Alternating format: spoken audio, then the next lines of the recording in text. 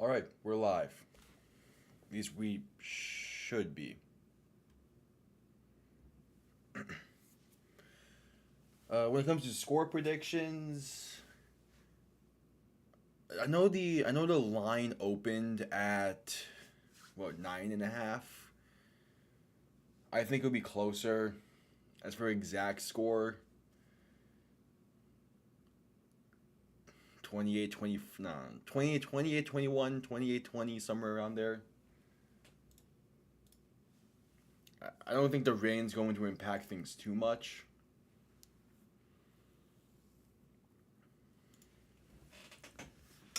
But I know Matt Corral getting the start today is a little questioning, in my opinion. Like I really liked how Adrian Martinez played last week, so I'm not sure why Corral is back getting the start.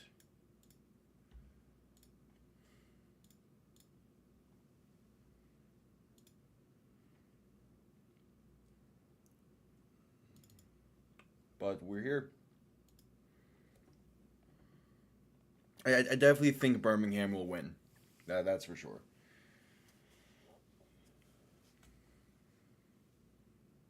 Although DC's offense has been steadily improving, I just think Birmingham is the better team overall. Even with Matt Corral getting the start, I just think. Is that a new kicker for Birmingham?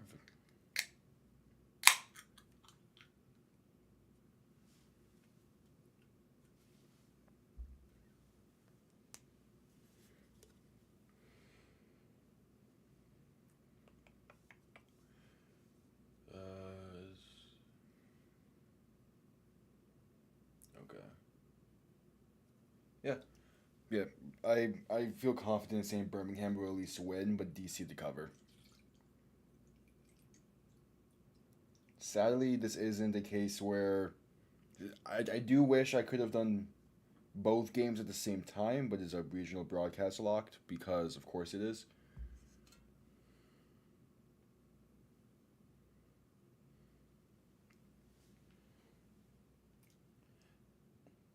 Yeah, DC's defense has been playing okay. Recently, Birmingham's defense is on another level, though, in comparison. Like, yeah, Birmingham's defense is just going to be dominant, I think. And then their offense, even with Corral getting the start, will probably put up, yeah, in that 20 plus range. So, honestly, 24-12 might not be that far off, especially if the weather does play a big factor, which I'm not sure if it will.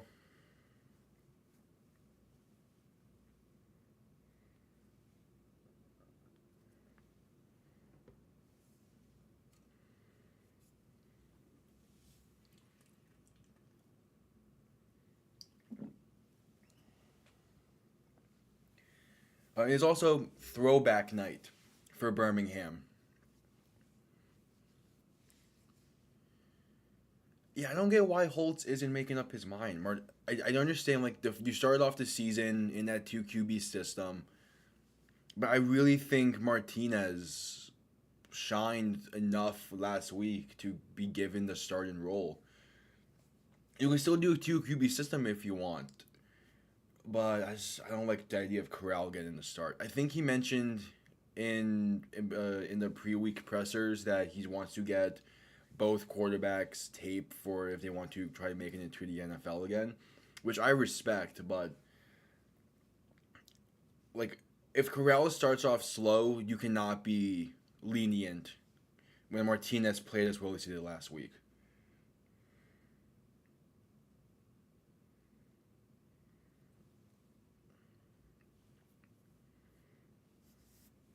Because again, there's no reason Corral should be getting the start today, but he is. Hopefully, their defense can play really well.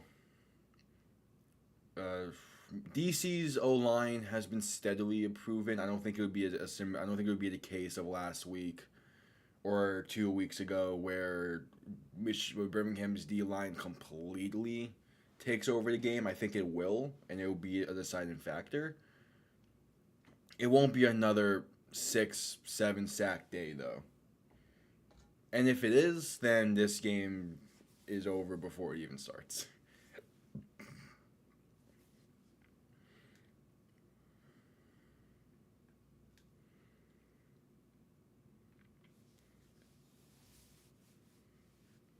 Because again, like, Birmingham's D line, although again, it's not like it's fantastic and everything, but it's not like it's necessary for them to win. We saw that in week 1 against Arlington. I think it's going to come down to when does the offense find a rhythm with Corral at the starter. If they even do a 2 QB system today, if they don't, then it's going to be a lot closer of a game than initially thought of.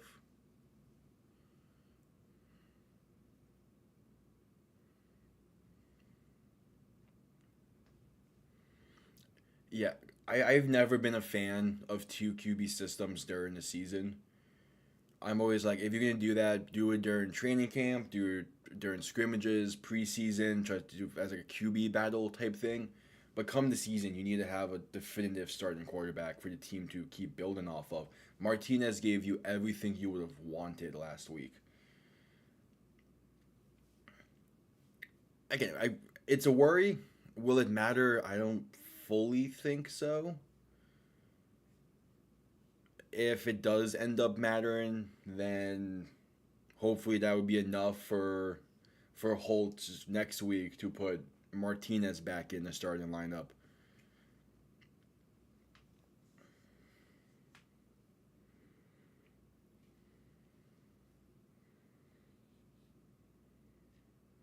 But again, DC coming off of an insane comeback last week. Birmingham coming off of a domination last week. So we got something. We have a potential game of the week brewing here. Alongside again at the same time of all this, San Antonio is playing Michigan. I wish I could have had that game on in some capacity, but if Jake Bates hits another massive field goal, I'm sure I'll see it.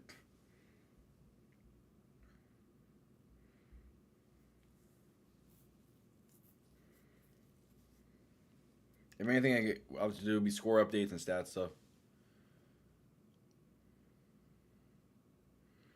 Yeah, once Cookus went out earlier today, that was pretty much it for Memphis. Troy Williams, much as I feel like he could be someone he showed flashes, is not enough. And yeah, St. Louis, they had me worried in the first half. That game should not have been that close for as long as it was. But they pulled away early in the fourth, never looked back. That's the thing with St. Louis. They know when to turn it on if they need to. So I was a little worried. It didn't end up, of course, everything worked out how it was supposed to for St. Louis earlier today. Like St. Louis, they still played a solid game. It's just they were very conservative in their offensive play calling, which I didn't understand. But they got to win. That's all that matters. So Carlos Davis leads the UFL in sacks. He's gonna be a big part in this one. So yeah, the hit that took Case Cook is out earlier today. That's such an unfortunate situation.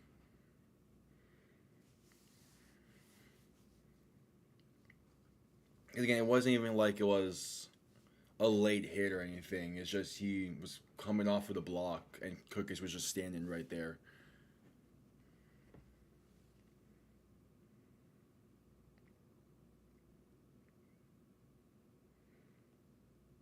Yeah, we got some NBA playoffs also going on right now. Just how are the Knicks losing?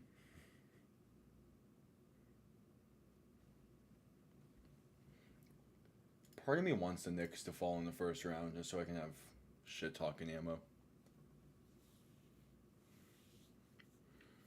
Yeah, it's clear that I mean to be fair when it comes to AJ McCarron, he was a backup in the league for a long while.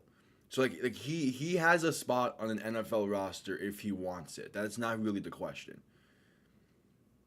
The question it's just he plays in these spring leagues because he wants his kids to see him play, which I understand. And again, he's made his money in the NFL. He spent years as a backup in Cincy.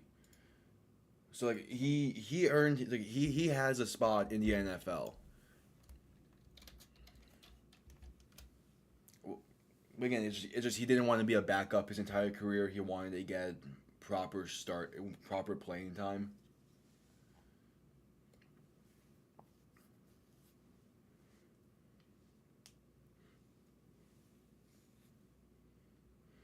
Because like again, he can be a solid quarterback in the like a solid backup. He's shown it in a few occasions, mostly his rookie year when he played in we started 3 games. That's a great tidbit.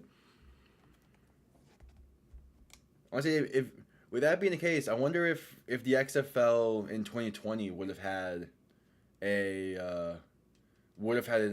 an Alabama team if he would have played there instead of St. Louis.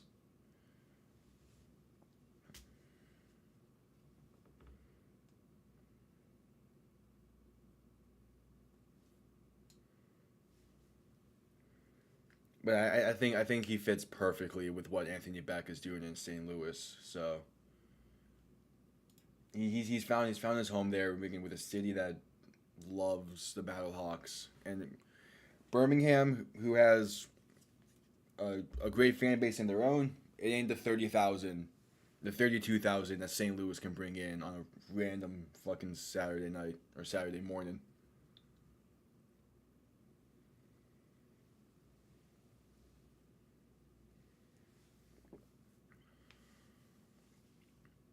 Be a few minutes away from kickoff. Should begin underway shortly. Jeez, Phoenix did not stand a chance against Minnesota today.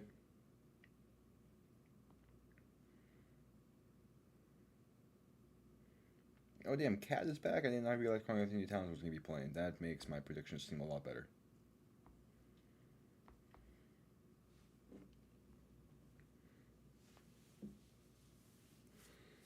Just doing some silent. They just interviewed Skip Holtz. And again, I we'll see how long Corral plays. As it seems like DC will be starting with the ball. I like that decision. Yeah, DC's back to return. I like the decision for DC to get the ball first. They need to try to keep a lead for as long as they can. They can't be playing from behind against Birmingham. So Ramiz Amen is the kicker for today for Birmingham. As he sends it away, it's going to be returned starting at the inside the 5. Solid kickoff. Working past the 30, tackled at about the 33. So Jordan Teamu will start from there. He's been solid this season. It's just been kind of inconsistencies with his passing. He's at roughly 52% completion on the season. You would want to see that a little more. But since that first game against San Antonio, he has improved week in, week out. So ruling the ball on the 32-yard line, Tiamu under center with a back in the backfield, a receiver to each side. Birmingham already stacking that box. And a solid gain of about 5 for Cameron Harris. DC's O-line is going to be a massive piece to today's game. Again, Birmingham's D-line is, I think they have the best front 7 unit in the league.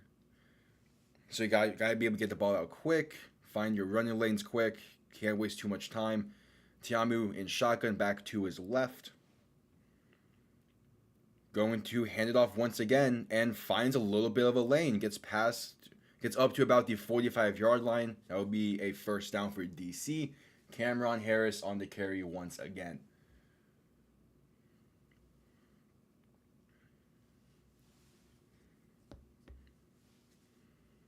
So again, it's there's already a stoppage with a Birmingham player shaken up on the field. Did I say 40?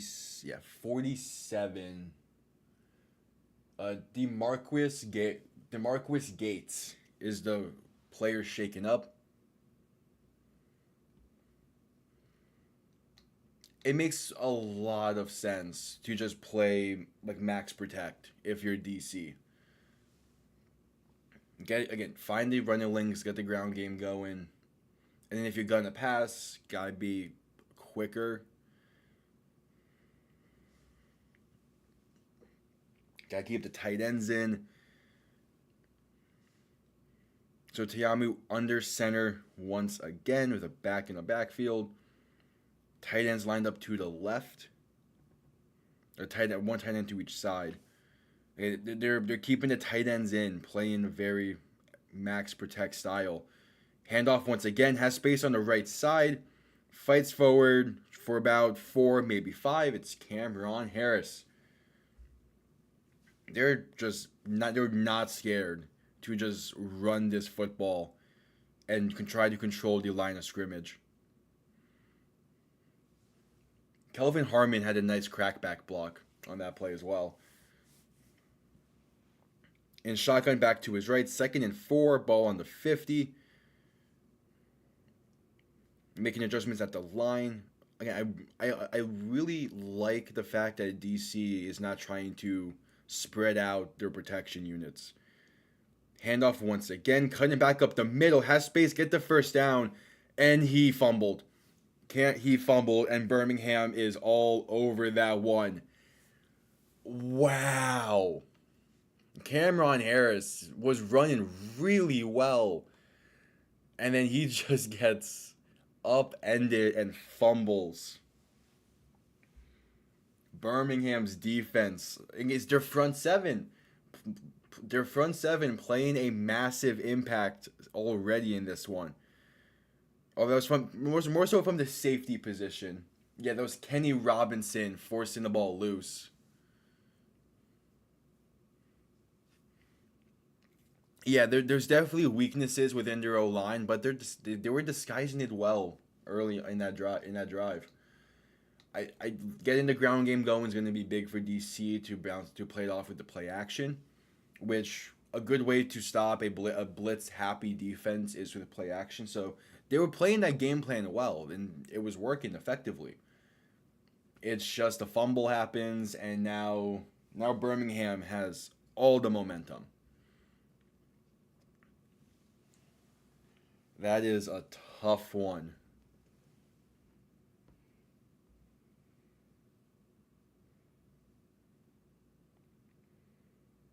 Checking in with the Michigan San Antonio game.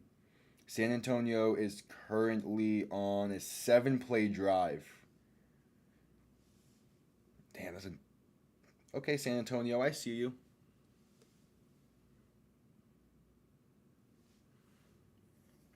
Yeah, again, DC. If you're DC, you're kind of okay. You're kind of not panicking too much.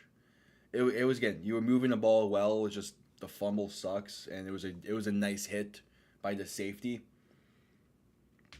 So again, there's not really a sense of panic. I don't think from DC just yet. But we've seen it a few times with teams going up against Birmingham is they'll have a good solid opening drive, and then they'll kind of struggle from there. So they gotta be able to continue it.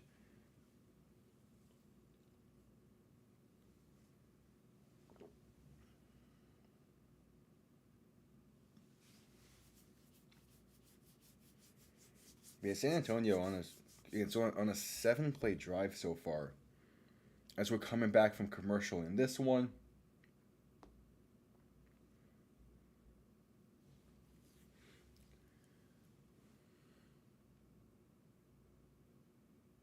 Yeah, definitely.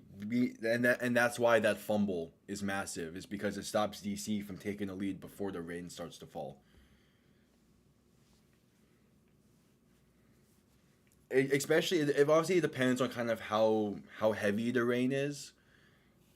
But a Corral and shotgun back to his right, three receivers to the right, going to hand it off and gets back to about the line of scrimmage. That was CJ Marable on the carry. And Davin Bellamy on the tackle at the line of scrimmage. It's not a point of football that I've talked about a lot so far throughout these games, but this, especially with the rain that's potentially coming down, this could be a battle of the trenches today. A Corral shotgun going to hand it off, trying to get the right side going, and gains about two on the carry is CJ Marable. If he would have been able to break off there, he would have had plenty of room.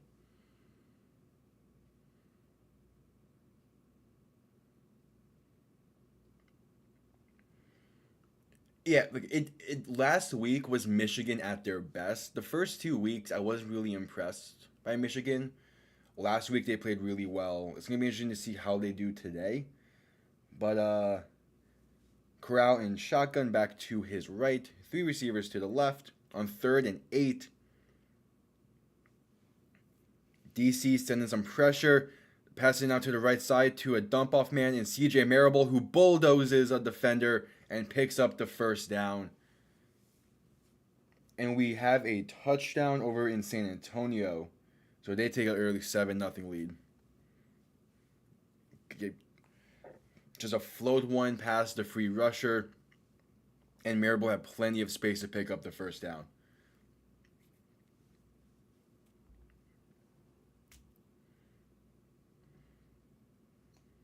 So in shotgun, once again, back to his left, going to play action, looking to throw, rolling out left, quick dump off, and is going to get 7, maybe 8. That's Amari Rogers on the reception.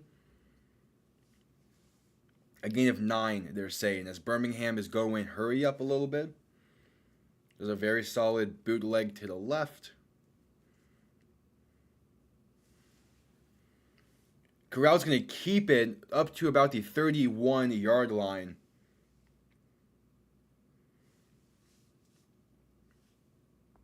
So it picks up the first down on the QB keeper. And the Birmingham able to run pretty well. Yeah, that's the other thing with Corral. He's I I say panicky, but squirrel like is another good word for it. He's not he's comfortable, but in a weird way in the pocket. He likes to move around a bit. Going to hand off to Marable once again. This time gain about a yard, maybe 2. So we'll make it about 2nd and 8.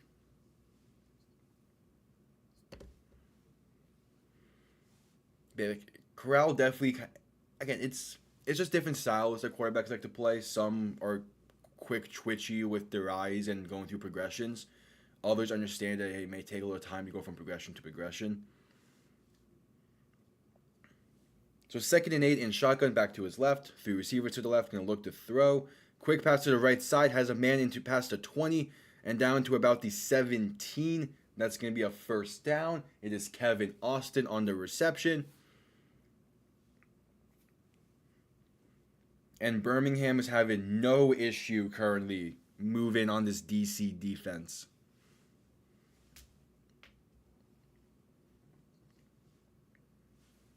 Yeah, there's fuck.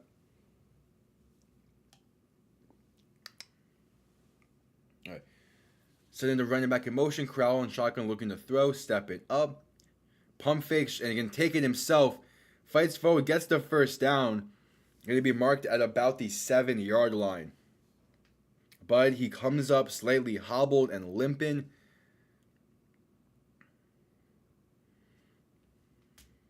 But he's probably going to be staying in the game for at least the remainder of this drive.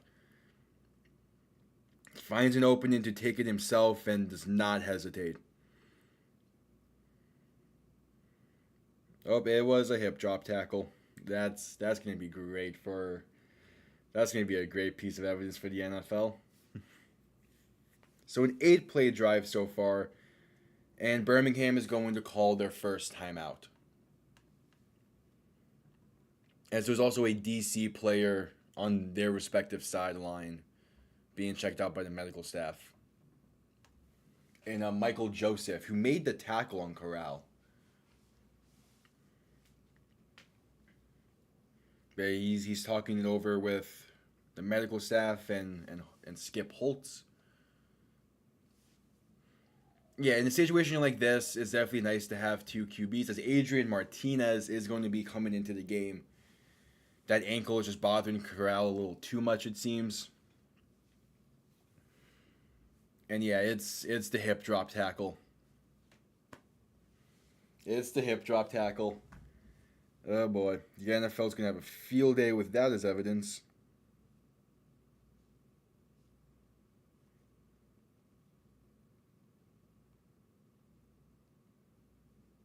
So first and goal, ball in the 6. Martinez now in the game, going to keep it himself in a play action, rolling out to his right, going to just take it himself for about a yard. And then gets out of bounds at the 5.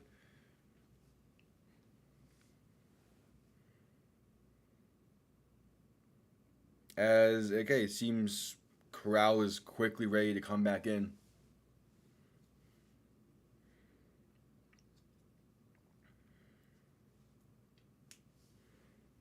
That was a pretty quick checkup on his ankle.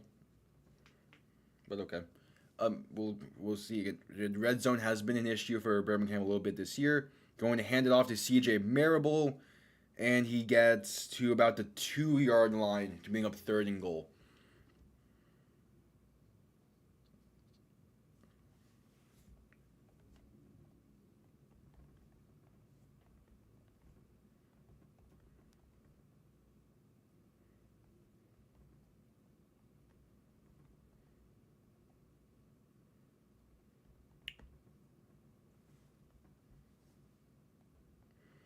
Under center for Corral.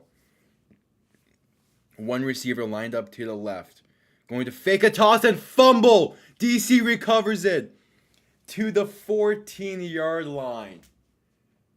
Oh my. So two drives in the game, 2 turnovers.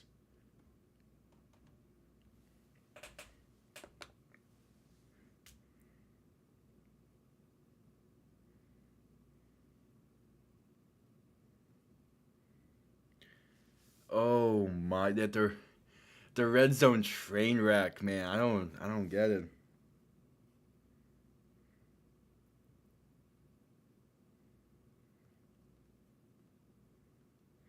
So that's a play that's been seen before. The fake toss to the back. So yeah, he opened up to the left, the fake toss to the back right, then spin back around and hand it off to a tight end coming in front of him. It just did not work well. And DC was ready to recover it. That's just rough. It's similar to the case with DC's opening drive. Is you're able to move the ball effectively and efficiently, then just fumble for really just own, and then just throw the drive away.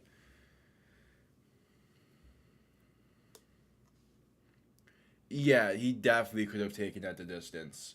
The only reason he was really tackled is because he picked the ball up while I think it was either the O lineman or the tight end that was blocking him was still blocking him when he picked up the fumble. But Corral showed.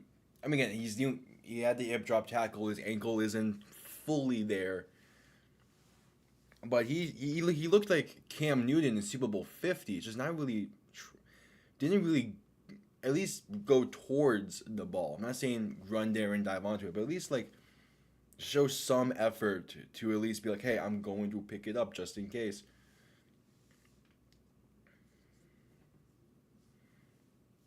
I think he took a step towards the ball and then just walked towards the sideline. Like, come on.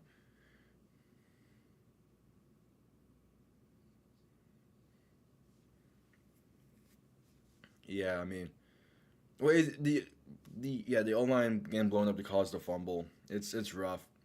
I don't think that play would have worked anyway. because the O-line got blew up and everything. As Tiamu's going to pass it over the middle. It is caught for a first down and down to about the 30-yard line. On a quick glance route, that's Vincent Smith. Again, trying to stay ahead of the weather here. Needed to score, if kind of want to score a little quickly. Tiamu under center. Going to hand it off left side. Has plenty of room to run. Down the sideline, past the 50. Push out of bounds at about the 48. That is Zaquandre White. That first name was difficult for me to pronounce for some reason. That should not have taken me 3 attempts. But get great block in there. So now in shotgun back to his right. Going to do a quick screen out to the right side. Has some blocking. Going to get the first down. And tackled at about the 35-yard line. That was Kelvin Harmon on the reception. And they're moving the ball incredibly well.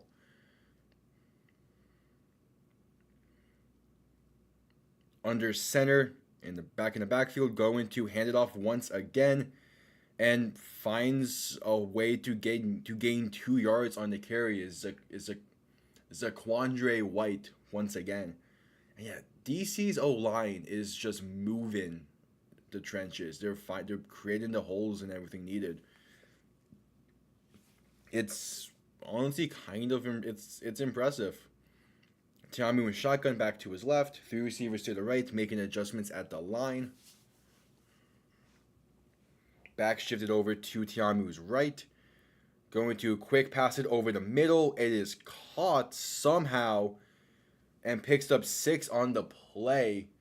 That was Caden Smith on the reception. That was a lobbing pass into double coverage. And somehow the tight end comes down with it to make it 3rd and short. In shotgun back to his right. Going to quick pass to the left side. Is going to be caught at the 20. Breaks 1 tackle. Down to 15. Tackled inside the 10. About the 9-yard line is Vincent Smith.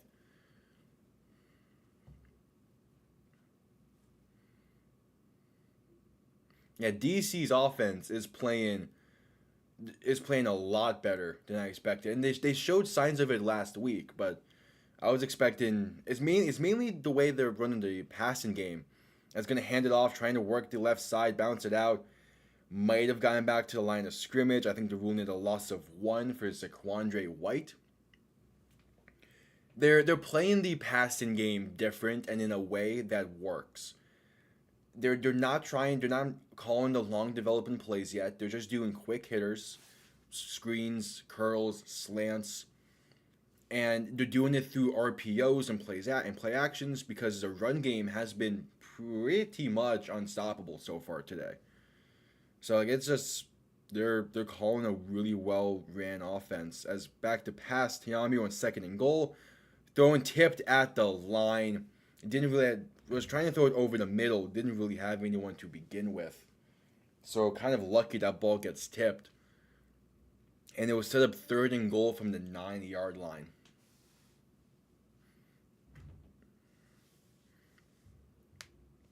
And they're running an offense. That's just, hey, we know that if we hold the ball too long, you're going to win the battle in the trenches. We just won't let you. So now in shotgun back to his right, 3 receivers to the right, looking to throw.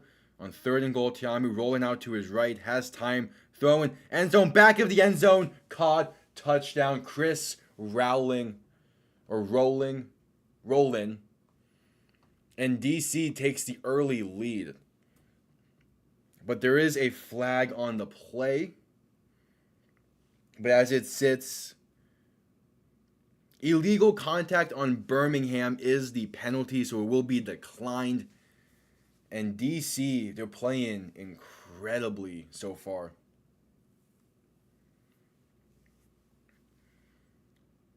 Yeah, just a precision pass right there, back of the end zone. It's impressive how well DC's offense has been playing. Even that first drive when they fumbled, it was still being run effectively.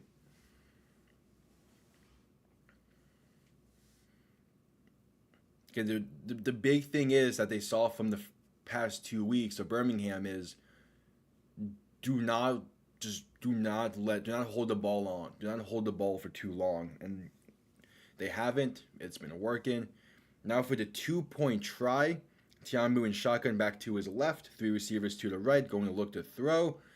Birmingham sends a blitz, and Tiamu just throws it away towards the back of the end zone.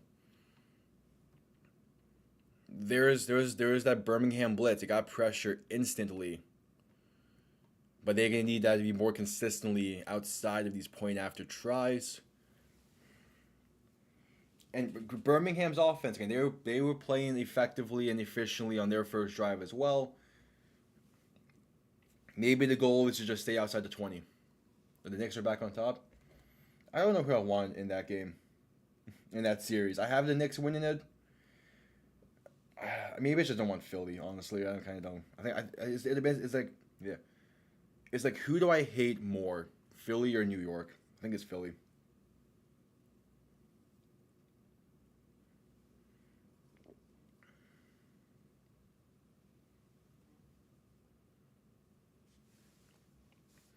Yeah, I think it's Philly in that one that I hate more.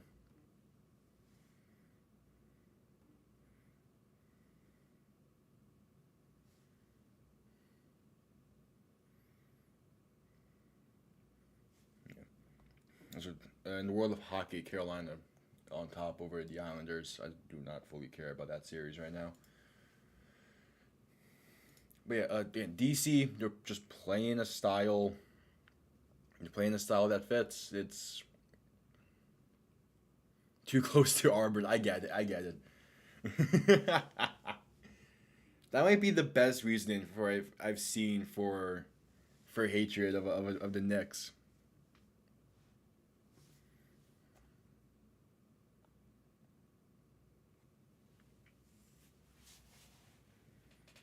Yeah, man, it's just I don't know. They're both.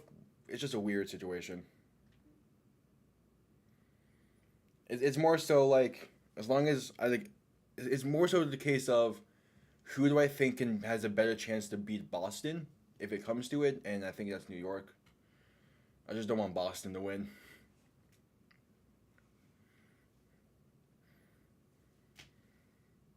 Because like it's outside of the NBA. I don't really care about Philly sports. It's just because the Sixers and the Heat have that rivalry.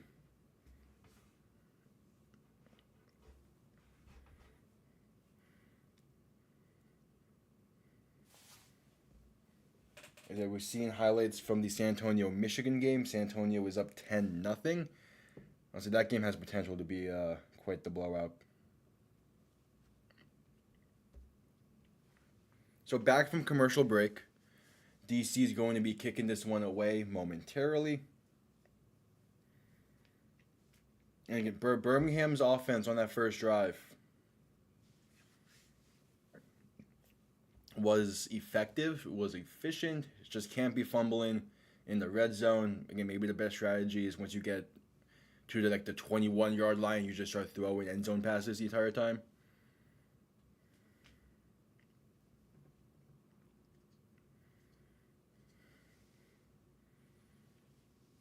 So here is the kickoff. Return will begin from about the 10-yard line.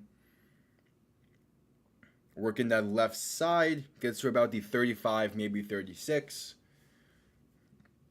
So Matt Corral on for the second drive of the day. I'm not fully surprised he's still in. Typically, Birmingham's 2 QB system is a 2-drive, then switch. Which is part of the reason I do not like it.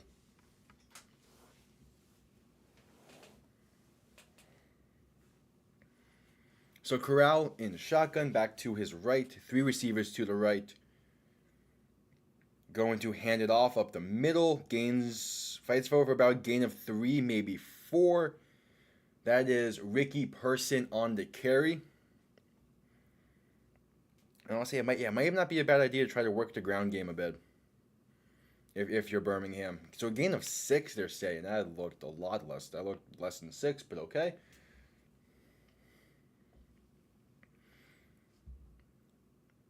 So ball now on the 43-yard line. Corral in shotgun back to his left. Three receivers to the right. Going to hand it off. And Ricky Person bulldozing defenders to pick up the first down and get tackled around midfield. Ricky Person has been a very solid running back for Birmingham this season. I'm shocked he's not officially listed as a running back one yet. To be fair, both the running backs are solid, but Ricky Person he brings that energy to it that Marable just doesn't really. So 5 receivers set, Corral looking to throw, throwing right side, going to be caught, bricks 1 tackle, and then steps out of bounds just shy of the first, about maybe 2 yards shy. That's Benjamin Victor on the reception. And yeah, it's DC playing back coverage. It's a very even game so far, which I kind of expecting, as Ricky Person gets the carry to pick up the first down. And he's a little slow to get up and limping. You hate to see it. Yeah, he's limping off the field after that carry. It was a run up the middle that gained enough for the first, but he's in a little bit of pain now. He kind of got someone landed on his legs a little bit. So Corral and shotgun back to his right, 3 receivers to the left. They might have gotten someone to jump, but there's no flags thrown, and CJ Marable is tackled for a loss of about 3, it seems, as that was Dennis Johnson on the tackle for loss. Just blew up the hole there for the carry. Yeah, there was no way Marable was going to be able to avoid that. They might have been able to have gotten in the corner to jump there and like a corner blitz, but maybe just not enough to warrant the flag. So a loss of 2 on the play, 2 receivers to each side. Motion in the back right, Corral looking to throw.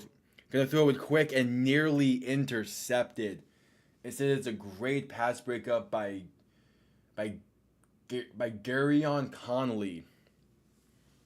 Trying to throw a quick hitch, and that was just never there. Maybe if he throws it outside more, he can hit that outside shoulder, and then he could turn it up, but he throws it kind of inside, and the route just jumped nearly perfectly. If it would have been picked, it would have been a perfect jump. So with 25 seconds left in the first, 3rd and 12, Corral and shotgun looking to throw, and the blitz coming up the middle. He gets rid of it in time and is caught for more past the 20. Jay Sternenberger, tackled at about the 17, picks up a massive 3rd down. And Corral had pressure instantly right up the middle and just hits Jay Sternenberger on a... That probably was a fire route where he stalled a blitzing linebacker and then kind of just found a hole near the first down and turned. But yeah, Birmingham is in the red zone, and they will be there to begin the second quarter, as this game has been interesting. Yeah, DC's front 7 is finding ways to get pressure. We're at commercial break, as that was the end of the first, and this has been a very solid game. The score does not do the game justice. Both offenses are just being effective and efficient right now. It's going to come down to whichever defense can make another stop first. Both defenses had the fumbles on the respective first drives. But again, for the most part, neither defense is looking dominant. Which I was kind of expecting that out of DC's defense. But Birmingham, not really.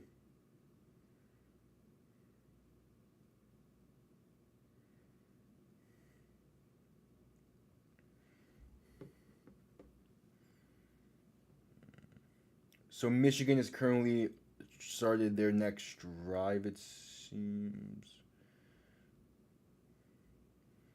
No, I'm trying to get an update. Okay, the Michigan-San Antonio game is about to enter the second quarter as well.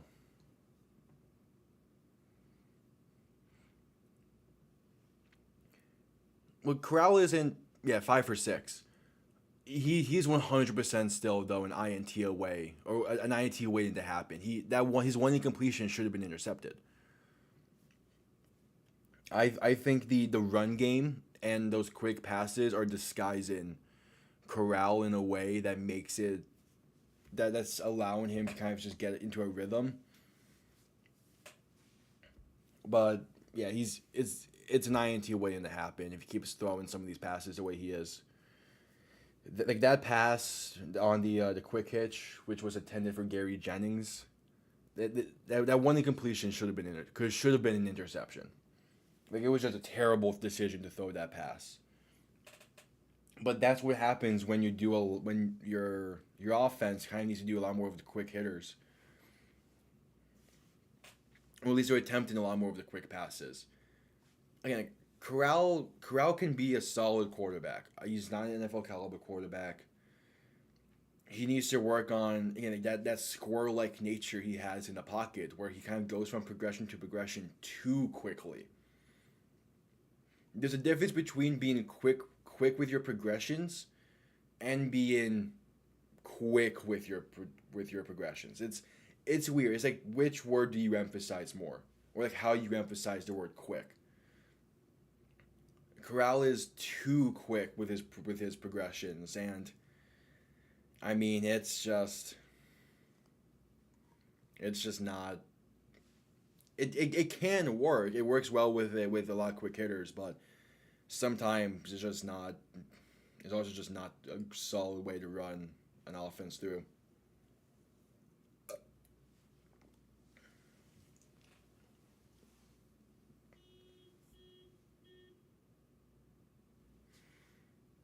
So first play of the second quarter, Corral in shotgun. Ricky Person back in the game, lined up to his right. 3 receivers to the left. Going to hand it off up the middle. Bouncing off defenders, fighting forward. Gains about 4 on the play. Gets inside the 15 to about the 13. Did he really say that? I'm honestly shocked for someone to say that. QB competition is definitely an important thing to have. But at the end of the day, it's also not really a mandatory thing to have. When you're younger, yes, it's important. But like in college, like at the college level, you should have a good enough QB coach that can sit you down and be like, hey, slow it down a little bit. Or looking to throw in 2nd and 7, throwing left side, gonna be caught, and breaks off one tackler. Might have picked up the first down. Is Benjamin Victor. Because like it depends on like obviously like the high school and everything, but by the time most of these quarterbacks enter the NFL draft, that's pretty much where their fundamentals is basically at a close to a set state as possible. Obviously, you have the exceptions like Mahomes, where he was able to completely revamp his fundamentals in the NFL because the KC has a really good QB coach. But for the most part, teams don't have out of this world QB coaches. So by the time they enter the draft, they find a rhythm that they like. As Pearson going to get the carry here, fighting forward to inside the 5 at about the 3. So like again, QB competition is a great thing to have in a lot of places, but also just he never really was in a good situation in the NFL. He was drafted to Carolina, then he went to New England when they were in a very weird and rough spot.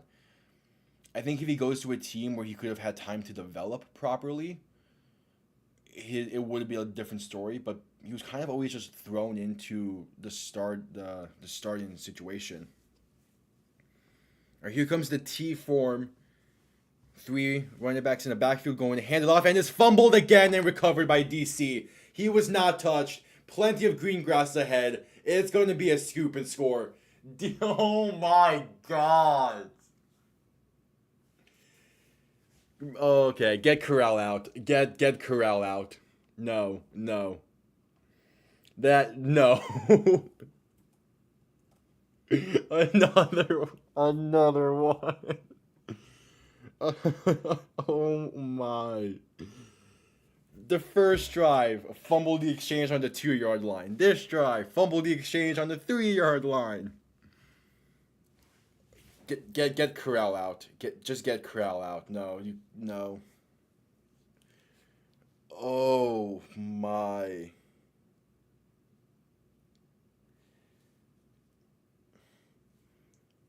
Like this play that Birmingham run just ran the out of the T form. It's a play that has worked multiple times for them this season already. Corral just bobbed.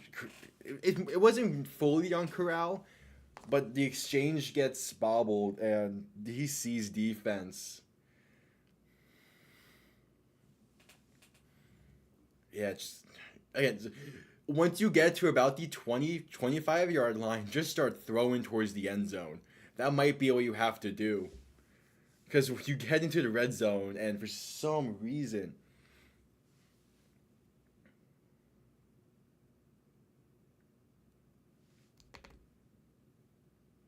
Okay, wait, they're saying he was down by contact on the fumble recovery. So it's not a scoop and score. I'm not sure where Marable would have touched him. Oh, he touches him by the tip of his middle finger. Birmingham gets lucky.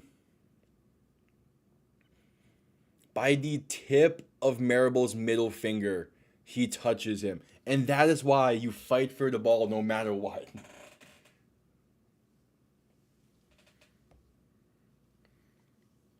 Yeah, you need to fix your red zone play. And honestly, a way to fix it might just be having Adrian Martinez be your like red zone quarterback at the very minimum. Because his mobility provides an extra threat in the red zone to where like it just you can work so much off of it. But 2 red zone fumbles today, yes, something needs to change. It could honestly, it also could just be stop getting fancy. Stop trying to get too fancy in the red zone inside the 5. The fake toss handoff up the middle that got botched. The T formation play that he just ran. Which both like the T formation play, that should not be like a difficult thing, and it hasn't been so far this season for Birmingham. Just for whatever reason, they're struggling to get handoffs in the red zone.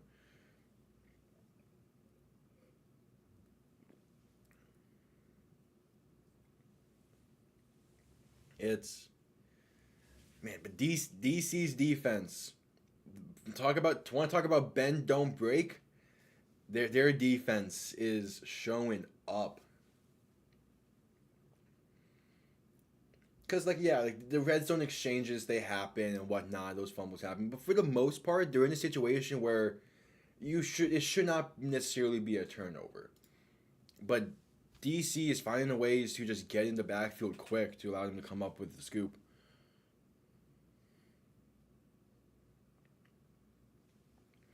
Yeah, it's something needs to be fixed, and part of it again, it might just be having Martinez be the go-to in the red zone because with his mobility, you can run naked bootlegs, play action bootlegs, QB draws, QB keeper. There's so much more you can do with someone with who's as fast as Martinez. It legit just that might be as simple as that to fix the red zone issues. It could also be more. Who knows? But I think that's at least worth a shot. And you need to get Corral out of the game at this point.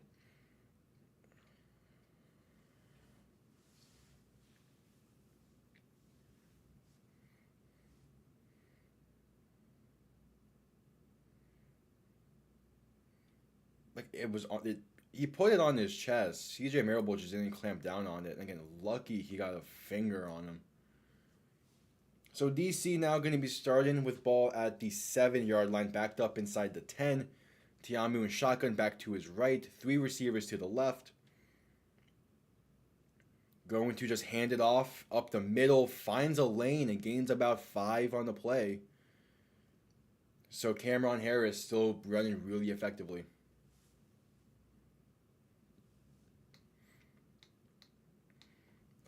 And I mean, I do not blame Holtz for having that mentality of going down with the ship.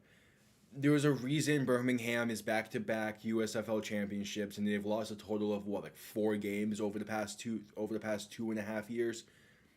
There was a reason for that, but like they need to adjust something if they're going to win again this season. Tiamu going to hand it off, trying to work that left side, fights forward for a yard, maybe two. Is Cameron Harris. The run defense is looking a little better on this drive so far, but it helps when they're backed up so far.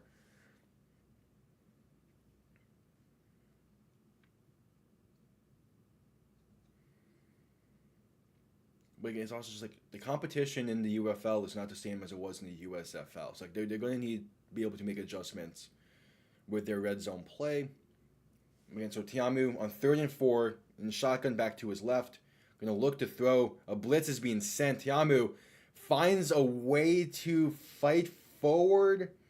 It's going to be close for the first down.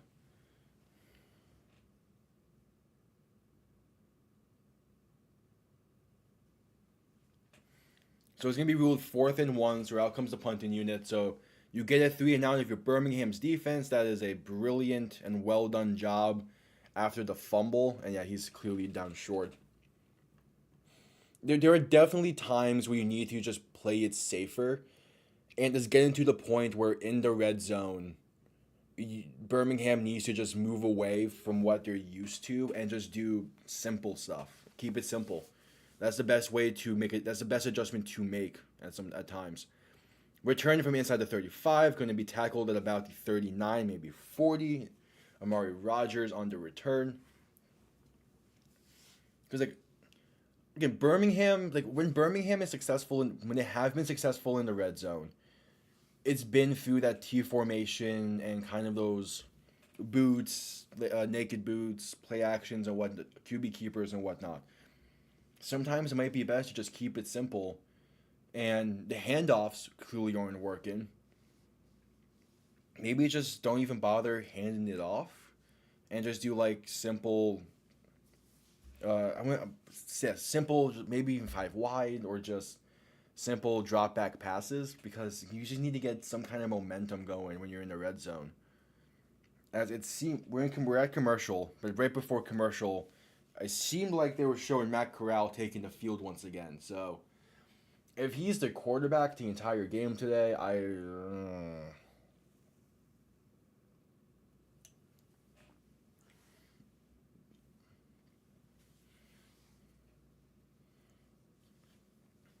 definitely think again playing it safer once you get into the red zone is a nice is a great idea as well when it comes to fixing what the issue has been. And that it's like if Corral is staying in as a quarterback when you're in the red zone, playing it safer and simpler is the better idea. If it's Martinez, utilizing his mobility would be the better idea. And that's where the 2 QB system is fucking terrible. You shouldn't be having 2 different styles of play. Hopefully, I won't knock it over today. I have a little more room over here on my right side, so I shouldn't be knocking it over. If I do, I got like a few controllers, some might get fucked up, which would cost. I'm gonna move this calculator. That's too much money. There we go. Okay, playing a little safe. I'm gonna move some stuff that costs quite a bit, just in case I knock it over. I don't have to spend a small fortune.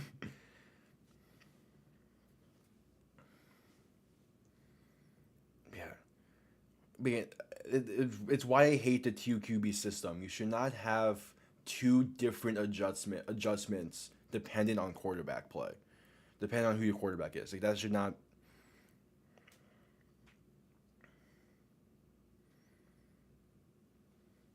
So they've lost 2 fumbles today, which is double the amount they lost all of the first 3 weeks.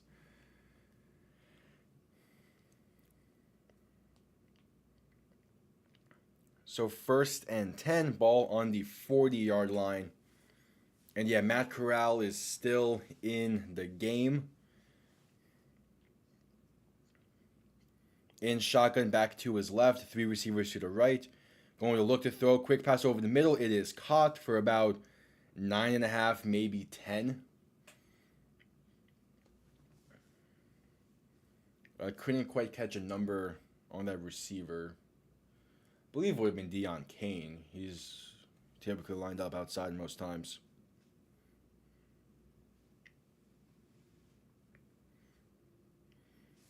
So first down after the completion, 1st and 10. 10 minutes left in the half.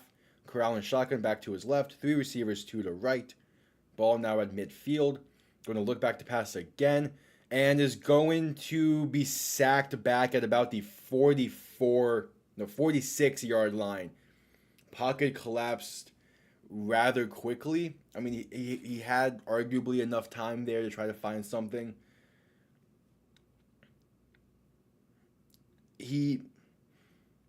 It's hard to say if he had time. I mean, if you threw that with like insane levels of anticipation, you would have had Amari Rodgers, but that's just not in Corral's game.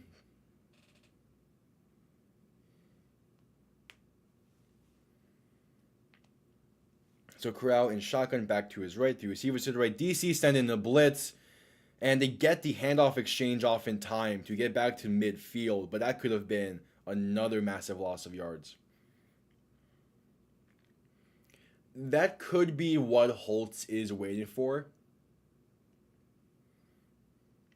Holtz could be waiting for the rain to fall before throwing in Martinez, so that way he has fresh legs, and it can be an advantage if I think we think Martinez is the better quarterback if you're dealing with the rain. 3rd and 10. Corral looking to throw. Pressure gets there basically instantly. He's going to be sacked from behind. That off the right side, he works his way back towards the left. That was Derek Roberson on the sack. And Corral, he also had a defender wrapped around his legs. But he's sacked twice there. And sacked twice, hit 3 times. Because, again, they had that beautifully dialed up blitz on the 2nd and 13. So, Birmingham set to punt this one away. It gets blocked. A blocked punt. And DC's going to have great starting field positioning for this next drive. Right up the middle. And the punt gets blocked. It wasn't even a case of... that ball got kicked straight into his chest. There's no question about it. DC is playing... That's the receiver. That's Kelvin Harmon. Blocking a punt. What the fuck?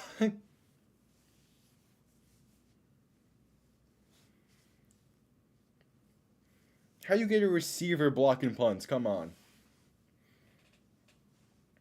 Say under center. With the back in the backfield, Teamu going to hand it off, working that right side, trying to fight forward, gets to about the 35-yard line, is Zaquandre White. And there's massive hole in the middle to allow a receiver of all special teams players to get a blocked punt. This game has been talk about a nightmare situation. So 2nd and 9, Teamu with shotgun back to his right, 3 receivers to the left. Going to hand it off, trying to get something up the middle, has plenty of space to run. Past the 20, following his blockers, past the 10, down to about the 7-yard line is Zaquandre White. In the middle of the field, on all parts of Birmingham, has been a struggle today. Just a wide open lane for him to run through, and DC is looking to extend their lead.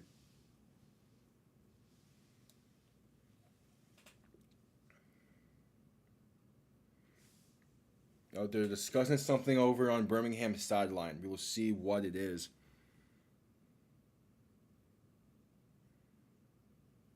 Birmingham is challenging for a potential false start.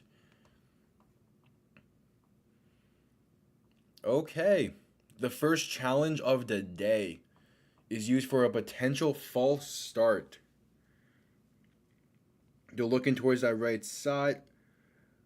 I mean, there is like very, very subtle movement, so they're most likely going to call that a false start. It was kind of just him like resetting his, not resetting his feet, but kind of just like his lower back went up a little bit. So that's an insane challenge to call. What a challenge by Skip Holtz. That's most, as they're gonna win that challenge. So yeah, false start on DC. What a fucking challenge. How do you spot that to challenge it? What? That was like an inch of movement. How do you see that? Hell of a challenge.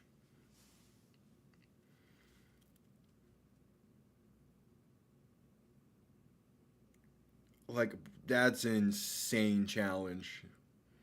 I have no idea how we saw that, but hey, it worked.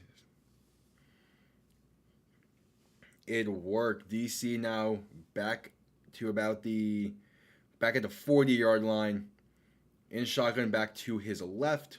Sending the receiver in motion. Tiamu going to play action.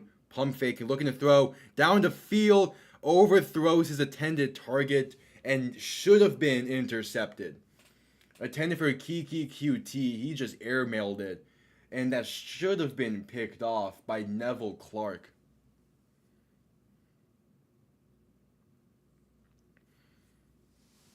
So, the refs did let that go. But when you're challenging it, you need to, like, call.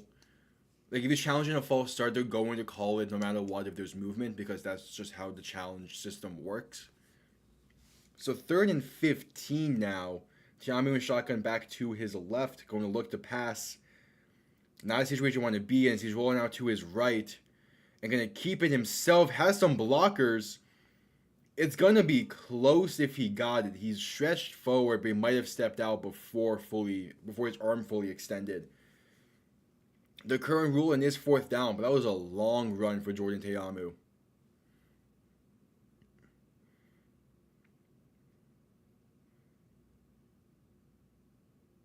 Yeah, I think they're considering him out of bounds before he stretched the ball forward. So 4th and 2, and Teamu and the DC offense is staying on the field. Scratch that. 4th and 1. Under center, back in the backfield.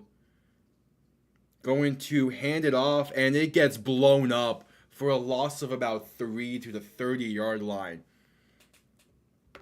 You do not run a simple inside zone against Birmingham's front 7 on 4th and 1. So a turnover on downs, that's a terrible play call. Yes, the run game has been working, but it's 4th and 1. They're going to stack the box. They're going to send pressure. You need to do a play action of some sort there. Yeah, Birmingham's defense making up for whatever the fuck the offense is doing.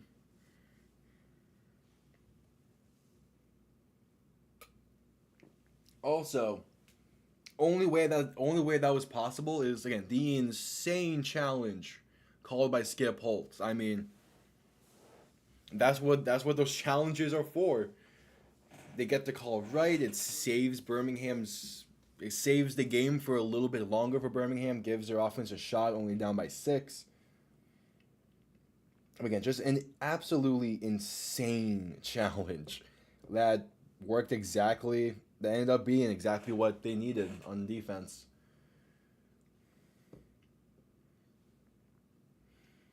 San Antonio, Michigan is still sitting at 10-0, with Michigan on a 4-play drive currently. So that game is still looking pretty solid, as New York is also up 7.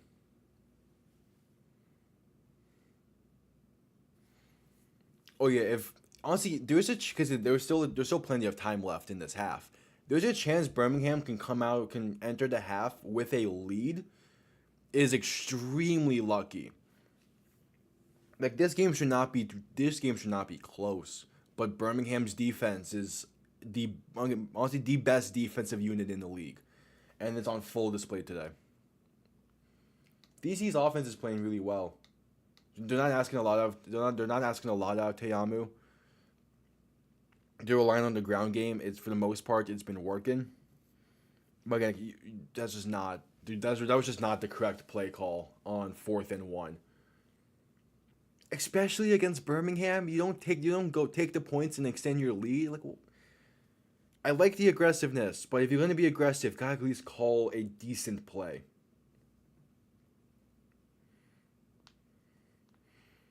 So you had two instances of like the inches matter in this game.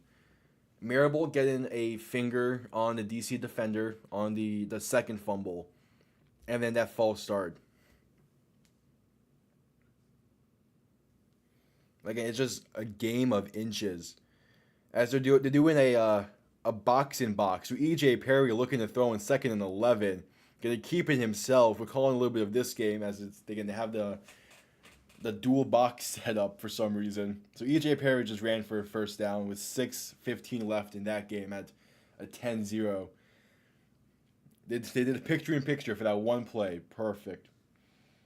So 5:24 left over in Birmingham. Corral in shotgun back to his left. Two receivers to each side. Oh, yeah, that's Corral. And throwing it over the middle, caught a dangerous pass into a tight window. But it is caught. Picks up the first down and more. That's Benjamin Victor on the reception. And that's a ballsy pass. But he was accurate in that case. So he runs it to just shy of midfield to about the 47-yard line. So Corral in shotgun back to his left. Gonna look to throw. DC sending some pressure. Corral escaping it, rolling left. Still trying to find someone open. Dumps it off. It's gonna be caught by Ricky Person and tackled inches shy of the first.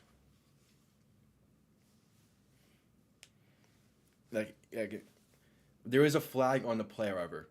Yeah, Corral. He can be an insane passer in some instances. An eligible man downfield is the penalty. So what was a good play? Is going to be called back. Again, Corral, he can do some insane passes, and then other times he can just be entirely inaccurate for no reason. I don't get it. 4.5 left in this first half. 1st and 15.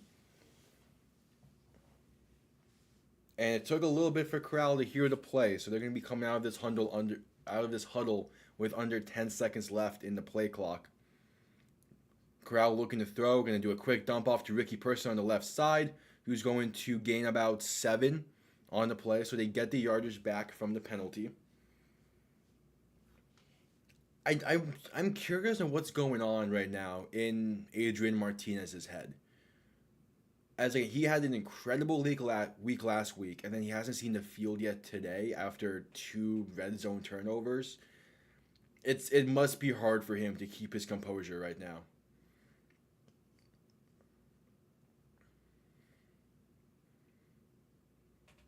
So second and 7, Corral in shotgun back to his right. Going to look to throw. Throwing deep down the left side and overthrows his intended target by about 3 yards. That was Isaiah Zuber, the intended target on the fly route to set up 3rd and 7. On that instance where the defender was like hip and hip, you kind of just have to throw it more so back shoulder. As the rain is starting to come down pretty heavily. So ball at midfield is 3rd and 7. Corral and shotgun back to his left. 2 receivers to the right. Shifting the back to the right as DC is stacking the box. They send a blitz. It gets picked up pretty well. Pass over the middle is caught. Breaks one tackler. Down to 30. Down past the 20. The 10. Touchdown Birmingham. Amari Rogers takes the slant route all the way. right past the blitzing DC defense, and this game is tied. DC sent an all out blitz basically, had no one over the middle. Amari Rogers makes one man miss and then was just gone from there with his speed.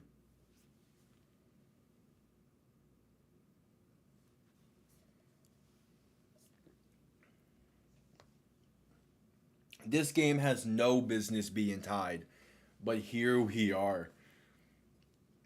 So a 1 point try from the 2 yard line to take the lead. Corral and shotgun back to his right, technically in the red zone. Amari Rogers motion into, and it's a high snap, and it's going to be fumbled. And Corral is going to be tackled past the 15 and about the 16. Even when it's not a proper full play, the red zone issues of Birmingham is showing up. That's why I made sure to mention it before the play. Bad snap, pretty much is no play, and this game is tied. They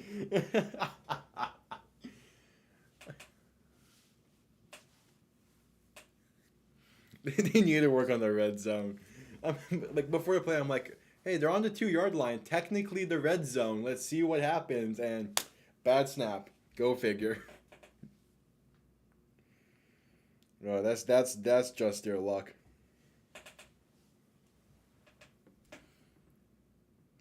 Just their luck. But again, this game being tied is a win for Birmingham after how it's been going for the most part. Again, this game has absolutely no business being this close. Like DC should be running away with this one. But instead, Birmingham's defense is showing why it's one of the best units in the league. That gives me an idea, John. That gives me an idea for something. I might need to look into the red zone stats.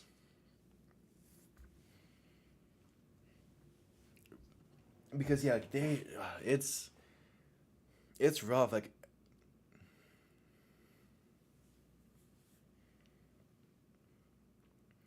I mean, like there is a difference. Like there is, to be fair, there is a difference in calling plays when you're at the 10 to 20 than when you're inside the 10.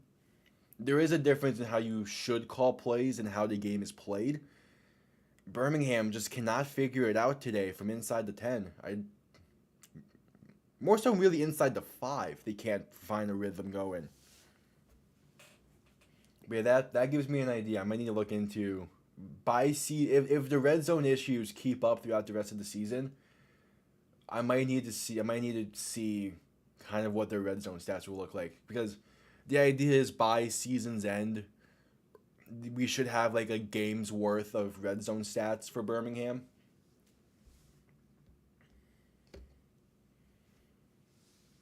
So that might be an off-season video idea.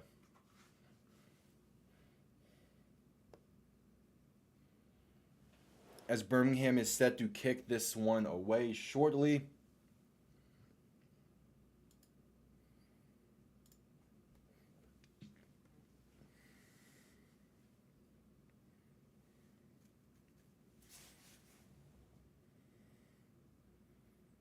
And yeah, the rain is coming down hard right now in Birmingham. It's definitely going to be playing a factor in the rest of this one. So both teams being tied at 6.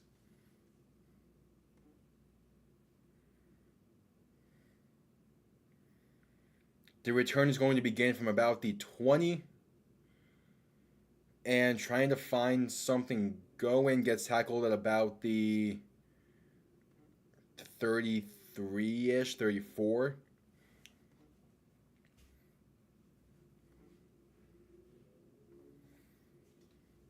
It definitely affects both QBs. A lot of it is because it's the same play caller. But I feel like Martinez should, in theory, He should be a better red zone quarterback.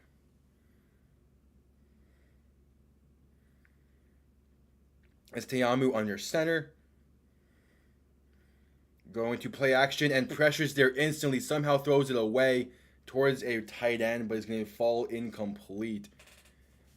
Did not fall for that play action once. As that was number 31 on the corner blitz.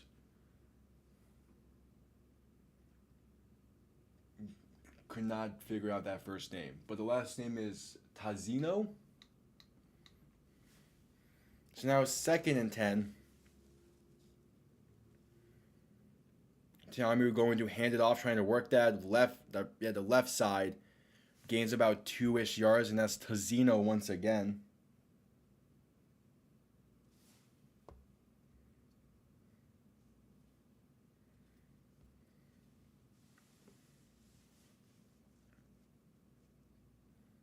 And that's going to bring us to the 2-minute warning.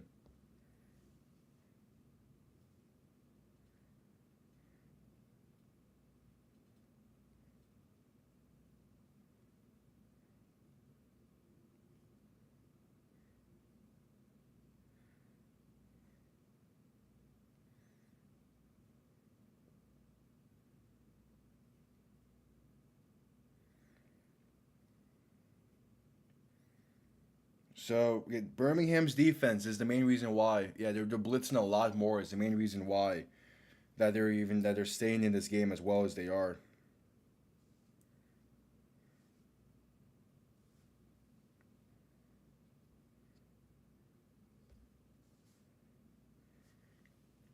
Again, this game should be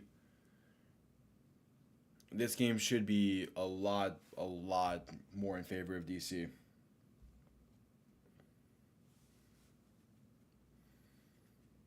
When it comes to college football, I more so root for chaos. As like it's NFL first, but like if like whenever I get asked, I can pretty much just say like UCF as it's the alum.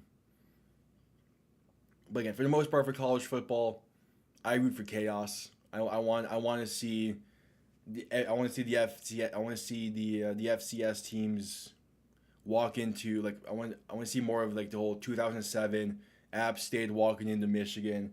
I would have loved to see USF beat Bama last year when that game was a close thing. A lot of things to the rain.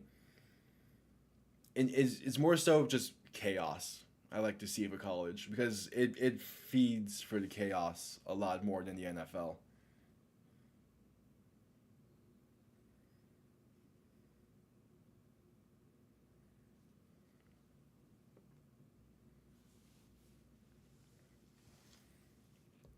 Yeah, I mean, I'm definitely in favor for the 12-team playoff. Any more, and I think it becomes a little ridiculous. But I mean, if FSU would have beat Georgia in the Orange Bowl last year, I was ready to give them the seed right next to UCF as natural champions.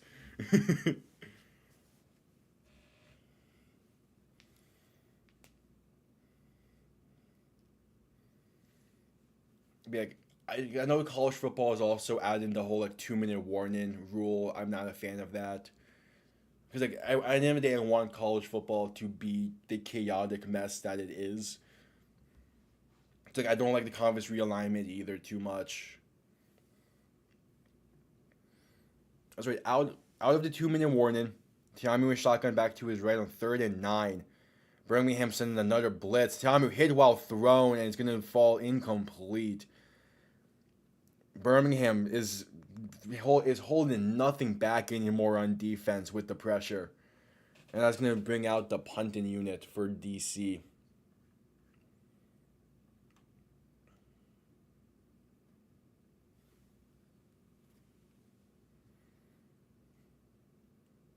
Yeah, but the mess that is college football is what makes it fun. The NIL stuff I fully agree with. Like, yeah, the players deserve to be paid. I am going to spend the money on the new college football game in July. Again, there's gonna be a rain delay. Okay, we're getting a rain delay. Lightning delay. Weird game, yeah. No, so again, I like the chaos. I like the chaotic nature. The NIL totally deserves. I'm all for that. But I the transferring can be too chaotic sometimes. There is a limit in the chaos, and then the conference realignment makes no sense.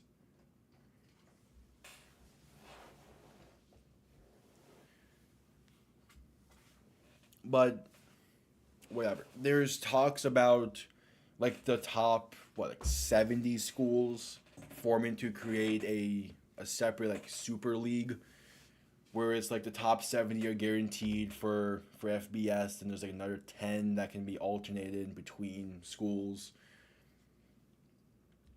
Listen, at the end of the day, as long as we get the college games, no one's really going to care. Like, as long as we get college football played on Saturdays, no one's really going to care. As long as we keep the main rivalries, no one's really going to care.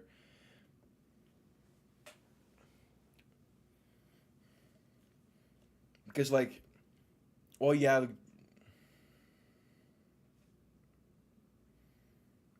it's definitely been too long of a wait for the college football playoffs as we're tuning into the San Antonio game. A pass over the middle on second 15 is going to be caught for a first down inside the 20. A minute left in this one, and San Antonio is moved. I do not have the rosters prepared for this game, so we're just going in. Now a handoff, trying to get something going up the middle, goes nowhere for John Lovett. San Antonio can pretty much run this out to this game's halftime. I have nothing set up for this game. This is okay. Let me put it on the quarter indicator that there's a delay.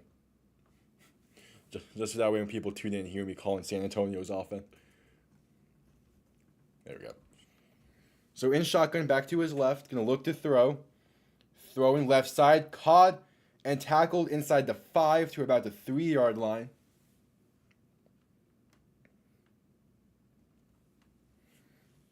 So 26 seconds left, and San Antonio is calling their final timeout. The other thing with us now watching this game is we get to see an actual good red zone team play.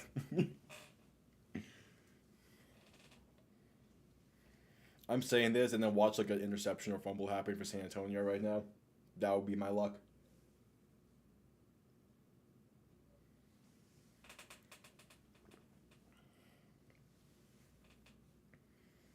We had 26 seconds left in the half on this one.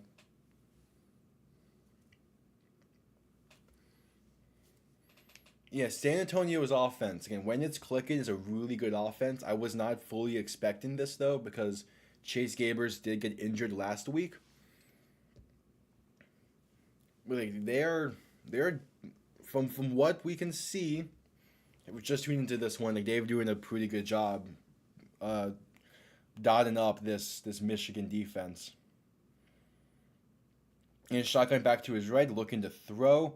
Throwing right side, caught, touchdown San Antonio. That is Marquez Stevenson, and they continue to extend their lead.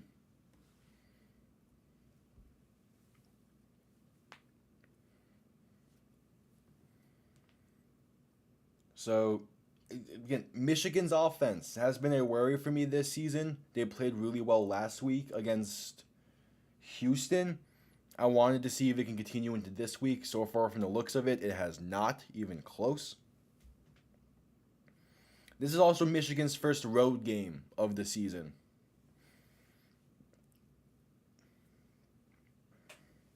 So the 1-point try for San Antonio. Under center. Going to give it to the fullback who fumbles the exchange. And is recovered at the 10-yard line by Michigan. The announcer, God damn it. What is up with teams and not being able to do a proper exchange in the red zone today? Like what? Well, there's the jinx. It came a play late, but there's the jinx.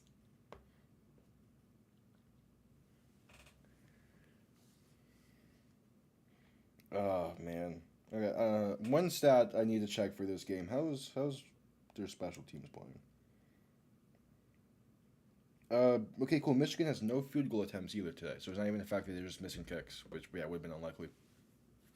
Yeah, so listen, San Antonio. I get you want to be back near the top of the league and are showing it. Doesn't mean you need to fumble the exchange in the red zone. That's for sure. Has 22 seconds left in the half. Again, the DC Birmingham game is at a lightning delay, which if that lightning ends up being really severe, I do not have anything prepared for the Michigan San Antonio game because I was not expecting to have to call it. The return's gonna be starting at about the 10-yard line for Michigan, working out past the 30 to about the 34, maybe 35-yard line, as EJ Perry has 17 seconds and all timeouts to try to do something. It could. Okay. We're about to reach halftime on this San Antonio Michigan game. Honestly, I might just switch over to the Knicks game during the halftime. We'll see. Okay, so San Antonio's defense, yeah, they've just been dominating the Michigan offensive line. Okay, that explains it. So in Perry in shotgun back to his right, the receivers to the right, and instantly has to escape pressure, throwing down the field, caught past the 50 and out of bounds. I believe that's Trey Quinn. But down to about the 48-yard line. And again, Michigan does not need how much more space for a field goal range here.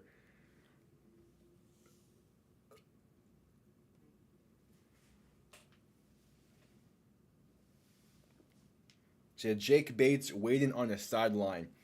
They get another like 5-ish yards. They're in field goal range for him. So that would be big for Michigan, just getting points on the board as they're down 16-0.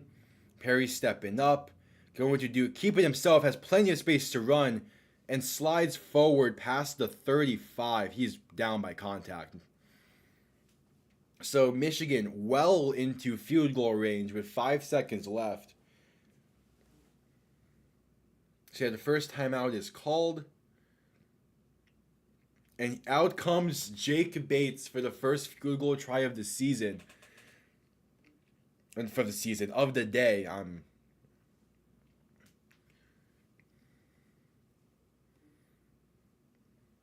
This one's going to be a reasonable sized attempt.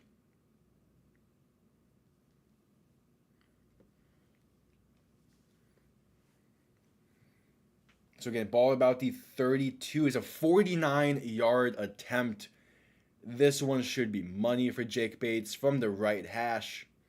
The kick is up and is straight through, and someone in the stands gets a free football as San Antonio forgot to lower the net. Jake Bates is still perfect on the year.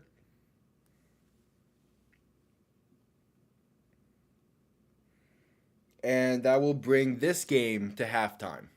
So now we have the lightning delay and a halftime.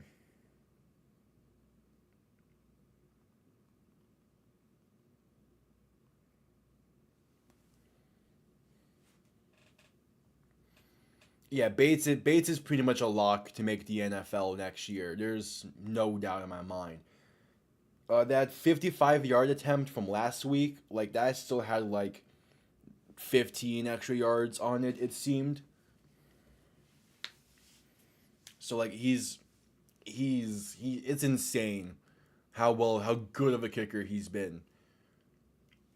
Like it is damn impressive. Also, one thing that just crossed my mind. What size are the field goal posts in this?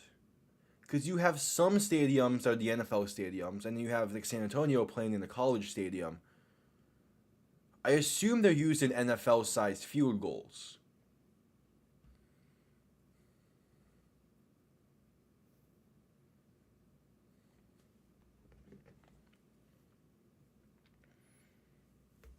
Yeah, because I mean we're at a lightning delay over in the DC Birmingham game.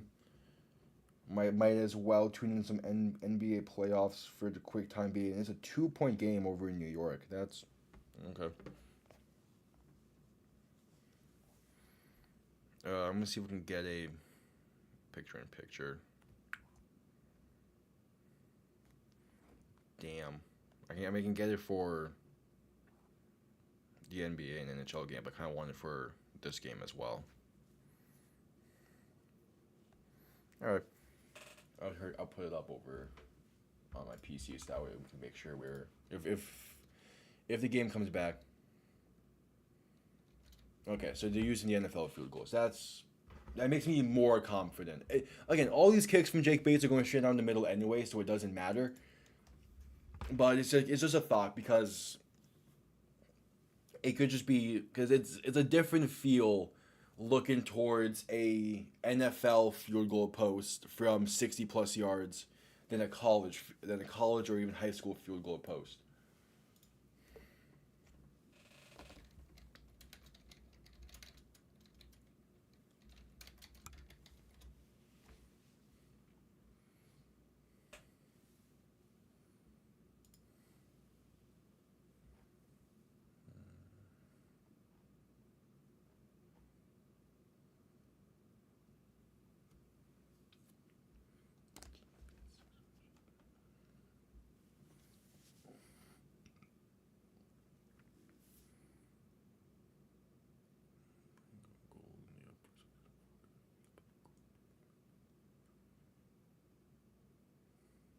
Okay, yeah, it seems like it's NFL sized field goals. Just double checking the official rules.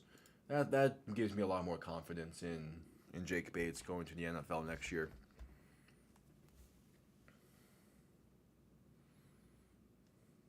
So again, we have the lightning delay over in Birmingham and the San Antonio games at halftime. Thus, I have the Knicks game on just to get us through the halftime period. Because I don't know, because I haven't really watched the San Antonio game due to it being regional broadcast and whatnot. Not much we talk about on that end. And I kind of want to save the discussions for the DC Birmingham game until we see what the score is properly at the half.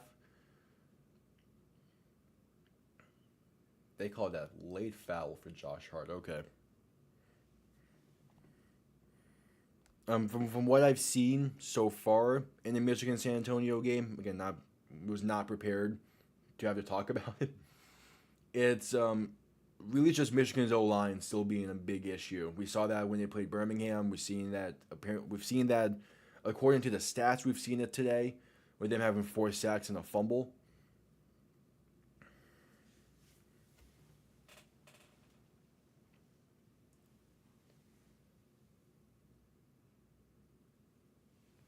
I mean, we're at halftime of the San Antonio game, the lightning delay for Birmingham and DC, which I might as well discuss a little bit because for them, it's this point still going to be there by halftime.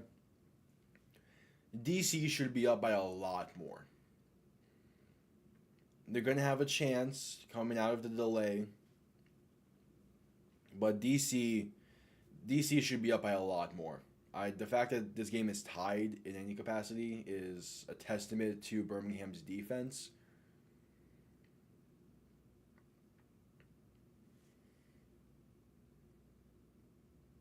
As okay, they're showing highlights for DC Birmingham. Again, we're still not quite yet back from the delay. Probably will be a hot minute still.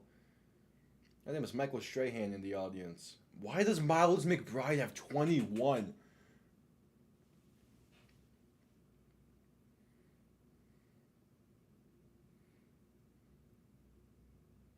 Damn, Philly just missed 2 threes.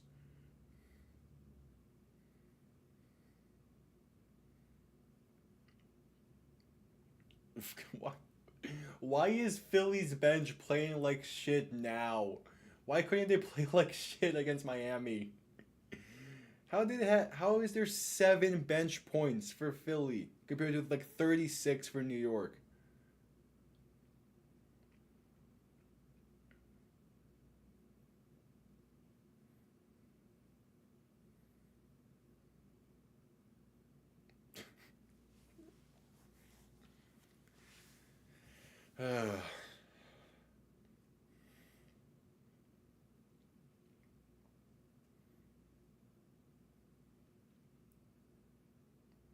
Honestly, I did not expect. I mean, it's game one. That's gonna be a back, barely not a backcourt.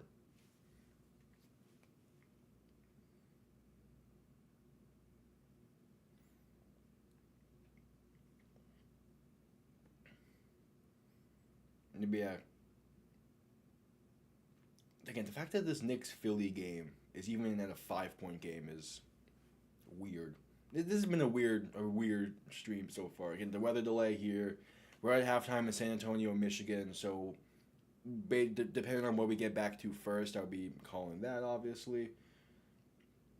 In the time being, just watching some NBA playoffs because I don't have enough information about this Michigan San Antonio game to talk about it at halftime because we only started watching it about a minute with a minute left in the first half.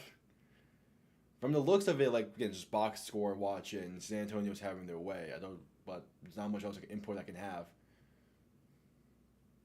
There's no way they just called that a foul on Mitchell Robinson.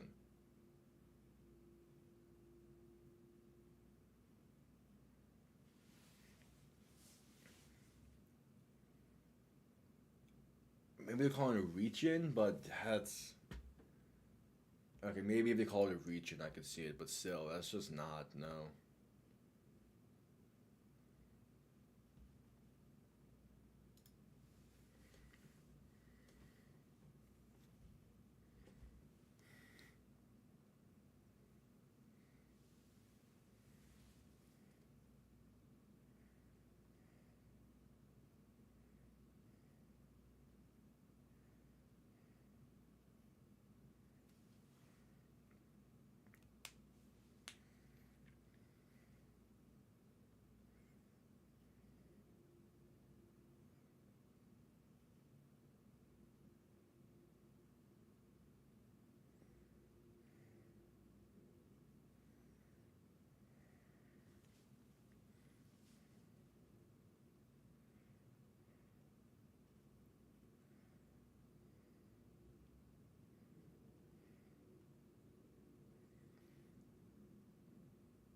If this is a 1 point game in MSG,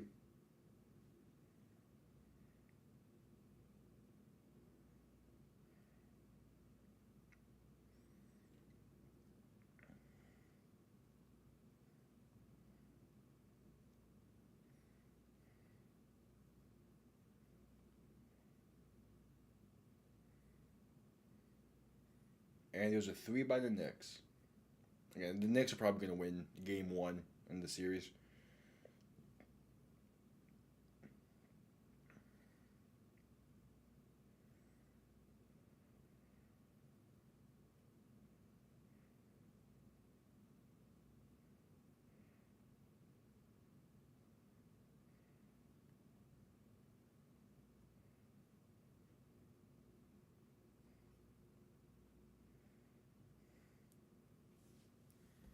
Again, still at the weather delay in Birmingham and still at halftime in San Antonio. So again, just kind of just waiting it out because again, I don't have enough information about San Antonio and Michigan.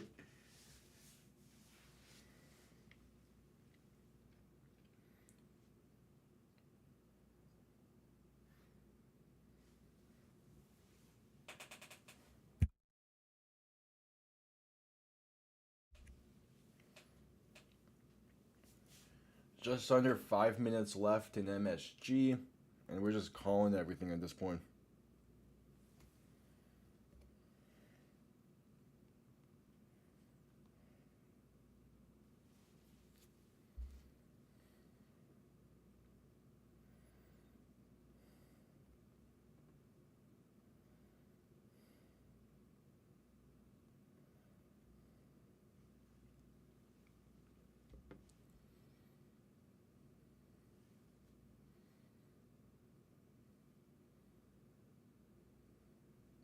The refs just not wanting to call a foul on Philly right now.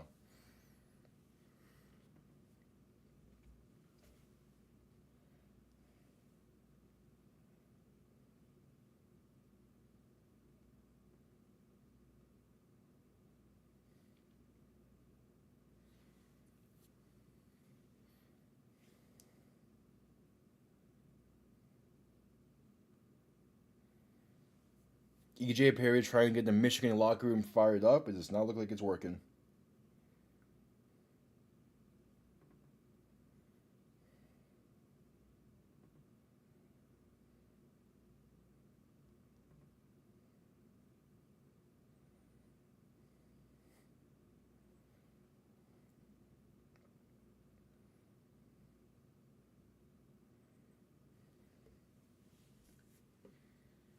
As we're seemingly about to approach the second half over in San Antonio.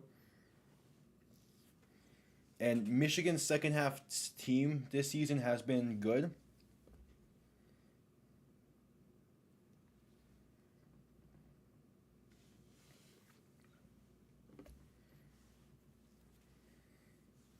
But the big thing is they need to just get the O line in order if you're Michigan. Again, from the very brief bits I've actually seen from this game, because this was supposed to be a DC Birmingham stream.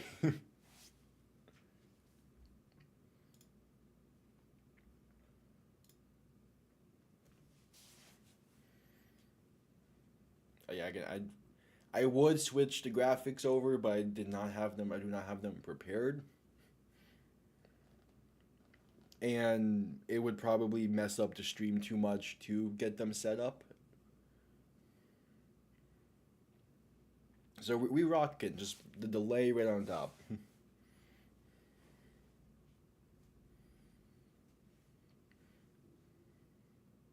So yeah, when we get back to the DC Birmingham game, there will be about 2 minutes left in the first half. As San Antonio is preparing to kick it away. So Michigan's offense will see the field first to begin the second half.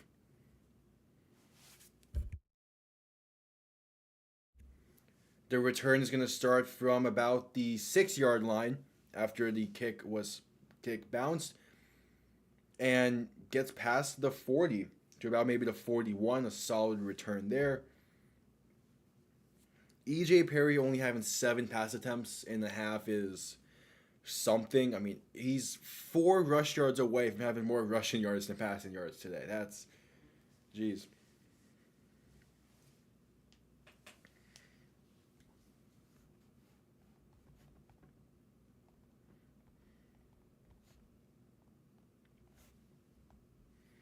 So in shotgun back to his left, 2 receivers spread out to each side. Going to look to throw. Perry going to pass to the left side. Has a man with plenty of room and wide open is Trey Quinn. Past the 40 to about the plus 39, maybe even 38. So a great play to begin the half.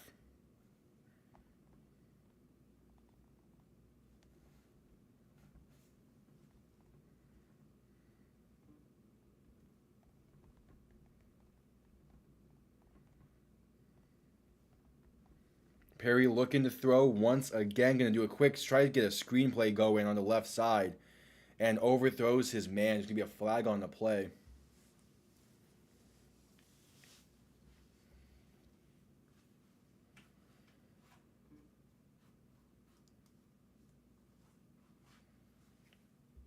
There's going to be holding on Michigan. So that's going to move them back a bit.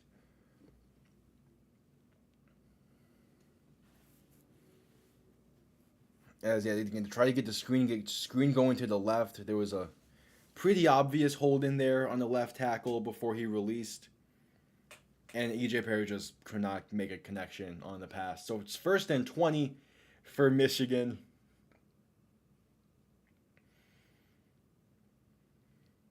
In shotgun, 3 receivers to the right, the back to his left. Perry looking to throw. They're going to dump it off quick and is dropped by the running back Wes Hills in the flat to set up 2nd and 20. Is it really gonna get canceled? Great. Okay. I might. So if that's the case, I'm gonna need to work together a very rough graphic package then for Michigan San Antonio. That's unfortunate. I wonder when they would make up the game.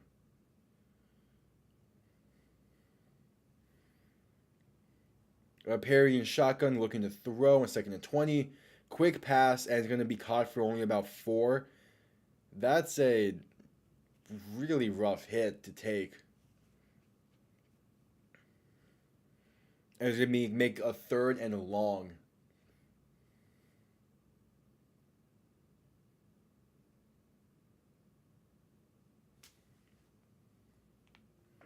Maybe not necessarily. I mean, they could cancel a game. Most likely, it would just be postponed. I just don't know to when. It's different from like the NFL, where like the NFL could cancel a game and be fine. The UFL like needs these games to play in full. As Perry's rolling out to his right, escaping pressure, incomplete on third and 16. So yeah, I mean, they could cancel a game, but I think most likely is just going to be postponed, and there's a very good chance it would actually end up being finished tomorrow, if that's the case. I don't know how the weather is supposed to be looking in Birmingham tomorrow, but I could see them finishing the game tomorrow. Which, if that's the case, depending on what time that's at, I might be back for it.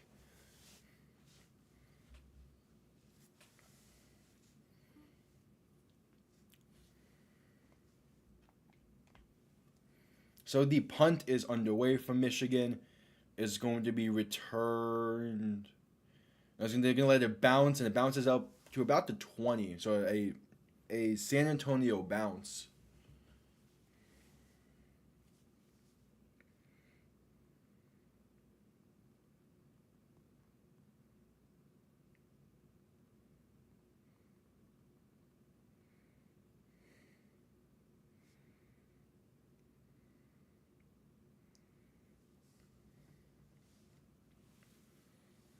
They'll probably just play the second half then tomorrow.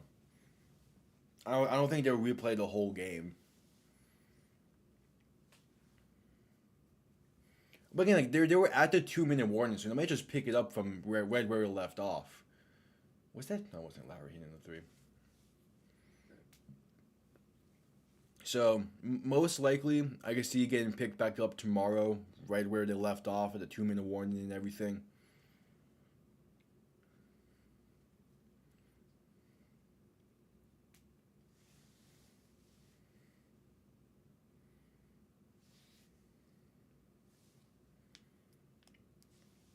We're at commercial in San Antonio, Michigan.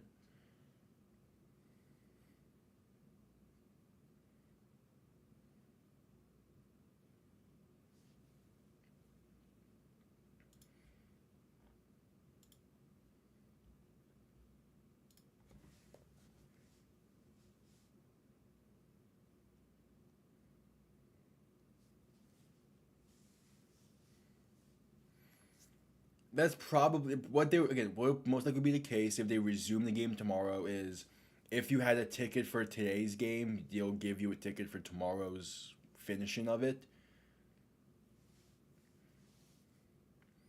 If they do just the whole free admission, anyone come in and they get that entire stadium packed, that would be fun to see.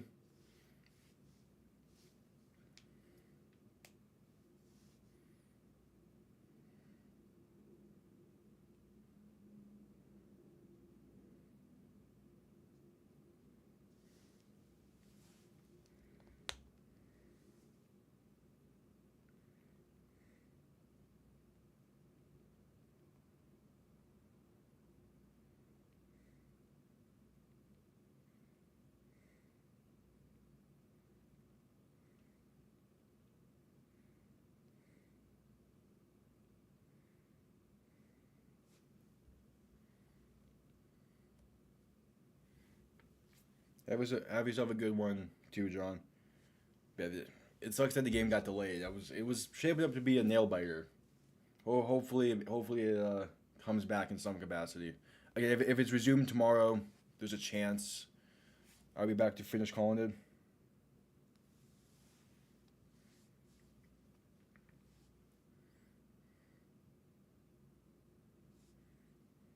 As the handoff on 1st and 10 goes for minimal yards.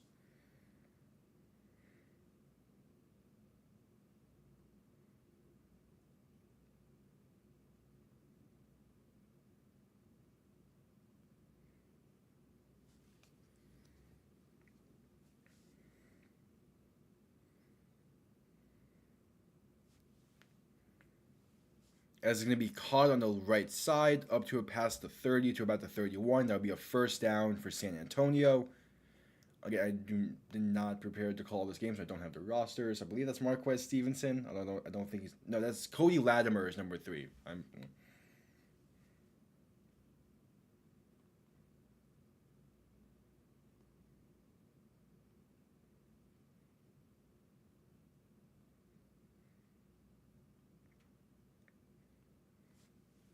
Handoff trying to get towards that right side. Fights forward for a few yards, gain of about 4 on the handoff.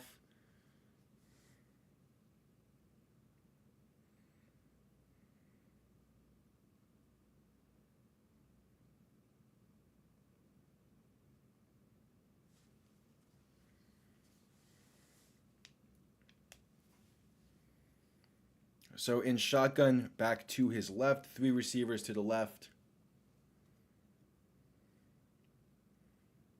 Going to look to throw, passing right side, going to be caught for the first down, and a little more down to about the 43-yard line.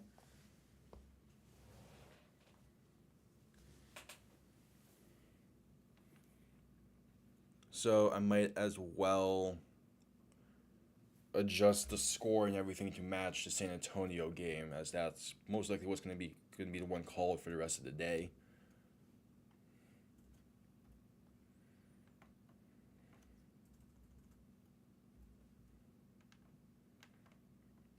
First and 10 for San Antonio. Going to look to throw. Thrown over the middle. It is caught and no, incomplete, jar loose from the hit.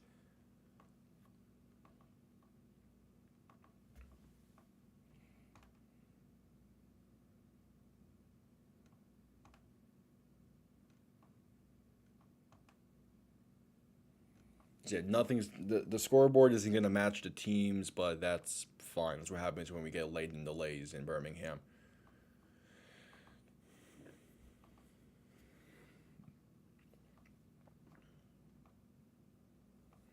San Antonio looking to throw, throwing right side. And that's going to be a defensive pass interference on Michigan. So it's going to give a fresh set of downs for San Antonio. And yeah, this is good enough.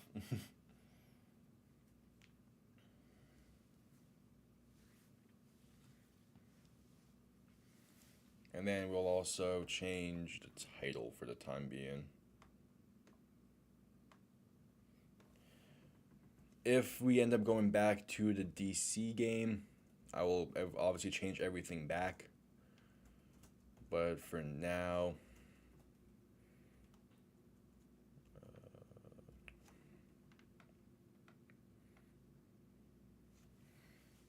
so throwing left side's going to be incomplete. Marquez Stevenson, the intended receiver, to set up 2nd and 10.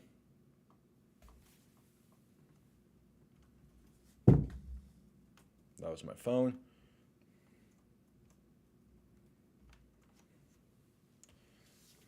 All right, there we go. I do not have a thumbnail even close to being made for this.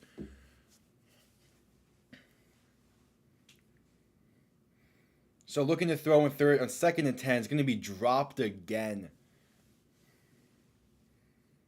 That's the tight end, number 88, Mack, the intended target.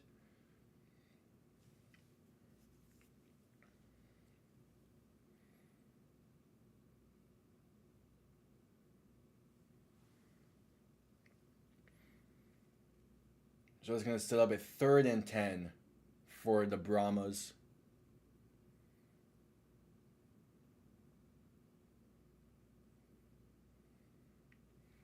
and shotgun back to his right. Three receivers to the left, looking to throw, and met with instant pressure, just throws it at the feet of one of his old linemen, the running back, somewhat in the area, to make it fourth down. And the Knicks just won game one against Philly. Cool.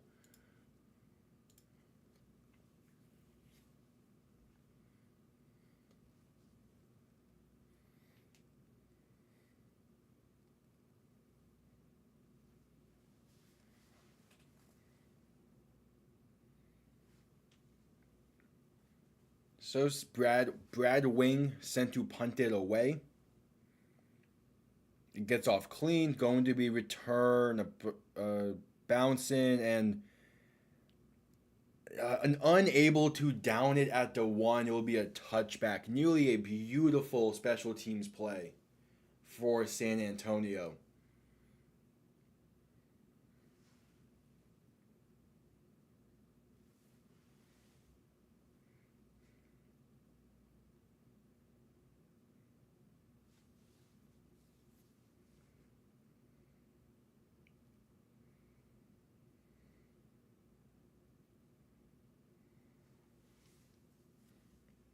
As we have reached commercial, and with the Knicks winning game one against Philly, and now also have the Boston Toronto game up for the NHL. Because why not? This weather delay is causing a lot of just off the fly stuff. So we rocking.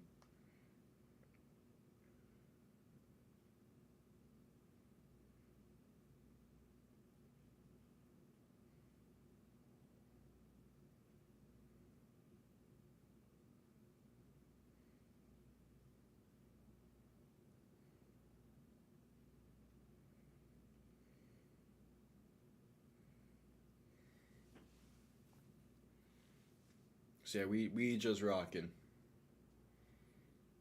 I saw a commercial for the San Antonio Michigan game. Again, if you missed it, the DC Birmingham game is at a lightning delay and is unsure if it will be resumed today.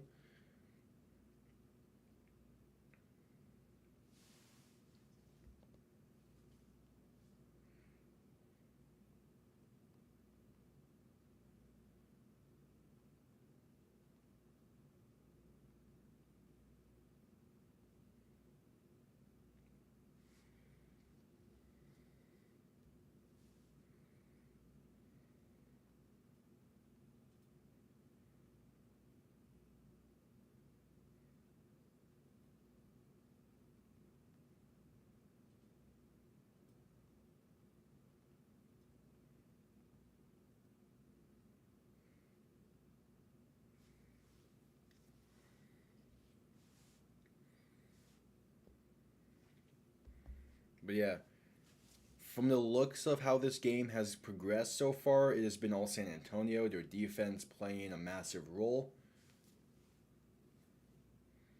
And just I was the DC Birmingham game was shaping up to be one hell of a game, but the lightning delay has forced our hand to watch Michigan San Antonio. So EJ Perry under center with a back in the backfield, going to play action, looking to throw, rolling out to his right, throwing it and incomplete, not really to a specific receiver. Had one on an out route, had one on a fly route, threw it in the middle of the both of them.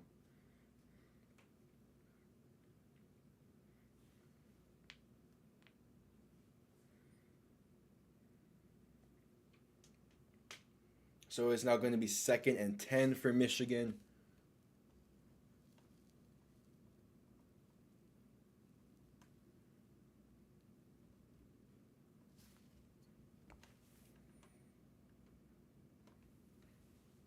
Perry looking to throw, rolling out to his right once again, and is going to be tripped up, tackled at the ankles for a sack, and he's coming up limping.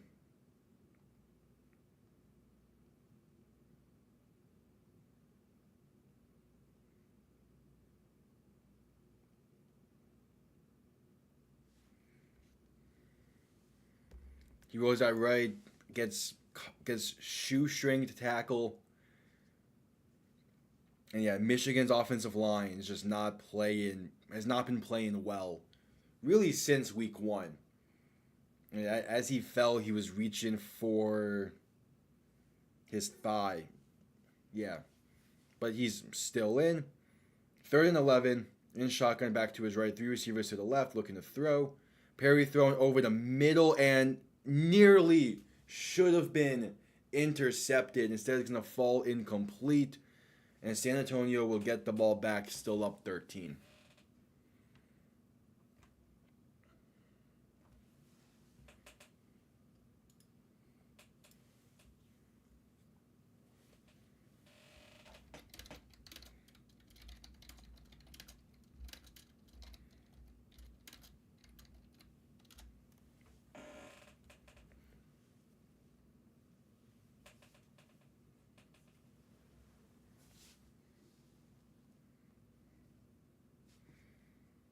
And the punt gets underway. Comes off clean. Going to be returned starting inside the 30. Marquez Stevenson dancing and gets tackled after a gain of maybe 4.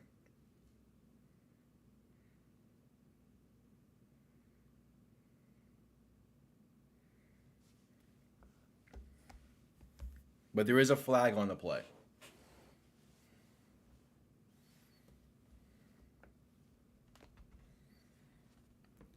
It's going to be ineligible man downfield for Michigan, so they're going to re-kick, it seems. But there's going to be a official timeout.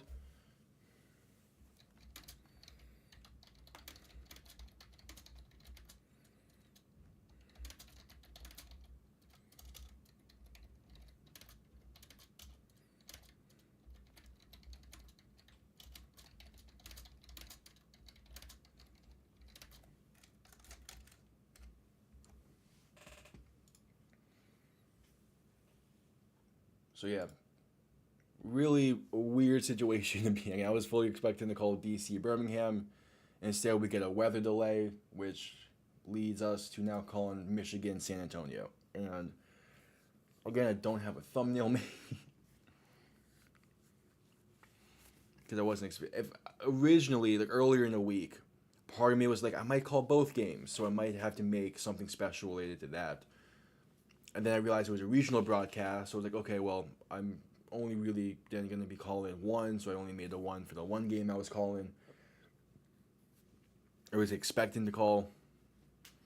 Mother Nature and Zeus said otherwise.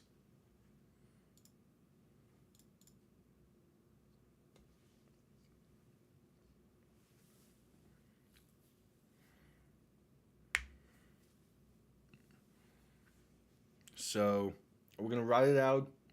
Maybe we get back over to DC Birmingham. If not, we might try to replay it or finish it tomorrow. That would be the most realistic time I could see them trying to finish the game. Let me see if I can find some updates related to it.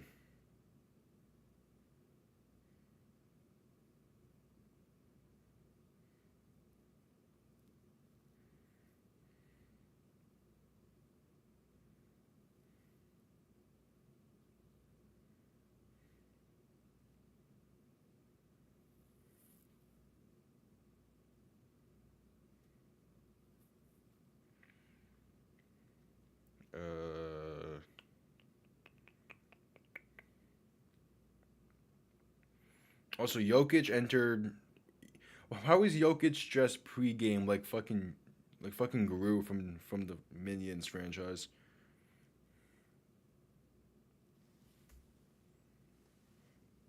Alright, let me see. Mm.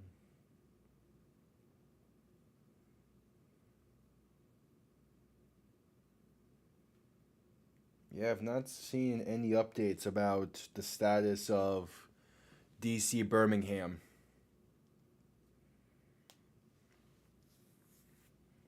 So, until further notice, the game is still just on a delay.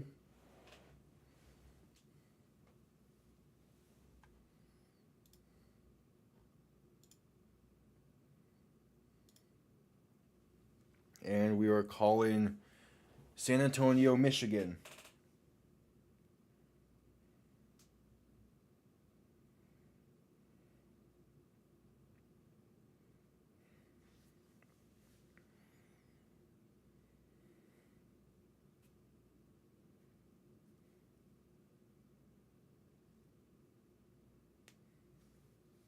As they're talking over the punt.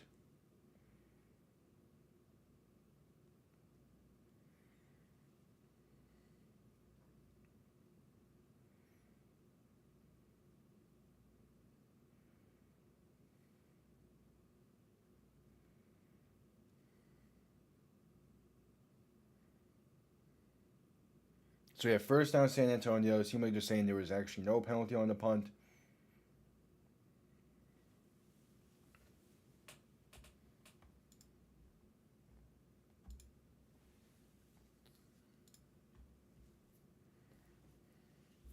So in shotgun, back to his left, looking to throw.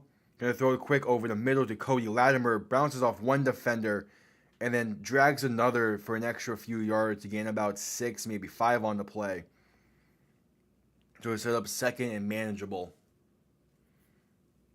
And EJ Perry is walking with the medical staff.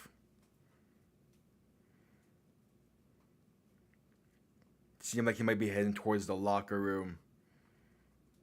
No, he's heading to the blue medical tent, but still, he's walking somewhat gingerly as Danny Edling is warming up on the sideline.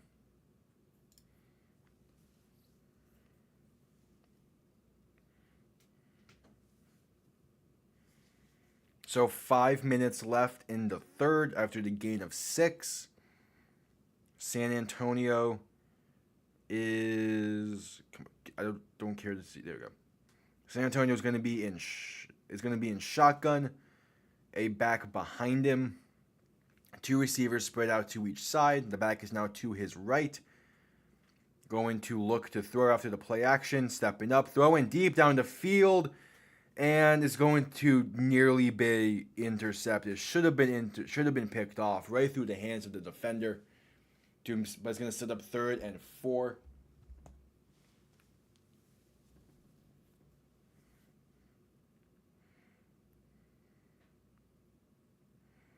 And yeah, it's not really a great pass.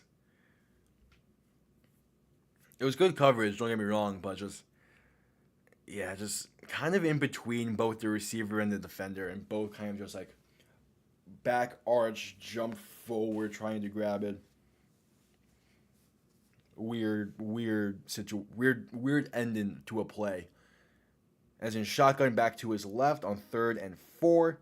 Gonna look to throw quick to the right side, gonna be caught, and he gets hammered after picking up the third down to give San Antonio a fresh set of downs.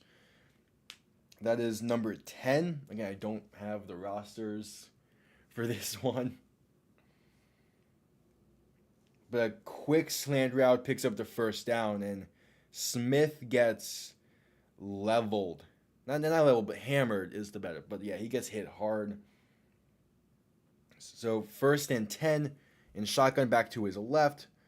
Going to hand it off and going to lose about 2 yards on the play. That is number 27 on the carry.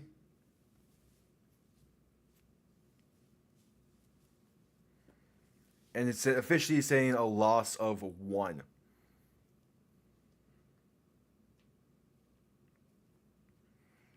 So a 2nd and 11 in shotgun back to his left. 3 receivers to the left. Sending Marquez Stevenson in motion. Going to look to throw. Throwing at a wheel route on the outside that just was never there. Guarded really well by Michigan. To set up a 3rd and long.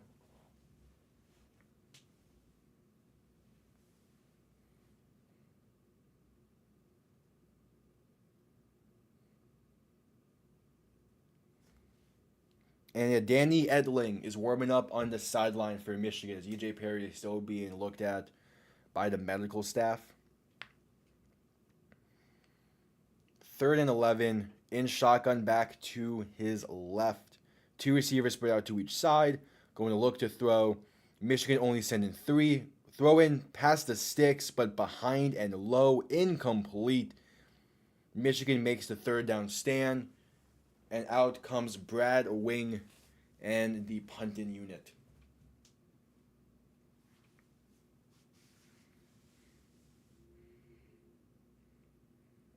So I'm, based off of what we've been seeing from the sideline, I'm expecting to see Danny Edling for this next drive.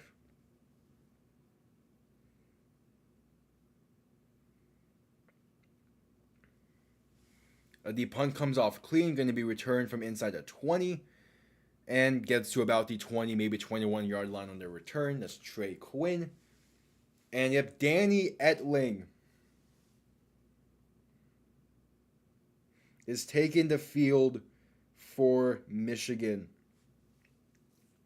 As EJ Perry is, again, he's still limping a little bit off the sideline, probably just playing it safe for a drive, give him a little more time to get a feel for it. Okay, the next update for the DC Birmingham game is going to come at 9:30, so in about 20 minutes. As it stands, they're still at a lightning delay.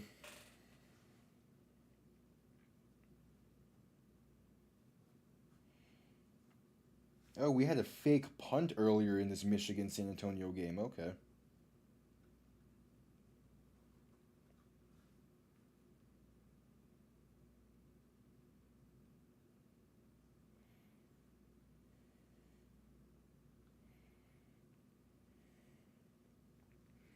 As, yeah, we are at commercial break.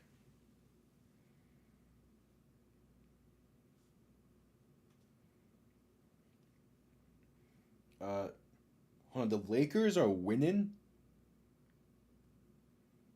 The Lakers are up 8 over Denver right now. Okay.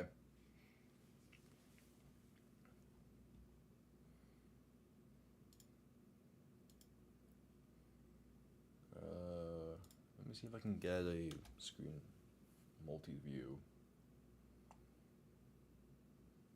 For I cannot. Okay. That's weird. So yeah, still at commercial break. Updates from around the sports world. New York beat Philly by 7. Minnesota beat Phoenix by 25. Cleveland beat Orlando by 14. And the Lakers are up by 8 over Denver at the end of the first. In the NHL world, Carolina beat the Islanders by 2. And Boston's up 1 over the Maple Leafs at the end of the first period. And we're coming out of commercial break.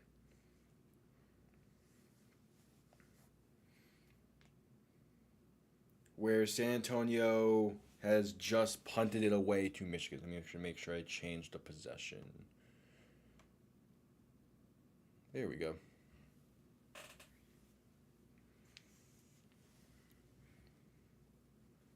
So Danny Edling is now in the game for Michigan with a minute 44 left in the third. In shotgun back to his right, going to hand it off and has space on the left side, but couldn't quite fit that hole he had. It was he had a nice lane, but just couldn't quite fit it in there. There was going to be a flag on the play, however, and one line judge was signaling false start.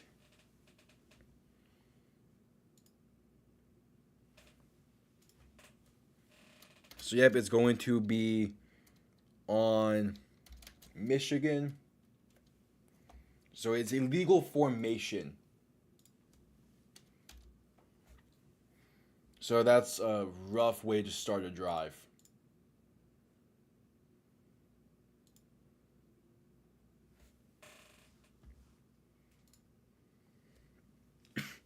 So now 1st and 15, a minute 20 left in the third. Edling in shotgun back to his left. 3 receivers to the right. Going to look to pass. Going to dump it off to the running back on the left side. Breaks 1 tackle. Puts a foot in the ground and makes one man miss. Then dives forward to about the 25.5 yard lines for a nice gain on 1st down. But it was just keeping it really simple on offense from what I've seen so far today. Not really forcing anything, kind of just playing it extremely safe, which I don't fully get.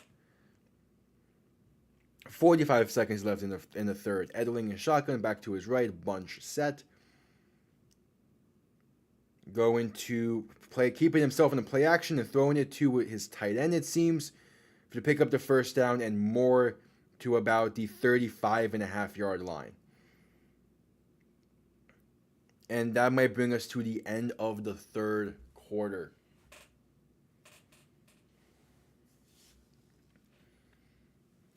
Michigan might try to get one more playoff, but Danny Edling is playing it safe so far.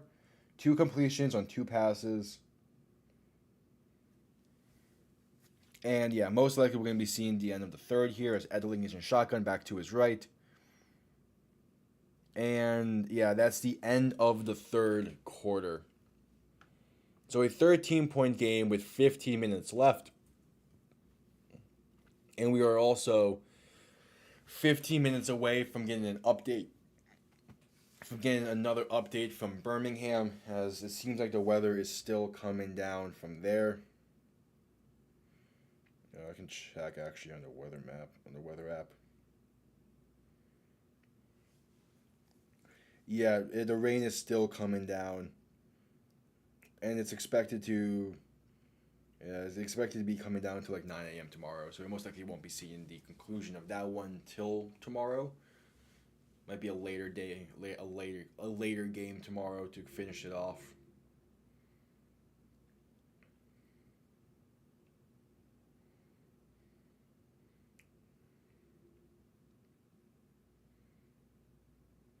Okay, so Toronto got some 4-on-3 to begin the second period.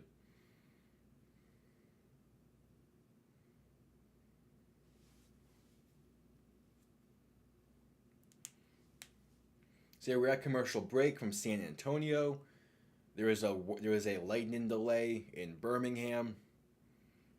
If that game ever does resume today, there will be 1:56 left in the second quarter. So they still have a whole another half to play, and because of that, I could see them just again calling it off for today and resuming it tomorrow. As the weather does not look like it's going to be getting much better.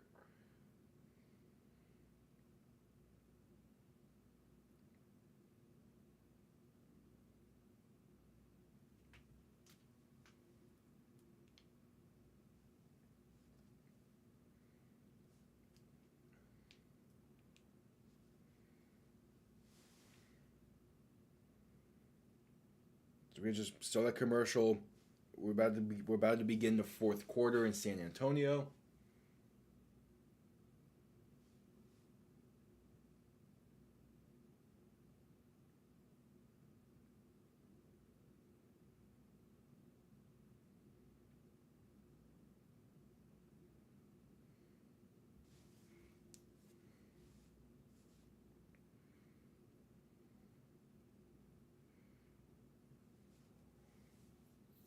So, yeah, just of that Birmingham DC game was shaping up to be an interesting one, but the weather came. It can be most likely. This is just assumption. Most likely it will be resumed tomorrow, which means DC, who had some momentum going, but Birmingham had the momentum when it got delayed. But it's going to be a rough situation to be in, as you're going to be coming off fresh to pretty much play a whole half of football. I'm assuming tomorrow, I don't know what the scheduling over at Productive Stadium is looking like when it comes to a potential when to resume.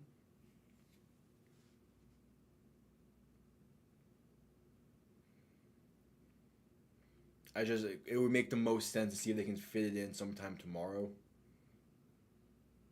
As to begin the fourth quarter, Edling in shotgun back to his right, 3 receivers to the left. Going to look to throw. Quick pass right side, has a man open. That is Marcus Sims. If I remember his first name correctly, that will make it second and about 5.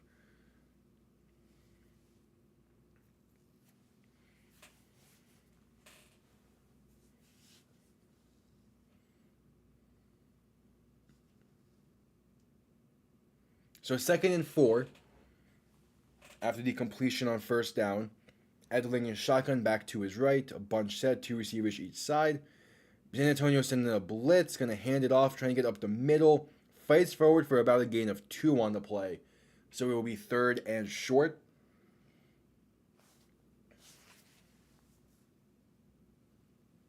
So yeah, 3rd and 2. Michigan, again, they're down by 13, looking to get something going on offense here with Danny Edling at quarterback.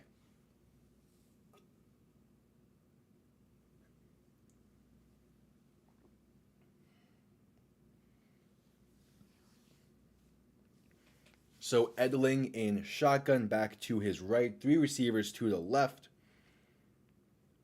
San Antonio sending the linebacker blitz because picked up well and dropped by Sims on a slant route, which would have given them the first down.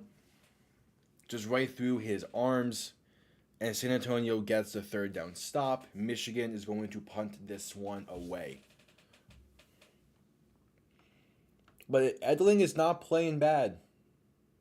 He's not playing bad, having to come in unexpected like. So he's made the most of it so far. Been accurate. He has that was his first incompletion of the game. As the punt comes off clean, going to be let bounce and into the back of the end zone for a touchback. So San Antonio will start from there. And yeah, just right through the hands of the receiver on 3rd down. So that will bring us to commercial break with 13:17 left in the game.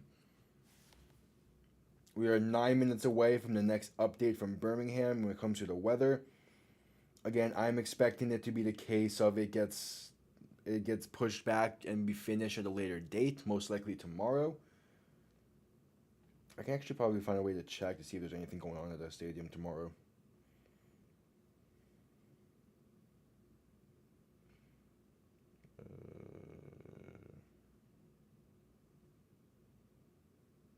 There we go. Yeah, it seems like there's nothing scheduled for tomorrow from Birmingham and Protective Stadium, which means a safe assumption is if the game gets delayed, if the game gets postponed, it will be finished tomorrow. If that's the case, depending on the time, will depend if I'm able to also finish the game and finish calling it. So we have the attendance numbers from San Antonio. It is sitting at about 11,000, 11,200 ish. Very solid attendance numbers from San Antonio.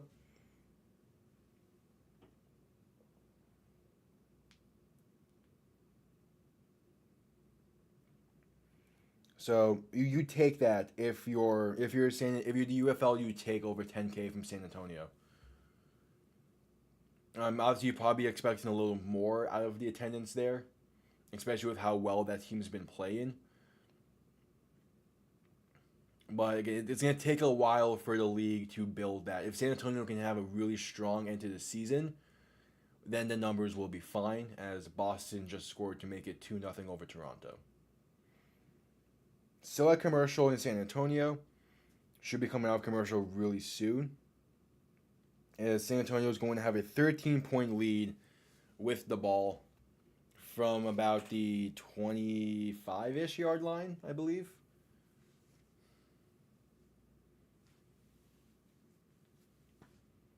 No shot. Toronto piped an empty net right before Boston scored. That is rough.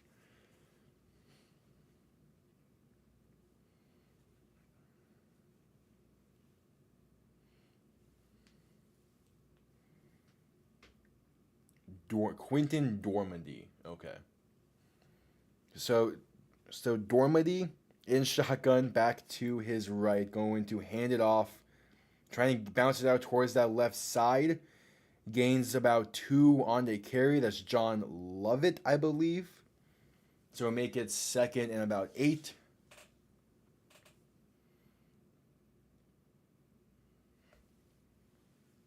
And we have a gain of 1 on the play. 2nd and 9 for San Antonio, and they're letting this clock run.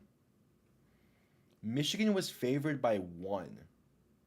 Who did I have winning this game? I might have had. I'm not sure. San Antonio looking to throw. Throwing down the field on the left side. Going to be caught on a nice back shoulder throw past the 50. That's John Trey Kirkland. Yeah, I can't remember who had winning this. I think I had, didn't? Oh, I think I have still have the predictions here. Okay, I had Michigan winning.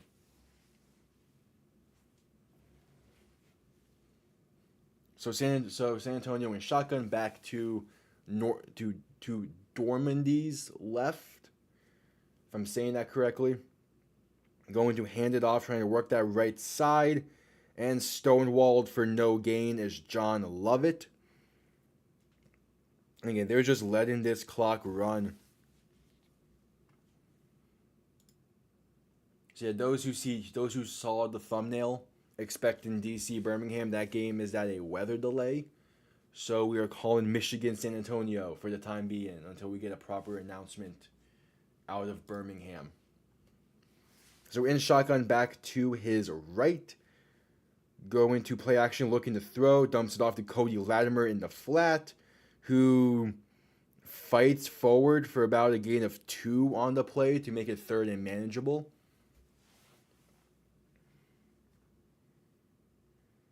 As we are coming up on under 11 minutes left in the game. In shotgun back to his right. 2 receivers spread out to each side. 15 seconds left on the play clock, making adjustments at the line. 3rd and 7, looking for the 36-yard line. Back to throw. Throwing quick left side, going to be caught and dropped. Had it in his hands and then tried to run with it instantly and just drops it. Would have been plenty for the first down. Just couldn't hang on after trying to turn it upfield. It's John Trey Kirkland. And yeah, just right through his hands, on his bounced off his chest.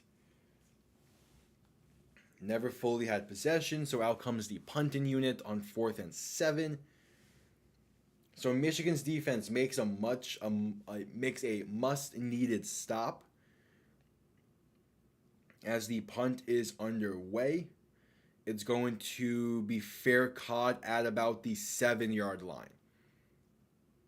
So it seems like Danny Edling will be taking the field once again. He might be the quarterback for the rest of this game for Michigan.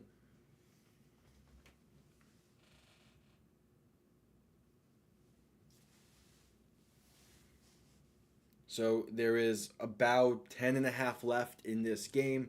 San Antonio up 13. Michigan looking to cut the deficit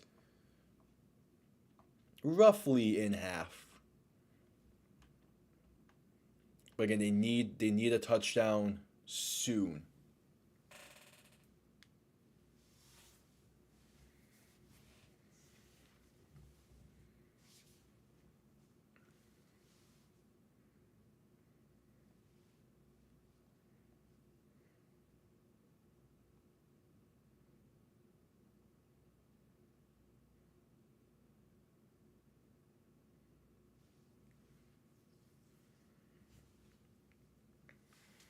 But we're at commercial break. As Danny Edling is going to be taking the field for this next Michigan drive.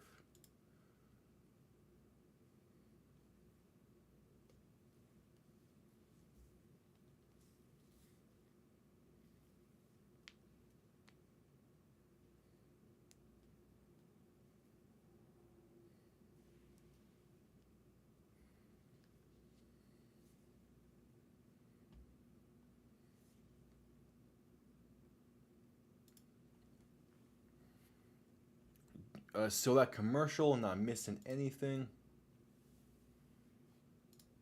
Should be coming out commercial relatively soon, though, as they're just highlighting the tickets on UFL.com. Not sponsored. I do wish.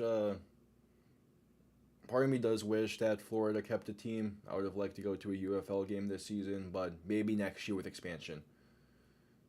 I doubt it though. If the UFL should expand out west first before they go even more to the east. So Michigan is 1 for 8 on third down today, including a turnover in the red zone. That is rough.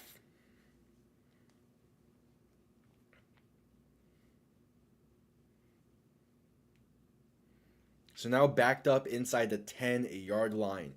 In short shotgun, a back to his right. Three receivers to the left. Looking to throw is Edling. Quick pass left, right side. Going to be caught and taken down instantly for a gain of about 5. We have reached 10 minutes left in the game.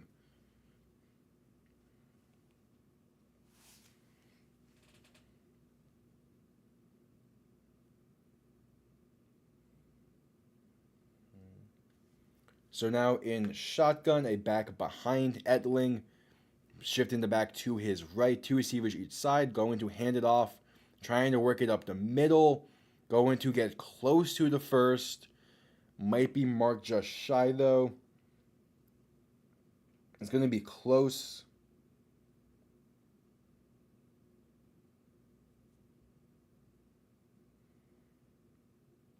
They're trying to figure out the measurement now of it.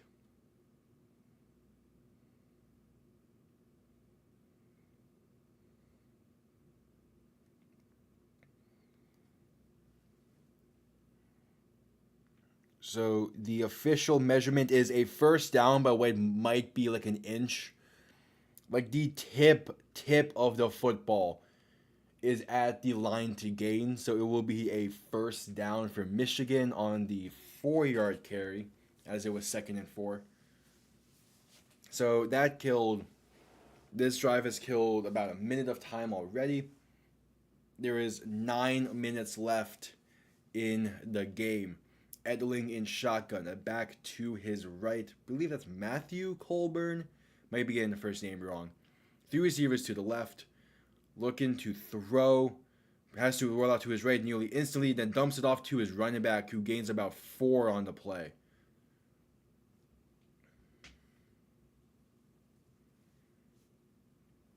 So yeah, 2nd and 6 for Michigan.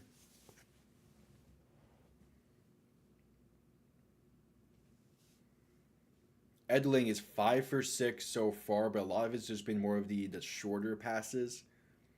As he's in shotgun and back to his left, two receivers each side in a bunch set, looking to throw, and throws it outside to the left, going to be caught for a gain of about 3.5 more so. That's going to be the running back Colburn on the reception, and it's going to set up third and short-ish. But there's now 8:10 left in the game.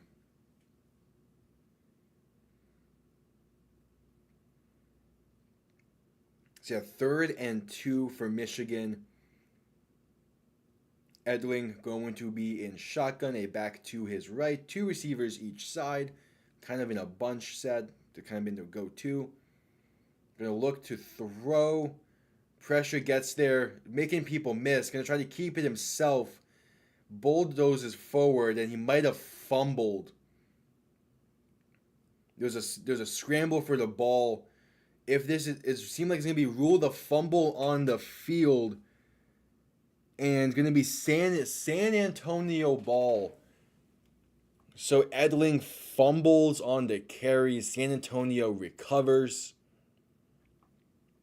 and they're going to have wonderful field positioning to extend their lead to a potential 3 possessions with 7:35 left in the game. And there's also a San Antonio player being checked out on the field by the medical staff. Yeah, Edling tries to go low. That's going to be close to see if he actually did fumble it. That angle didn't necessarily see where his knee hit. But he tries to go low and bulldoze over the defender.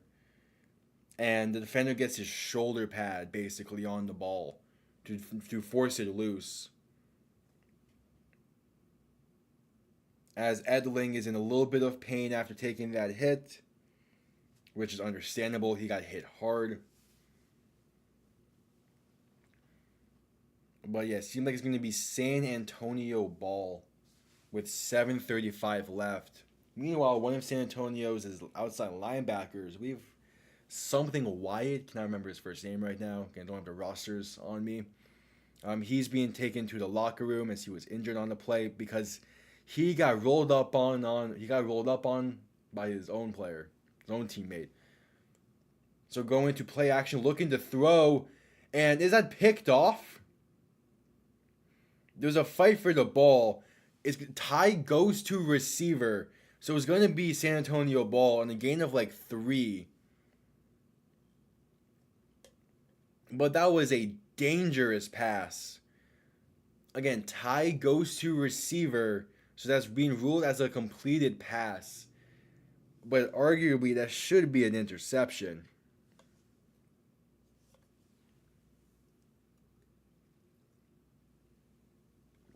A dangerous pass. But San Antonio was going hurry up, and there is now a stoppage.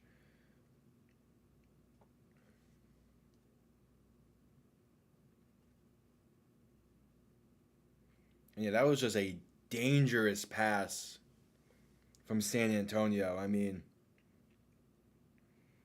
it's the case of that was Marquez Stevenson on the reception. It's simply a case of tie goes to the offense and goes to the receiver. There's no real way to tell who got it first. If anything, you can say that Marquez Stevenson had the ball on his chest first, and then it was dragged out. It's going to be way too close to change the ruling. So yeah, it's going to be a 3-yard reception by Marquez Stevenson to make it 2nd and 7 with 7 minutes left in the game. A touchdown here goes a long way to seal in this one. Even a field goal might seal it as well. In shotgun back to his right, 2 receivers each side, going to hand it off, trying to get something going up the middle, going to gain maybe 2 yards on the carry to set up a 3rd and manageable.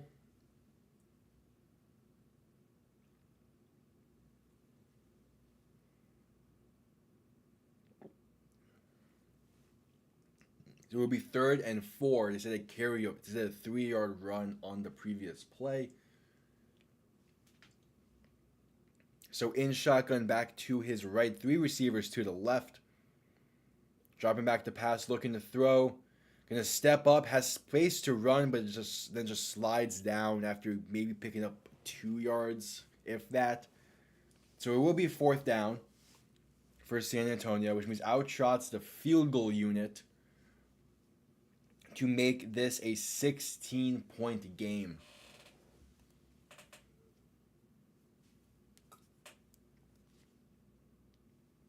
Still only 2 possessions if this goes through, but 16 is a lot better than 13. The second field goal try of the season for San Antonio is from 36 yards out on the left hash. The kick is up and barely hooks through past the left upright. So San Antonio will take a 16-point lead, and that was close. Barely hooked through. And even the kicker knows it. He's smiling that he got away with that one. But Michigan still has like 6.5 left in the game. All their timeouts. Plenty of time to try to get something going here as we have reached a commercial break. Still no updates yet from the Birmingham.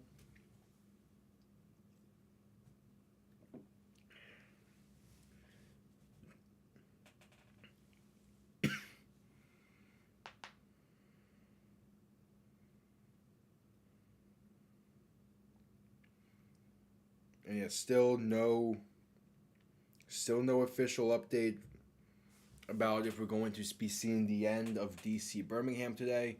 The logical answer is most likely not, as that weather is coming down hard. That's why San Antonio has a dome.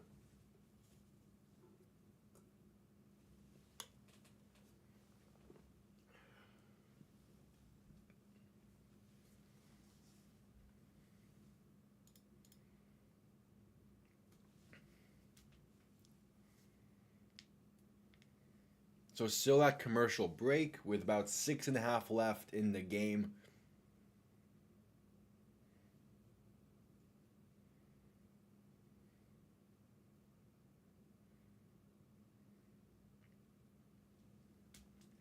San Antonio just took a 16-point lead, and their offense is playing well.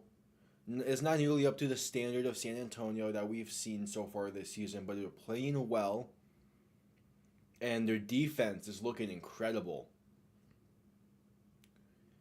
To be fair, again, Michigan's offense isn't the best offense in the league, but still, we're seeing a solid level of play from San Antonio in a different style of play than what we've seen so far this season. So it's a nice change of pace. I feel like for the San Antonio team, showing that hey, we can win with our defense if we need to.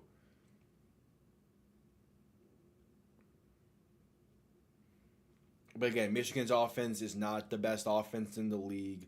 Their offensive line is really rough, and we've seen that today. Gonna be curious to see the extent of EJ Perry's injury.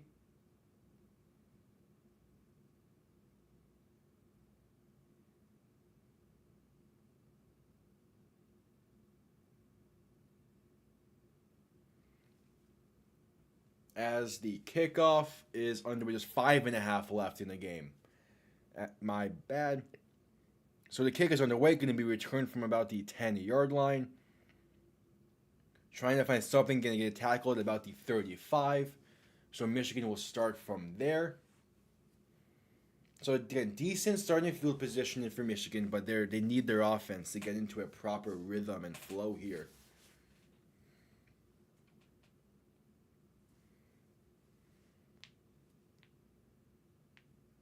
Wade Phillips, who's the head coach over in San Antonio, has also been the head coach for 6 different NFL franchises. There's a reason he's in San Antonio. No, I'm kidding. So Edling's still in the game, in shotgun and back to his right, 2 receivers each side, going to look to throw. Looking deep down the field, then just decides to launch it, and incomplete. Bounced off the hands of his intended receiver. He delayed throwing that ball a little bit. I think if he throws it sooner, it might actually. Yeah, he needs to throw that sooner and more so of a back shoulder pass. But it bounced off his fingertips. That's one he needs to come down with. Oh, how do you not catch that pass? It was right there. Now 5 receivers set, 3 to the left, 2 to the right. Edling in shotgun looking to throw. Thrown over the middle is going to be caught. There is a flag on the play. But it's going to be Trey Quinn on the reception for about 8 yards. As there is a San Antonio player down on the ground. And there's going to be a penalty on San Antonio.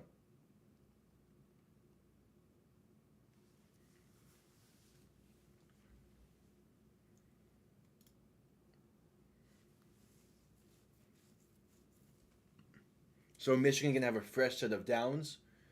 Quick update from the Western Conference round 1 is a tie game between the Lakers and Nuggets at 55. Okay, LeBron, I see you. Nice layup there. So second and 5. They did accept. I believe it would be holding on San Antonio, which would make it 1st and 10. Unless there was a different penalty that was called.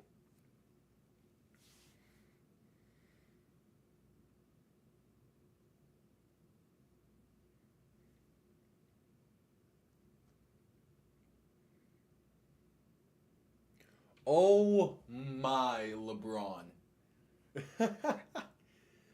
LeBron with a deep three to give LA the lead entering halftime over in game one there. As we're still at commercial over in San Antonio.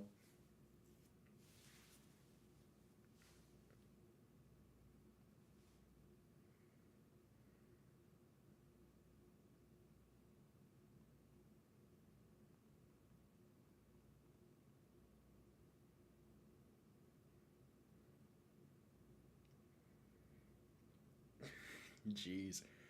Yes, so it's still a commercial from San Antonio, not missing anything. It's just because I was not expecting to call the San Antonio Michigan game. I don't have the rosters. Thus, I have the LA Denver game up on my on over here where the rosters normally are. Okay, we do have an update from DC or from Birmingham through DC's social media. We will be seeing the end of that game tonight. It is set to resume in about 5 minutes. So we were going to see the end of DC Birmingham. As Edling is in shotgun, looking to throw in second and 5, throwing quick to the right side for a gain of about 4. About 4.5 more so.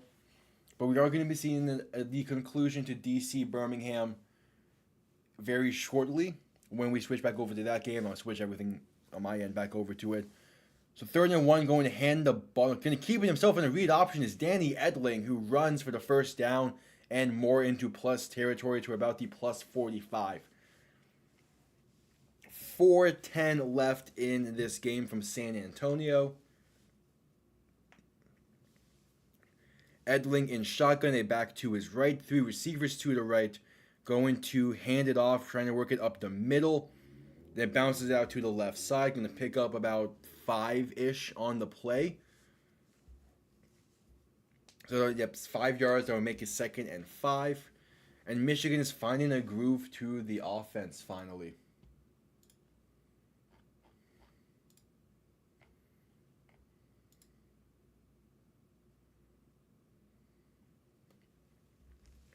Three and a half left in the game. Edling alone in shotgun. 3 receivers to the right, looking to throw. Going to step up, breaks 1 tackle, throwing it down the field. Has a man wide open inside the 10. Touchdown, Michigan. Danny Edling providing a spark that's much needed to Michigan today. He cuts the lead to 10, and they're going to be looking to go for the 2-point try from the 5-yard line to make it a 1-possession game and an 8-point game.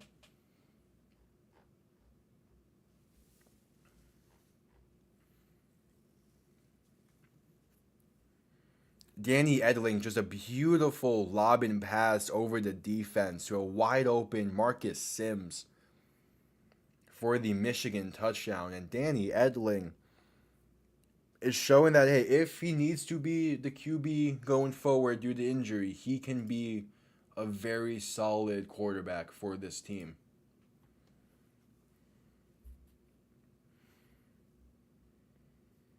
So with 3:20 left in the game, here comes the 2-point try from Michigan. They tried to make it an 8-point game. Edling in shotgun, a back to his right, 3 receivers to the right. Sending 1 in motion to make it 2 receivers each side. San Antonio sending blitz. And Edling breaks off of 1 would-be sack and then gets swarmed by 3 other San Antonio defenders. And it stays a 10-point game with 3:20 left.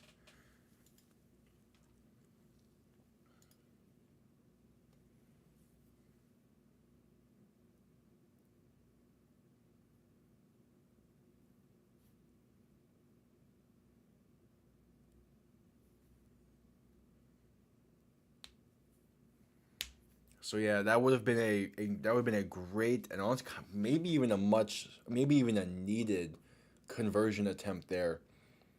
As we are seeing Michigan going for the 4th and 12 try. As the players are warming themselves back up in Birmingham, as terrain is still coming down heavy.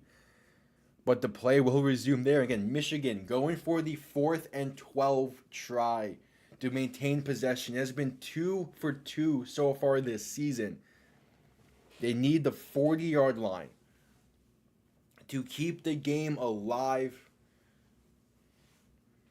Even though they have all 3 timeouts, but because they did not get the conversion, it's a 2-point game. They need something here. They need to maintain the ball. Edling in shotgun. Alone in shotgun. 3 receivers to the right. 2 receivers to the left. Again, they need the 40-yard line. Edling back to pass. Looking to throw. Has time. Throws it down the field. It is caught past the 40-yard line. The 4th and 12 is converted. And Michigan has ball now on the 42 with 3 minutes left. 4th and 12 might be a little too easy, so we might be seeing an adjustment in the offseason for that. But Edling with a strike to Trey Quinn picks up the 4th and 12. They keep the game alive. That wasn't a Trey Quinn. But Edling in shotgun looking to throw. Quick pass to the right side. That's going to be the running back Colburn on the reception. To set up a 2nd and about 6. So they have one more play before the 2-minute warning, which also means most likely one more play till we go back to DC Birmingham. Edling in shotgun, back to his left, 2 receivers to each side, looking to throw. Going to throw it right side, going to be caught by Trey Quinn for a minimal gain of about 2, maybe 3, to make it 3rd and manageable. And that will bring us to... I know, is Michigan calling their first timeout? It would be 3rd and 3. Michigan is calling their first timeout. So 3rd and 3, Michigan calling their first timeout with 2:15 left in the game, down by 10.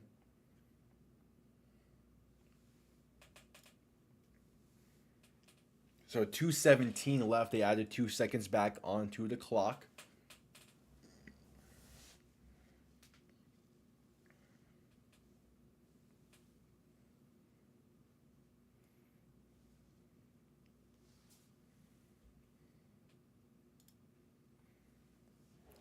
So again, about one more play before we see the 2-minute warning. Edling in shotgun back to his right, 2 receivers to each side in a bunch set. Edling looking to throw, 3rd and 3, and is going to break off of one would-be sack, still running backwards. He's going to be sacked for a massive loss of yards. Trying to stiff arm the defender, he rips the helmet off. But that is a big-time sack by San Antonio. All the way back near the 30-yard line, it seems. Losing a massive chunk of yards. And that will bring us to the 2-minute warning here in San Antonio. And yet Edling, just the offensive line of Michigan not being able to hold up a block when they need to most. So yeah, we're at the 2-minute warning in this one. Just that offensive line of Michigan is not what it needs to be. As we have reached commercial.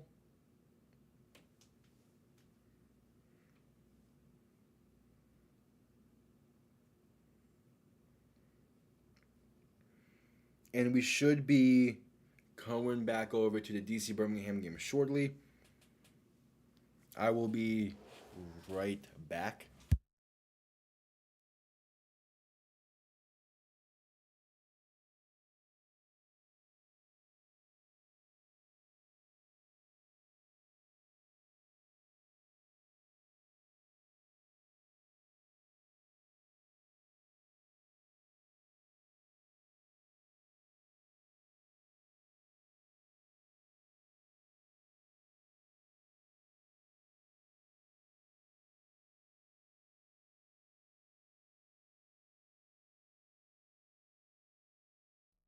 All right, still at commercial break. There's a good chance we'll just be seeing the end to Michigan San Antonio before going back to DC Birmingham, as that game's going to be resuming here shortly.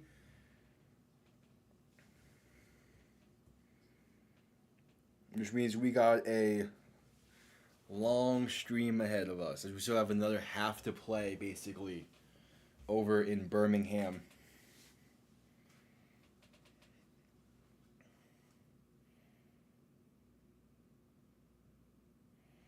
I know play did already resume in Birmingham, it seems. And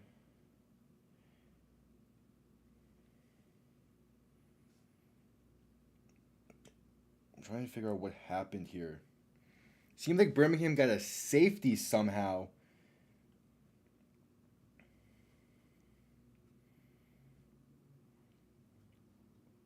Seems like that it seemed like Michigan fumbled. Hold on, I'm trying to. What happened here in this game? That is not what happened with 2:58 left. Something seems off in that game. Anyway, 2 minutes left. He was still in San Antonio. 4th and 20. Edling needing it all, throwing it deep down the field for a Hail Mary try that's well short, going to be intercepted, and that's going to do it. San Antonio is going to win this one with the final score most likely being 19-9. All right, so with that interception, can we get back to DC Birmingham, please? Unless that might be on like an FS1 or something at this point.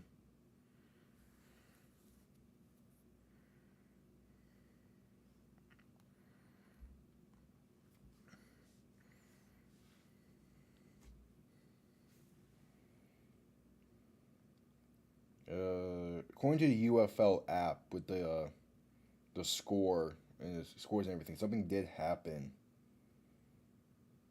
Oh, it was a bad snap on the punt that results in a safety for Birmingham. That's how it happened. First play after the delay ends, still in pouring rain, and it's a bad snap on the punt try over the head of the punter, and Birmingham's going to get the safety out of it. As we're still in San Antonio, as they're handing it off, working that left side, going to gain about 3 yards on the play. So I don't know why we're still here in Michigan, San Antonio. The game has picked back up over in Birmingham. Maybe it's just because of TV slot timing.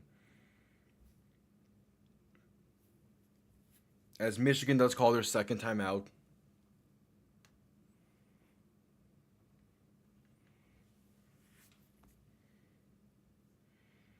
I would hope that we will get back over to DC Birmingham and see the end of that one.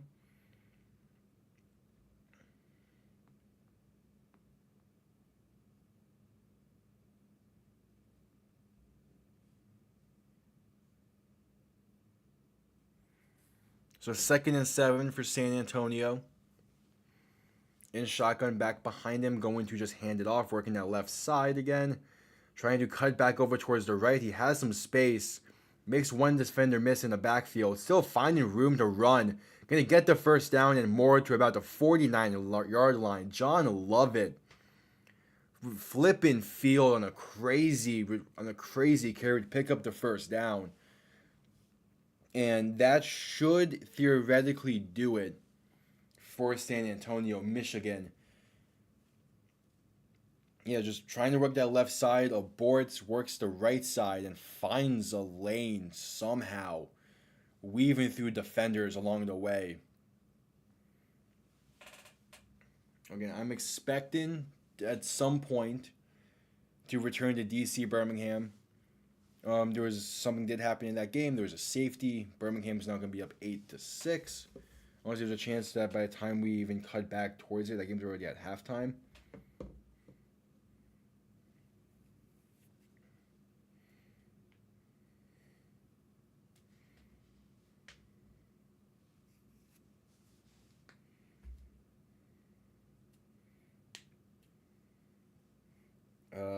Yeah, from the looks of it. So yeah, San Antonio's going to start to need this one out after Michigan called their last time out. So San Antonio walks away with the win. A very solid defensive focused game for San Antonio.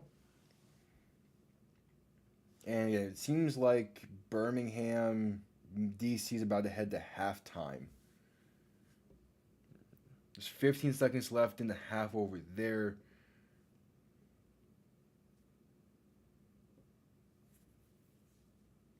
Actually, might be able to get a field goal out of this if you're Birmingham here.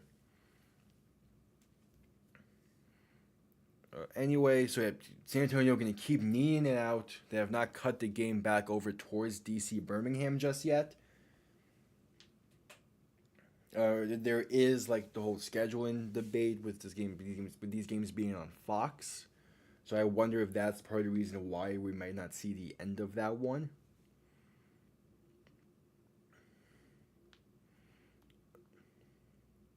But yeah, San Antonio needs to knee it down one more time to walk away with the win.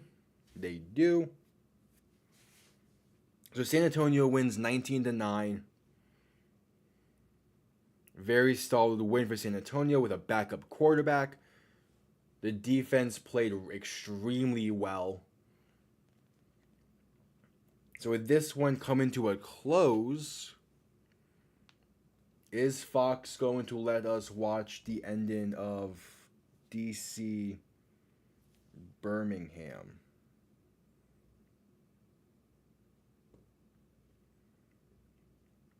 As there is still like 20 seconds left in that game, or in that first half.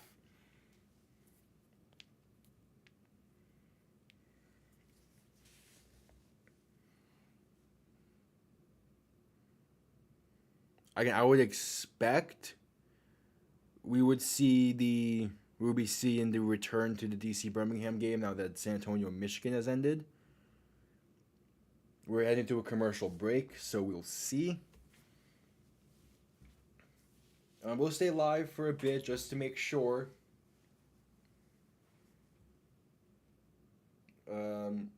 If it would be weird if we don't return to it. It would also at the same time make sense though. So maybe let me check and make sure it's not on like FS1 or something.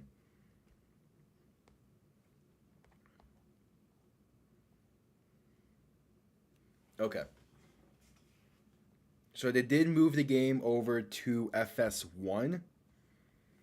So there is 2 seconds left in the first half for Birmingham. They're up 8-6. Outtrots the field goal unit to try to extend their lead to 5.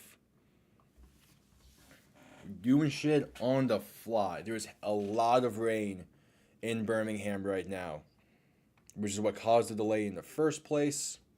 Again, 2 seconds left in the half. This field goal try from the right hash to make it a 5-point game, 46 yards out. The kick is up and is good. What a kick in with the rain. So Birmingham has a 5-point lead entering halftime. I wonder, I wouldn't honestly expect there to be a massive halftime in this one because of the weather delay. But again, this is a 5-point game. And if you're at Birmingham, you are taking it. You played extremely sloppy in this first half, even before the weather started to come down. It's like this is a win of a first half for you.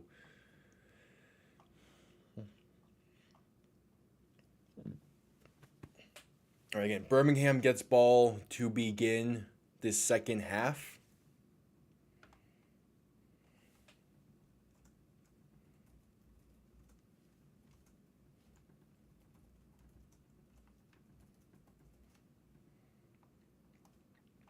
As I'm now changing everything back with the stream to this game, as this is what it originally was. Okay, there we go. So yeah, back to this game. It was an hour and a half weather delay. So again, I do not expect there to be a long halftime if there is one. But it was a really, really sloppy first half for Birmingham. Two fumbles inside the 5. They're lucky this is only a 5-point game.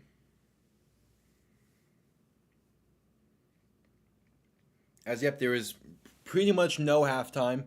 DC is ready to kick this one away to Birmingham to begin the second half.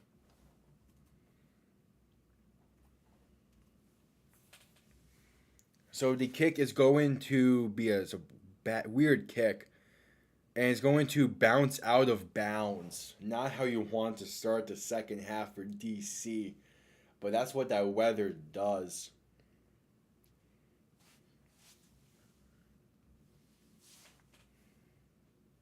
So Matt Corral is still getting to go for to be the quarterback. It's just been a sloppy. The weather's bad. The weather is sloppy. This game was sloppy before the delay. It was sloppy after the delay apparently. So ball now at midfield. Matt Corral is in shotgun, a back to his left. 3 receivers to the left. Going to hand it off, trying to work up that right side is Ricky Person, who fights forward for about 4 yards on the play.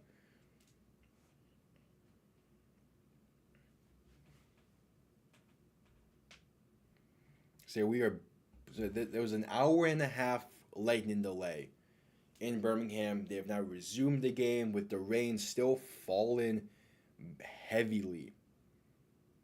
It is coming down hard. Corral in shotgun back to his left. 3 receivers to the left side. Going to hand it off, trying to work that right side once again is Ricky Person, who picks up the first down and more, down to about the 37-ish yard line. So that was give Birmingham a fresh set of downs.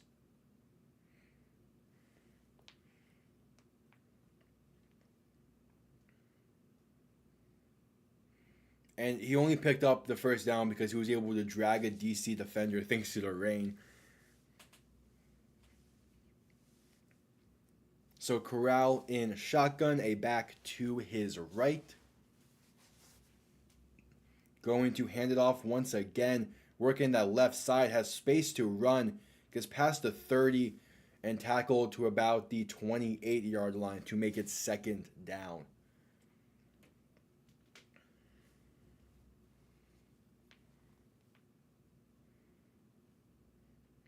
So there's a chance we don't see a lot of commercials throughout this second half because of how long the weather delay was.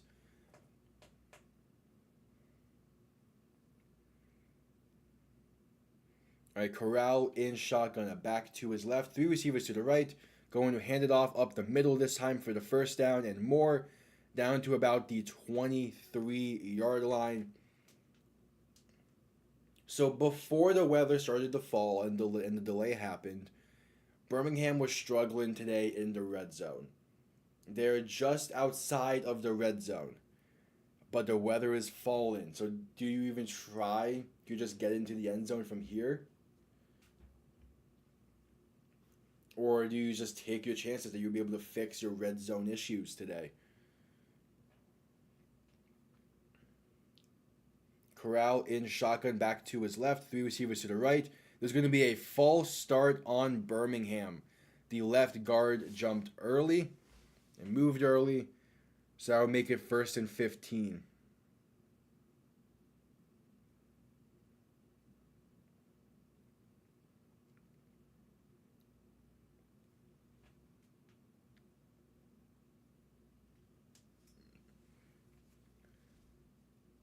So about 12 and a half to play in the third quarter.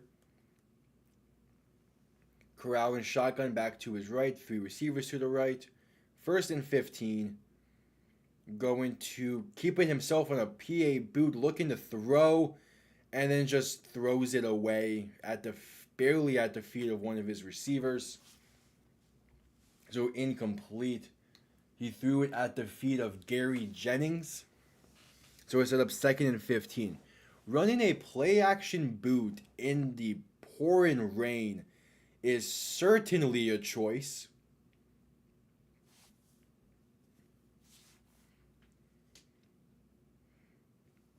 So now 2nd and 15, 12 minutes left in the third. Corral and shotgun, looking to throw. Throwing over the middle. It is somehow caught to the 19-yard line. It's going to be a flag on the play. But that was an incredible reception by Gary Jennings. Going to be interesting to see what the flag is. I think it would be on DC.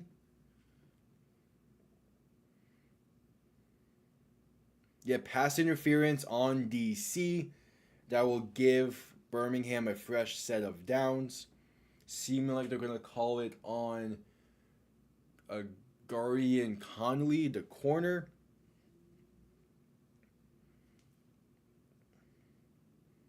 So that puts Birmingham into the red zone for the third time today.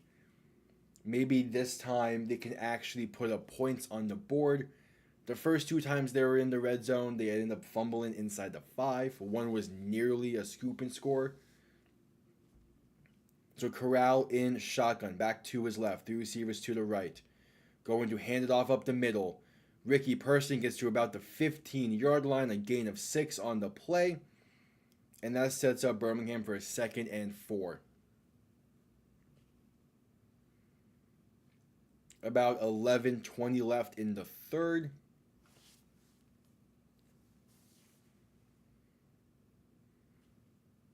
Okay, guys, just may hold on to the football in the red zone this drive, please.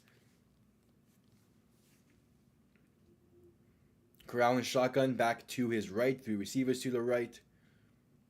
Motioning it back to his left now, going to hand it off, trying to work something up the middle. Is CJ Marable fighting forward, but going to be stopped after picking up about 3.5 on the carry.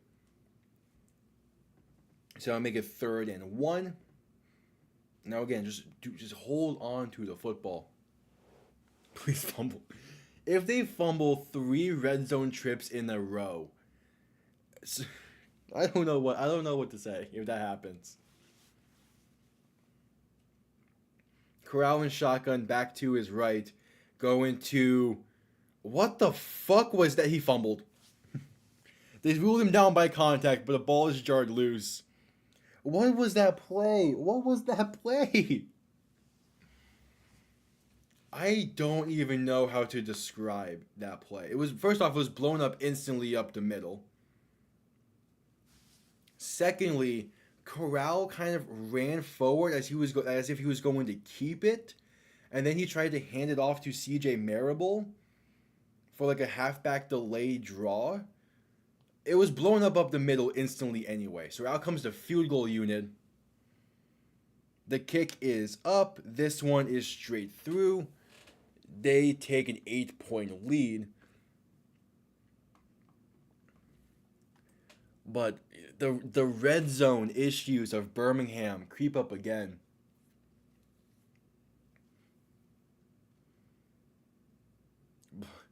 Black magic, tomfoolery, and high-end talent. Reminds me a lot of the Pittsburgh Steelers.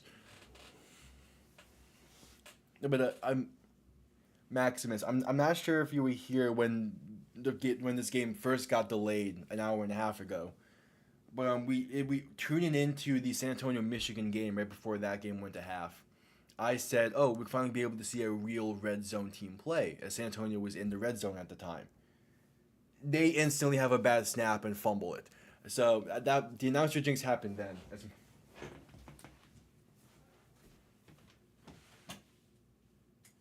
As because of the delay in this game going longer than expected, my iPad's close to being dead, which is where I'm watching the game at. So get the fucking charger situated.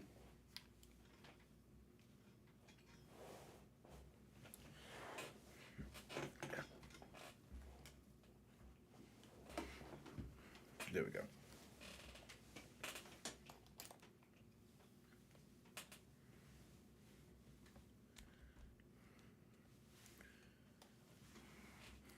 Yeah, DC. I mean, if they find a way to win this game, the delay probably does have an impact with a lot of things over the course of this game.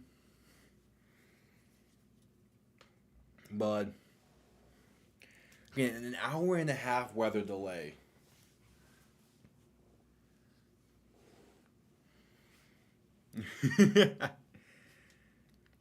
I mean, the weather is fallen, so there's a chance. There's always a chance when it comes to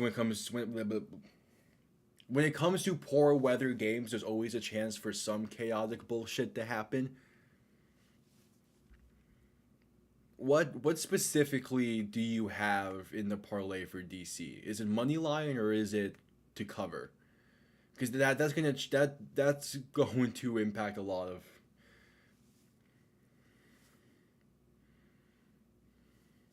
If it's to cover the like 9.5, I think the spread open up at, then yeah, I think that'll be fine. To win, I don't know.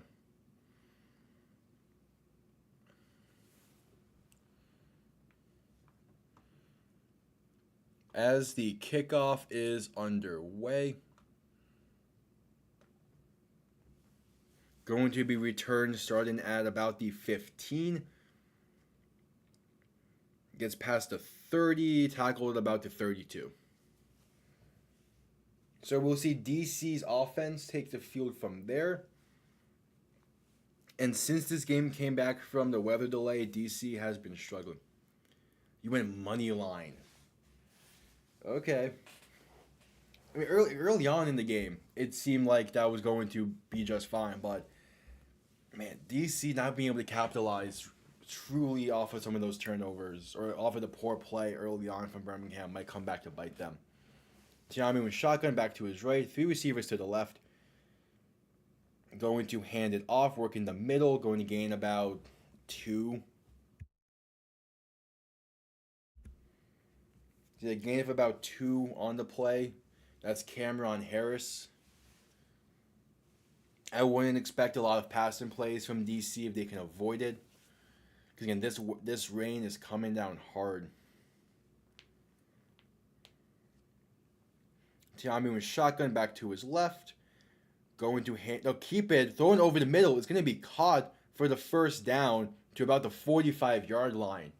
That was Chris Rowland on the reception. I'm shocked to see that kind of pass already.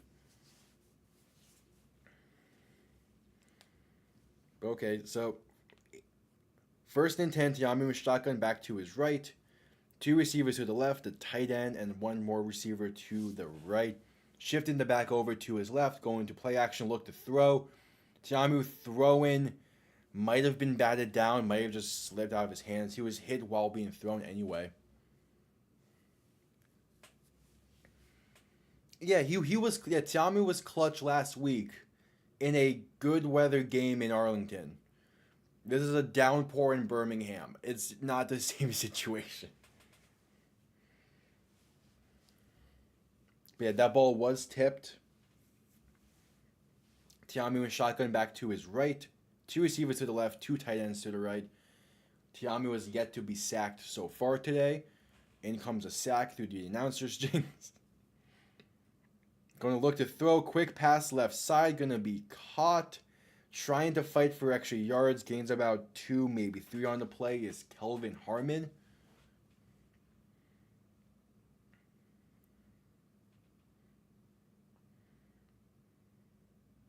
That was not really a dangerous pass, but just it's weird that they're willing to just sling it during this downpour, especially since the run game was working decently well before the delay. So a gain of 2, going to be 3rd and 8. Tiamu in shotgun back to his right. Birmingham going to send a blitz, looking to throw, has time, throws it down the field, incomplete. Intended for Kelvin Harmon over the middle. Just too high. So out comes the punting unit, who right out of the weather delay, this punting unit had a bad snap resulting in a safety.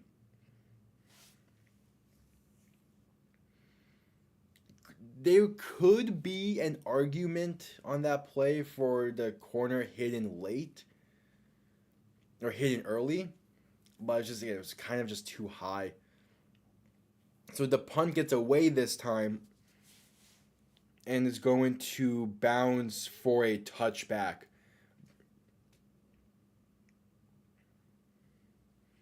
So Birmingham's going to have pretty solid field positioning coming out of the commercial break.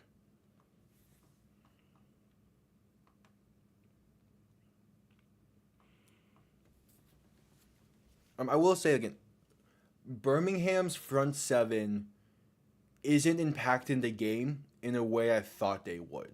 They're still leaving a massive impact, but they're not getting a lot of pressure. They're just doing a good job at batting balls, or laying or tackling quickly. They're not allowing too much extra yards after contact. It's like they're leaving their impact just in a different way than I expected it. But the momentum swing is in Birmingham's favor at this point. DC's defense is going to need to make. It's going to probably going to need to force another turnover if they're going to want their offense to show some kind of momentum here.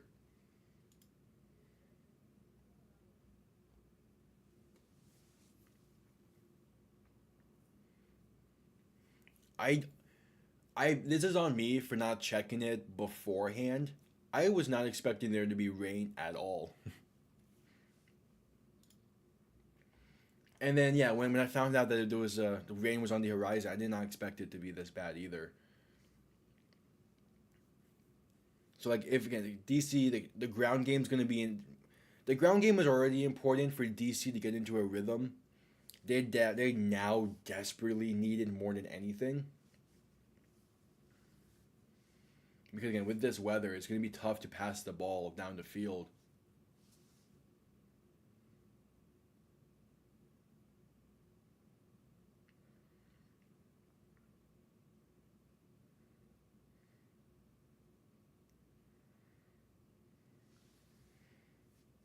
So yeah, they're highlighting the quarterbacks of Birmingham pass, no pass. Make the pun pass, or whatever. So they're still riding with Matt Corral. So I think they're just having Corral play the whole game, which they allowed Martinez to play the full game last week. So I get it. Corral in shotgun, a back to his right, two receivers to the left. Manson in motion to make it trips to the left, going to hand it off up the middle, gain about 5 yards on the play for CJ Marable.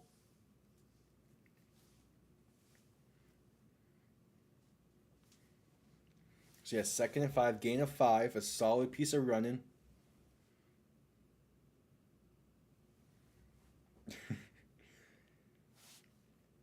Corral nearly had a pick earlier in this game. I'm sure. So, I wouldn't say he's due, but like as mentioned earlier, he's an interception waiting to happen. It feels he's playing well, but just going to hand it off, working that right side, has gonna bounce, trying to bounce towards the outside, but is forced out of bounds after a gain of about 2-ish. That's CJ Marable on the carry once again to set up 3rd and 3. I think if an interception were to happen, it would be a similar case to last week, or was it 2 weeks ago against Michigan whenever they played them? Yeah, 2 weeks ago, where he's rolling out to his right and just does a dumb pass over like cross body, or like into a weird coverage. So 3rd and 3, Corral and shotgun, going to hand it off, trying to work that right side, and he's going to be short of the first. DC's defense makes the stand on 3rd down. So forcing Birmingham to punt with 5 minutes left in the third. They sent some pressure, and it's just enough. I think only getting like 1.5 yards on the play, so it was more than enough pressure. So he outshots the punter, Colby Wadman. to punt this one away.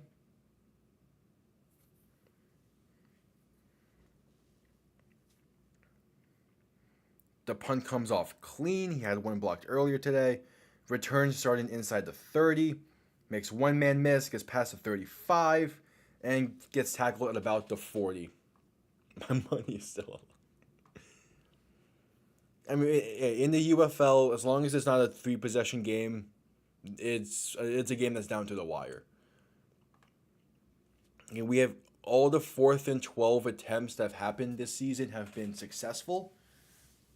So like again, no game is too far out of reach, unless it's like a 20-point game, with like 4 minutes remaining. No lead is truly safe in the UFL until the clocks hit 0.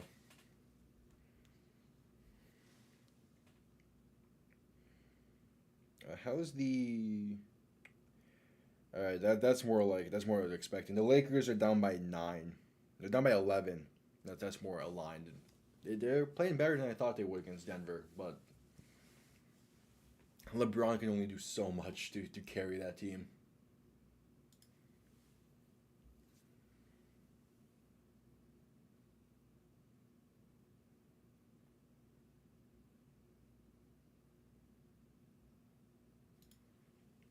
Still at commercial break. Again, DC can have some relatively solid starting field positioning for this drive at about the 40-yard line. They need to get something going. It's been a rough game for them. The fumble on the first drive of the game.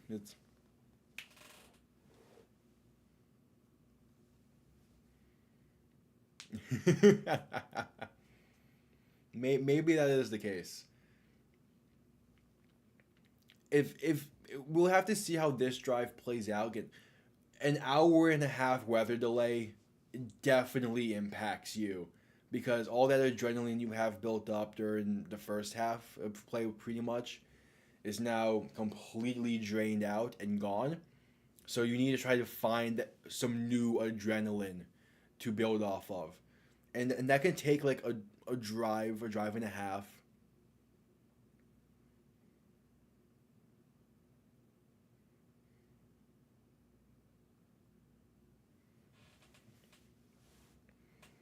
But yeah, they're looking for some kind of momentum here. The great thing is they have not given up a sack tonight. So like the O line is feeling good. Again, maybe try to get the ground game working again. We'll see as Tiamu is under center with a back in the backfield. Sending the tight end in motion. Going to hand it off, trying to work that left side. Spinning, fighting forward. A gain of about 3 on the play.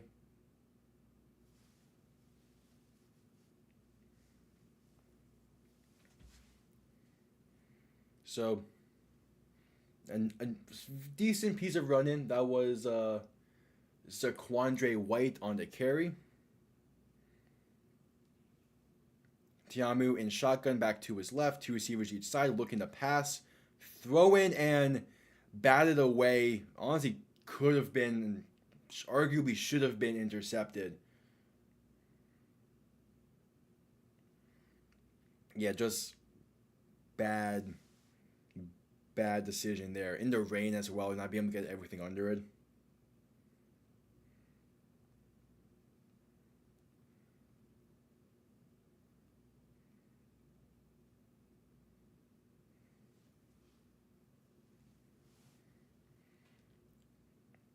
Tiamu in shotgun back to his right. 2 receivers each side. Looking to throw. 3rd and 7. Stepping up. Going to keep it himself. And only gains about 4-ish on the carry. Will make it 3rd down.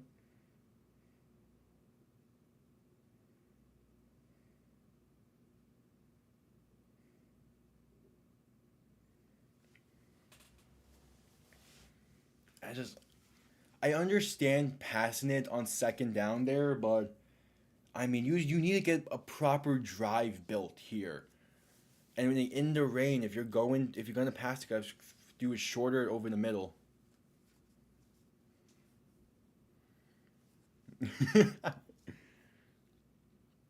Nearly muffed the punt, but maintains it fair caught at the 15. And that's a fair argument. Injuries have been dealing with a lot of teams have been dealing with injuries already, and I mean, yeah, because yeah, your ground game this season has not been the greatest. So maybe a true running back one is what y'all would have needed.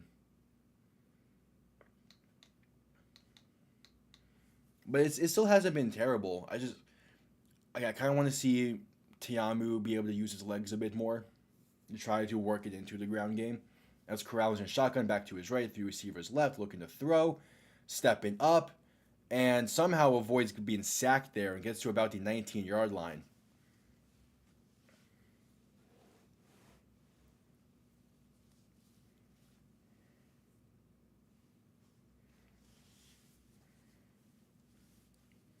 You're welcome anytime, man. I sadly am not able to do tomorrow's UFL game. I would have loved to, but something came up I got to take care of instead. So I will be back the following week. And I'll be back for the NFL draft. We're going to have a draft stream on the 25th. Corral in shotgun, a back to his left, three receivers to the right. Going to hand it off up the middle for Ricky Person, and he maybe fights forward for an extra yard, but pretty much stonewalled back at the line of scrimmage.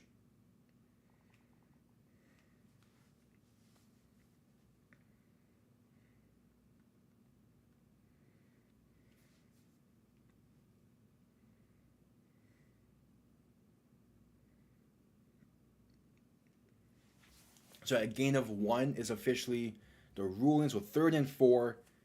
Corral in shotgun back to his left, two receivers each side looking to throw. Quick pass over the middle, and it is incomplete. Attended for Benjamin Victor. Through his hands, good coverage. I say this, I feel like I say this every week when I watch a DC game. If you can just get the running game going, it can open up the offense. But it just hasn't been. And again, like that's why I say if your running backs aren't going to get it for you, as the punt comes off clean, let Tiamu use his legs a bit. He's mobile enough. The return is past the 50, out of bounds about the plus 45-yard line.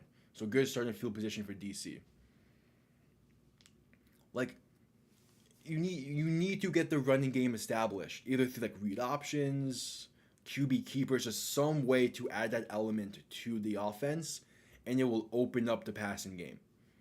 And especially in a game like tonight, where the weather is looking like Zeus is fucking pissed off, you need the ground game more than ever. As Tiamu is in shotgun, a back to his right. Going to keep it himself, play action, thrown over the middle. It is caught past the 30, past the 20, past the 10. Kelvin Harmon, touchdown DC. Takes the slant route all the way. And this is a 2-point game just like that.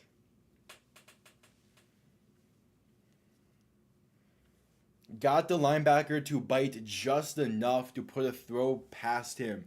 Kelvin Harmon then broke a tackle and took it the rest of the way.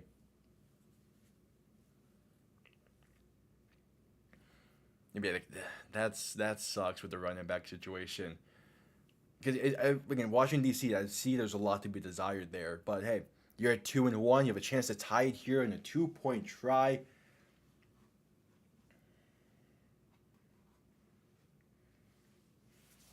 In shotgun, a back to his right, looking to throw. Birmingham sending a quick blitz, throwing left side, incomplete. Couldn't get enough under it to make it a really worthwhile throw.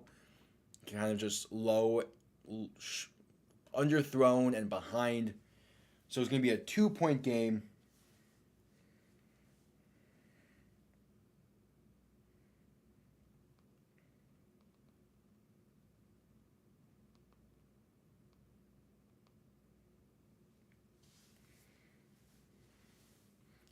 Crunch time Tiamu as there's 50 seconds left in the third. In DC Birmingham, no, the over won't hit. Not with this weather. This weather, no.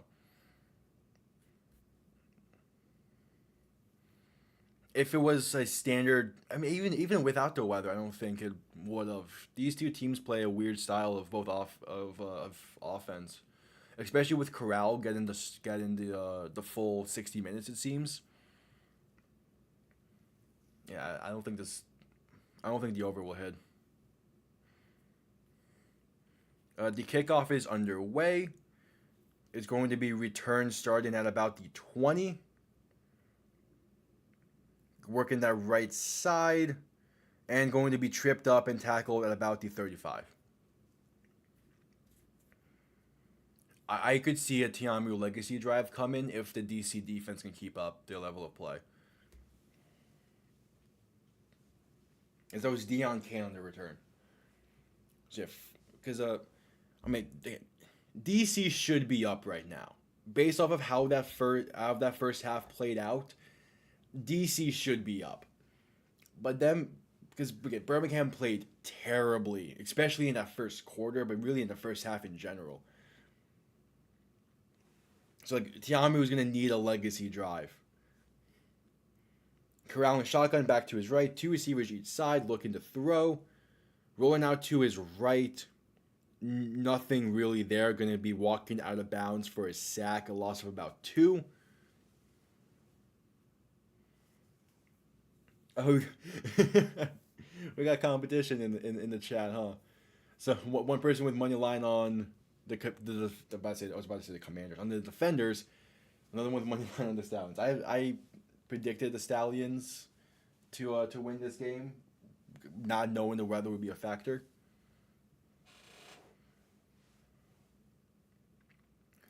Corral is due for a pick, it seems. And with the weather, who knows? Maybe it comes as 1 point. Corral looking to throw, has a man open on the right side. That's Deion Kane. Spinning, gets to about the 40. Ran backwards a bit, then ran out of bounds, so might be a little bit less. There's a flag on the play.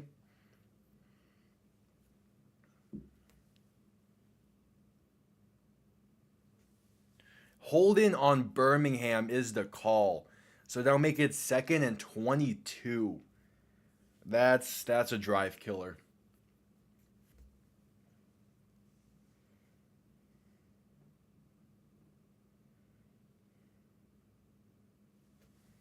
So we're going to be seeing the end of the third quarter.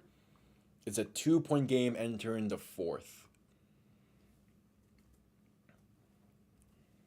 So again, an hour and a half weather delay leads us that safety. That safety that DC gave up right after the weather delay. That might come back.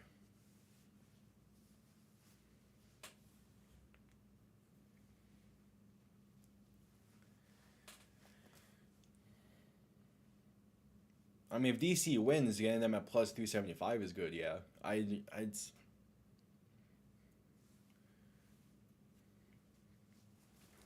it's hard to tell. If before with the weather being a factor, it's hard for me to truly like predict what's going to happen because like the weather adds a wrench into every single play where you just don't know. Before I knew the weather was gonna be a factor, I had the Stallions winning and what would be a close one. So maybe the fourth quarter is going to decide a lot for both of these teams.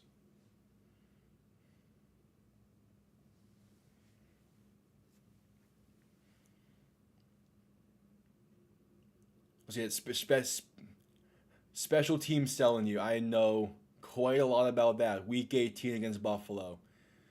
That fucking punt return for a touchdown Buffalo had. That haunts my nightmares. As a Dolphins fan, I've been praying for a solid special teams unit for like 5 years at this point.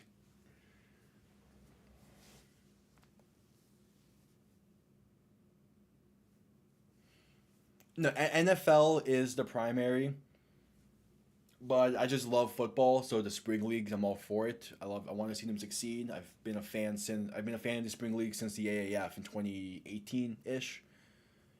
Anytime I get to watch more football, I'm all for it. I'd rather watch like actual meaningful games than college spring games, which I would have been doing if it wasn't for the UFL.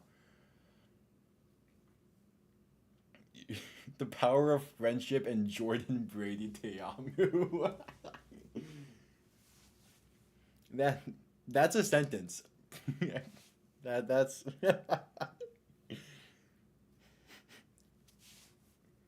that's a beautiful sentence right there.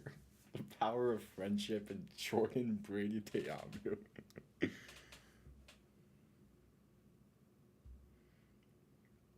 That's fair, yeah. I mean, the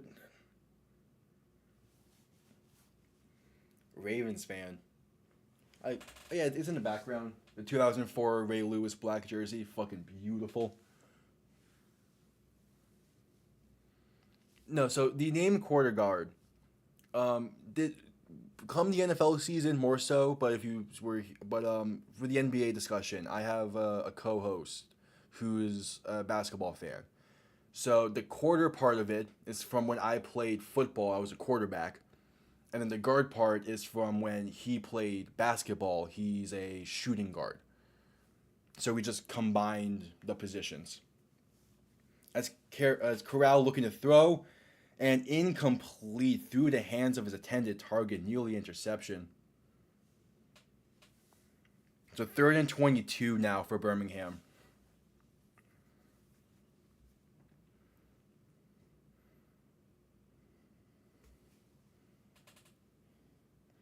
So that's where the name quarter guard come from. That also is somewhat related to the logo. The left side being Dolphins colors and the Dolphins text font.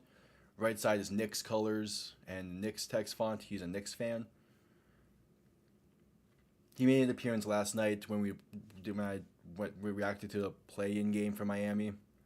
As Corral on third and 22, throwing the screenplay to the left side, breaks one tackle, but then kind of just falls forward for a loss of about two. So DC's defense coming in strong.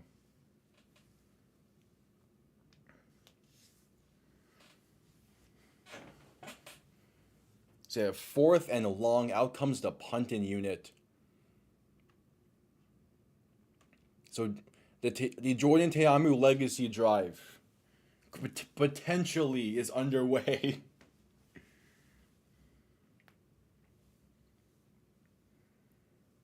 As there is a stoppage before the punt. And it seems like DC is calling their first timeout.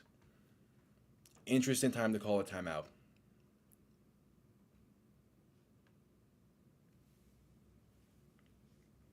Nice defensive back. When I was younger, I used to play both sides, and I was quarterback and middle linebacker. Hence why Ray Lewis was one of my idols growing up for when I played linebacker, and why I needed to get that jersey that's behind me. But it's quarterback was the main position, and I still try to go out and play whenever I have the time. It's a little difficult to find that time. I squeeze it in whenever I can. So for the most part, in the rules category, it's very similar to how the XFL handle it. The only major different rule is how the kickoffs work. Is that punt is shanked. That punt was shanked. DC gonna have excellent starting field position at about the 45. The main difference between how the XFL had their rules and the UFL is just the kickoffs. It's more so to the USFL style than the XFL style, but for the most part, it's still XFL rules.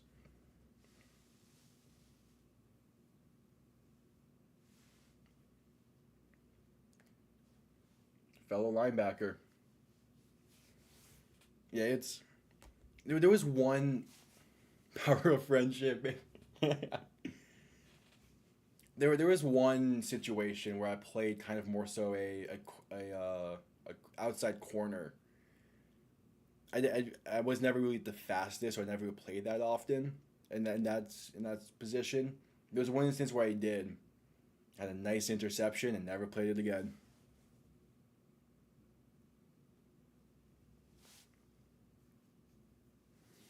Yeah, there was a few just get together leagues around me that typically don't start till around the fall. They last during the fall, so I've kind of just been keeping my arm loose in during the spring as much as I can.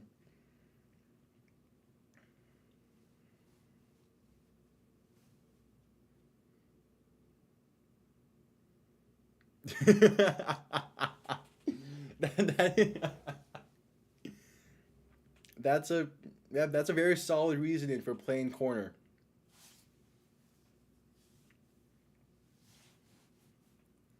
So what, kind of like Miami's practice squad. They got a corner, Ethan Bonner, who's apparently like the fastest player on the team that no one talks about. And then obviously in this upcoming NFL draft, you have Cooper DeJean out of Iowa.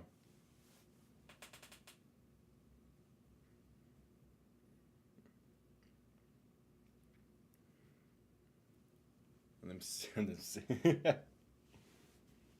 it's football's just fun, man. Like, even like even in the rough games when you're getting killed, like and you're playing, it's just there's something special about it to me where just being on that field, it helps clear my mind when I need to sometimes, which is why I still try to play as much as I can.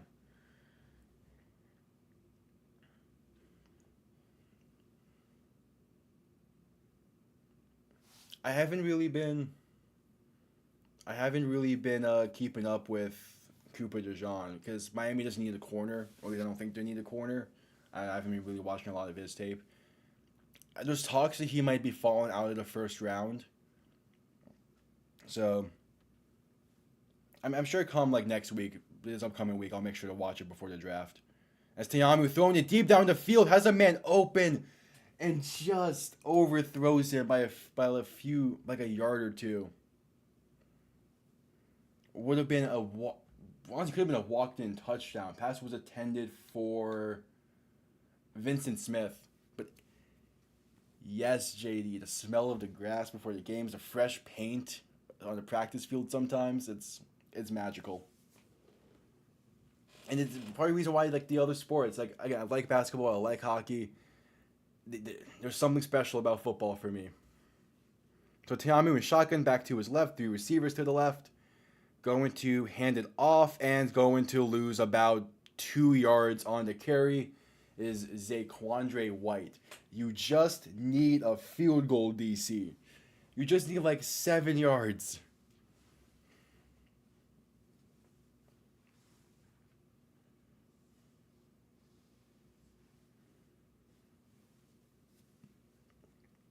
Third and 12 now. Tiamu only having 16 pass attempts is kind of crazy. I will say that he's not really passing it that much today. So Teamu in shotgun back to his right, looking to throw. Birmingham sending a blitz, throwing it down the field. What a catch by Kelvin Harmon at the 30-yard line. Jumping, twisting, being tackled and brought down. Great grab. No, I'm not going to be watching the Garcia fight tonight. I have respect for like the UFC or boxing, whatever it is. It's not my thing. I'm sure I'll get updates about it. I have a friend who's into all that, so I'll know the outcome. But Tiamu going to play action here on 1st and 10, looking to throw down the field. How was that not picked off? Somehow Tiamu places it perfectly to his tight end, Alex Ellis, and then it bounced off his chest and incomplete. Like, first off, how is that not intercepted? Barely not intercepted.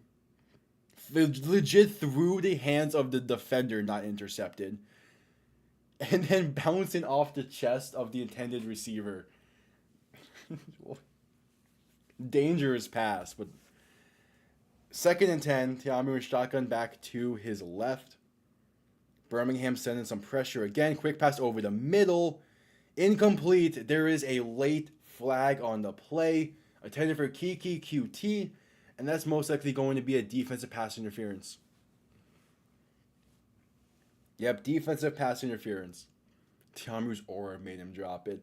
It's not even like it threw his hands in the sense where it touched his hands and then kind of just fell through. It was perfectly placed to the point where he handed his hands out and the ball legit went through the opening in his hands. I don't know how that happened.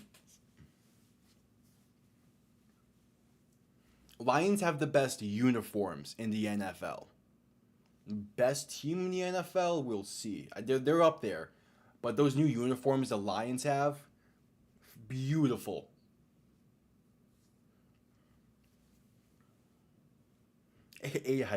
No, those Lions jerseys are magnificent. I don't want to hear any slander about it. I love the retro modern trend of the NFL jerseys. It's again beautiful. So they're making sure they're reviewing to making sure the ball wasn't tipped at the line for the DPI. It doesn't seem like it. Ravens jerseys are up there, but again, there's those Lions uniforms. Again, Ravens are up there. If the Ravens start to wear the black jersey more, then I can move them up.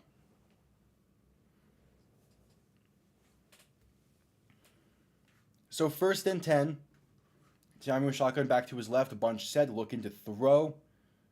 Stepping up in the pocket. Dumps it off to his tight end somehow. And gets tackled at the 15-yard line. That's Alex Ellis on the reception. And gain of 7. The Jordan Tiamu legacy drive is still in full force. Ball now on the 15-yard line for 2nd and 3. Tiamu under center, back in the backfield. Going to hand it off, trying to work that left side. Has a lane, picks up the first down with a gain of about 3. That's Zaquandre White.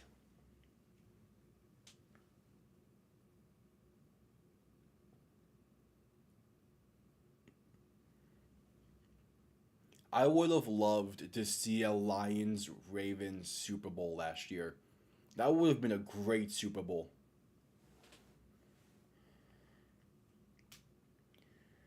Tiamu in shotgun back to his left. Going to hand it off, trying to get something going up the middle. Now bouncing out towards the left side. Would have been better just staying up the middle, as Zaquandre White is going to lose 2 yards on the play. And there is some scuffling going on the sideline post-play. The weather seems to have calmed down a little bit as well. That's a good sign.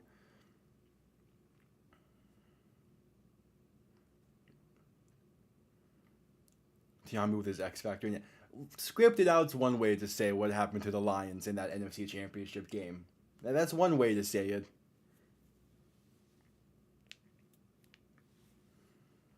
What was it? That was a rough second half from the Lions in that championship game. As Tiamu in shotgun, a 2nd and 10. Back to his right, going to look to throw. Quick dump off to the right side to his back in the flat. Who's going to gain about a yard on the play? That's Cameron Harris. There is just under 9 minutes left in the game.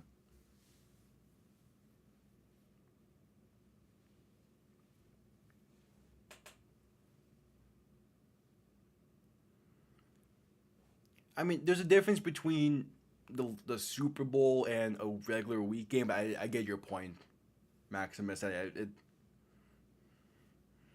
may not have been the funnest game to watch, but the narratives of surrounding the Lions would have been a lot better than the Chiefs and Niners.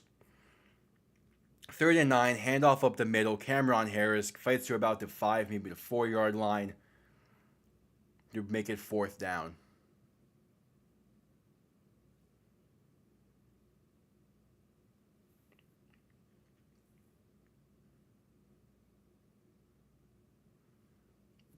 true. That is true when it comes to Barry Sanders. But no, like those modern retro Lions uniforms that they just revealed. Like, I love them. I just love the those old those throwback looks anyway compared to a lot of the modern uniforms. The field goal try is up, and DC has taken a 1 point lead.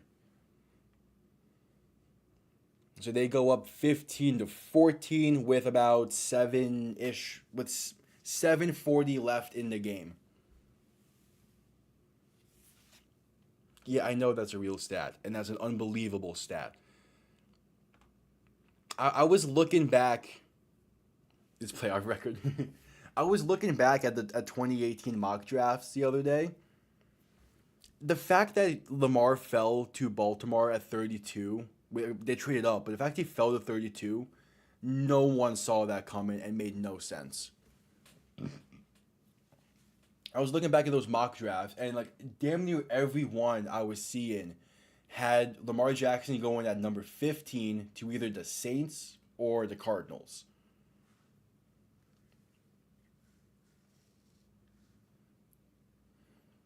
And plus, one of his playoff losses included Zay Flowers fumbling on the goal line, but we won't mention that.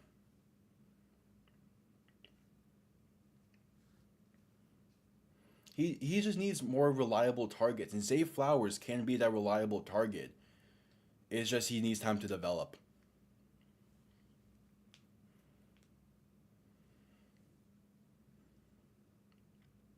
The entire Baltimore KC game wasn't really a great game. Neither team's offense played great. Just again, KC made less mistakes. Like when one of your longest passes in the game is to yourself, you know something is going wrong in the game.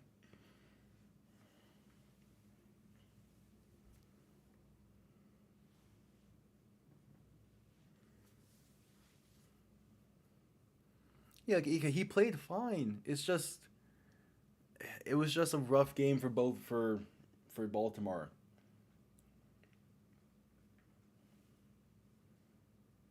Like the defense didn't make the stops when they needed to. The Zay Flowers fumble at the goal line lost them the game basically.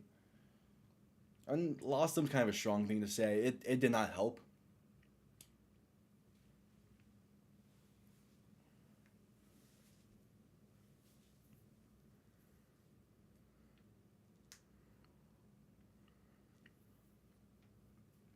I wouldn't say the Lions would have smashed KC in the Super Bowl. They barely beat them week one without Kelsey and Chris Jones. The kick is underway. It's going to be returned starting at about the 10-ish yard line. Deion Kane working, trying to get past the 30, and going to be tackled about the 30. So unable to get past it. Yeah, the extensive amount of run plays from Baltimore in that game as well. The Battlehawks had a nice win earlier today against Memphis.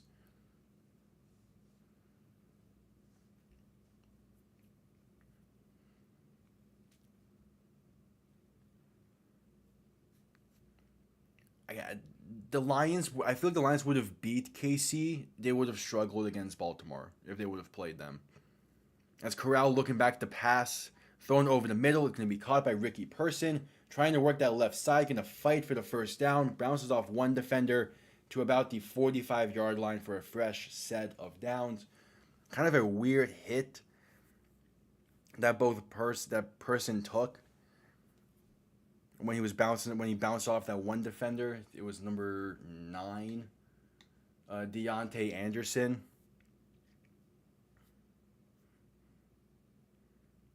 Oh, that's helmet to helmet contact. There. Oh, that's rough. Yeah. Oh, that's a great shot though. That they with the rainwater coming off the helmet. But yeah, that's crown of helmet to like face mask. He's gonna be taking a look. Both are gonna be taking a look at for a potential concussion.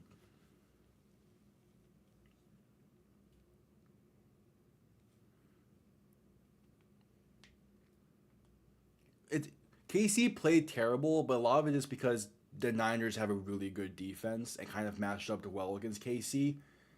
I'm not sure if the Lions would have matched up well.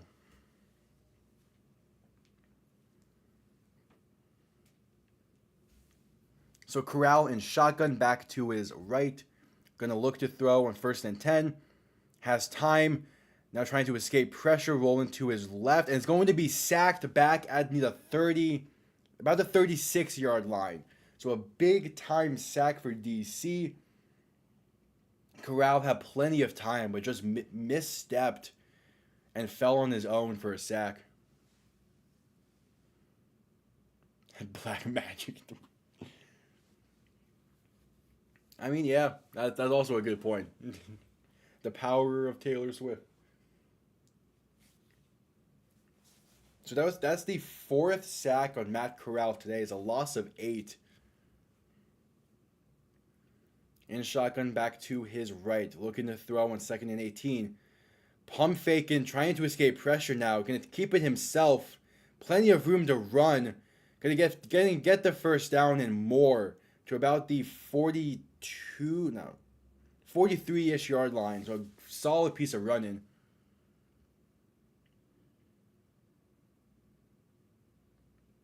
Yeah, that's the other thing with Baltimore about that game. Lamar Jackson, yes, like the whole point for this past season was, hey, he could be a passer too. He's Baltimore's best when he's also being mobile and running.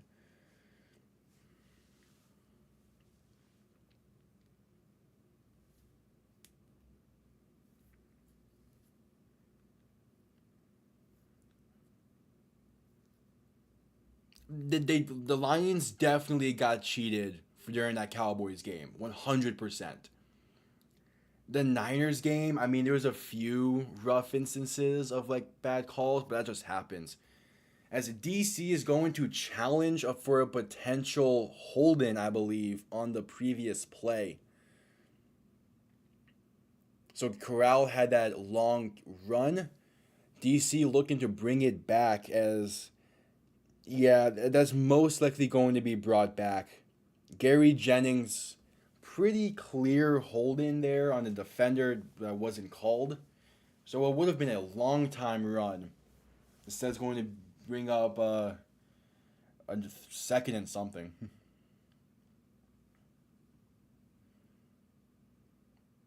The super challenge rule for the UFL, I do like it because again, like you have refs missing calls and all. There's 5:40 left in the game, and yeah, that Lions Cowboys game, I wanted to throw something at the TV when that happened. I'm not even really a Lion. The Lions, I respect the Lions. They remind me a lot of like us and the Lions went through a lot of the similar frequencies and stuff. Yeah, that game. That game hurt me. I'm not even a Lions fan. The Packers are my second team. It's like, but I still have respect for the Lions. Yeah. Anyway, back to throwing it on what's ruled Jay. So Corral throwing it on what's apparently 1st and 10, caught by Jay Sternberger on the corner route for a massive chunk of yards, but it's going to be a flag on the play.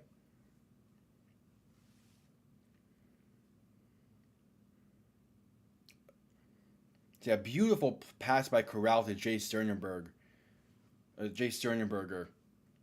And I wonder what the flag is. The flag is thrown at around the break of the route.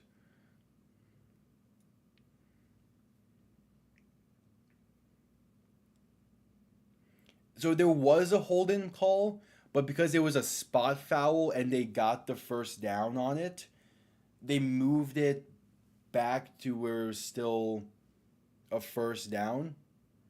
It's weird. The way that hold-in works when it's not at the line of scrimmage is confusing. So there was no penalty on that play. They waved off the flag. Corral looking to throw now. Thrown over the middle and incomplete. Intended for Jay Sternberger in the end zone. But there's another flag on the play. The hip drop tackle. Roughing the passer is being called. Oh my. Let's see. That's that's no. No. That's not roughing the passer. I mean, maybe they're saying it was full body weight.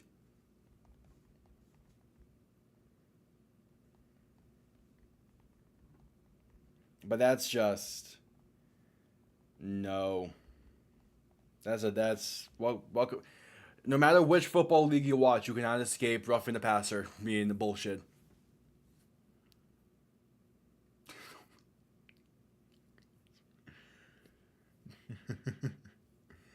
JD, as always, bet responsibly. Yeah, again, no matter which league, you cannot avoid roughing the passer.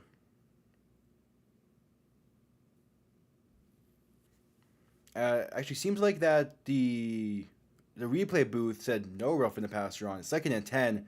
Corral throwing outside, going to be incomplete. Drop by Dion Kane. The flag was thrown and the refs called it roughing the passer, but again, must have gotten a word from I think Mike Piera is the head official on this game, or the head replay official, and might have sent word down that it wasn't actually roughing the passer, which I really love the fact that they can do that.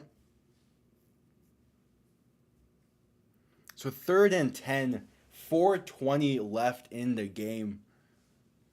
Birmingham is in the red zone, where they've struggled with today. Going to hand it off up the right side with CJ Marable, and he gets tackled shy of the first. A great tackle to save what would have been a big first down for Birmingham. Tackled at the ankles by DJ Swearinger. So out trots the field goal unit with 3:45 left in the game to give Birmingham a 2-point lead. Mike Pierre is good. I prefer Dean Blandino. So what should be a cheap shot from the right hash. The kick is up and straight down the middle. So it's going to be a 2-point game with about 3:25 left. This is where the Jordan Teamu legacy drive comes into play.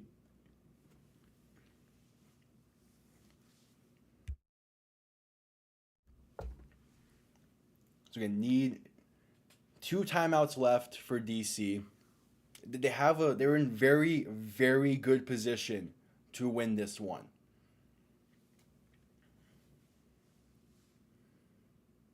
If the defenders lose by a missed field goal, that's pain.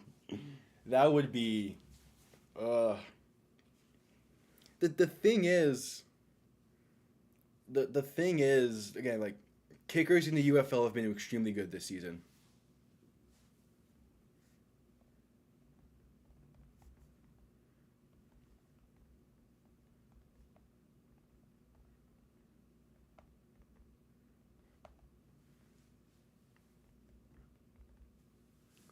Jordan Brady Teamu.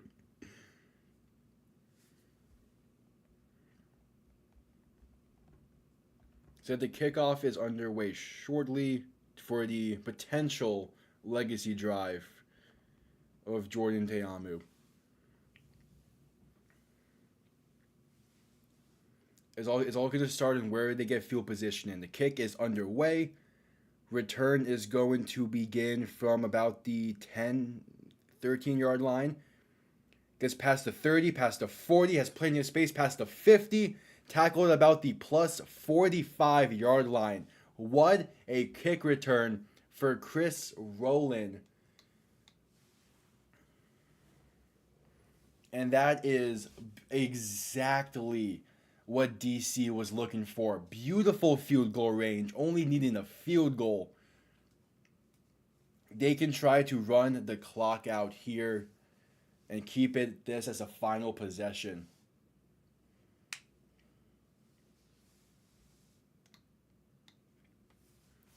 3:17 left in the game. The rain has stopped, which is a good sign. Tiamu in shotgun, back to his left. Going to look to throw on 1st and 10. Quick pass left side. It's bobble. Did he catch that? That would be Vincent Smith on the reception. And no, the ruling it incomplete, saying it hit the ground. He bobbled it, then tried to dive for it. So incomplete. 3 minutes left. Tiamu now under center. With a back in the backfield. Going to hand it off, trying to work that left side. He stumbles and loses 5. Cameron Harris under carry. Didn't really have any kind of lane to begin with, but gets the handoff, tries to bounce it out towards the outside, and stumbles and loses. They said loss of 4, more so a loss of 5. As with 2:20 left in the game, there was one more play before the 2-minute warning. As DC only has 1 timeout left because they've lost. I think they lost a challenge actually. Anyway, 3rd and 14. Tiamu back to pass, throwing over the middle. It is caught by Kelvin Hartman at the 30-yard line. A dangerous pass by Tiamu into triple coverage, but finds the opening and the window to complete the pass to the 30-yard line. That brings us to the 2-minute warning. What a pass. Dangerous throw, man. Jordan Tiamu really saying that legacy drive is going to happen. Birmingham has all 3 timeouts, so you would want at least one more first down in order to be able to truly run out the clock. But hey, this is where having a solid run game would be beneficial because you can run out the clock more effectively. Instead, there's a good chance Birmingham will get the ball back because the run game just isn't there for DC. If you're gonna pass it, you gotta make sure it's caught and you don't get out of bounds. Yeah, that was it. It was a 15-yard dig route from Kelvin Hartman, and Tiamu throws it with anticipation, and it sneaks in there for the first down. Yeah, this is gonna come down to the leg of Matt McCrane.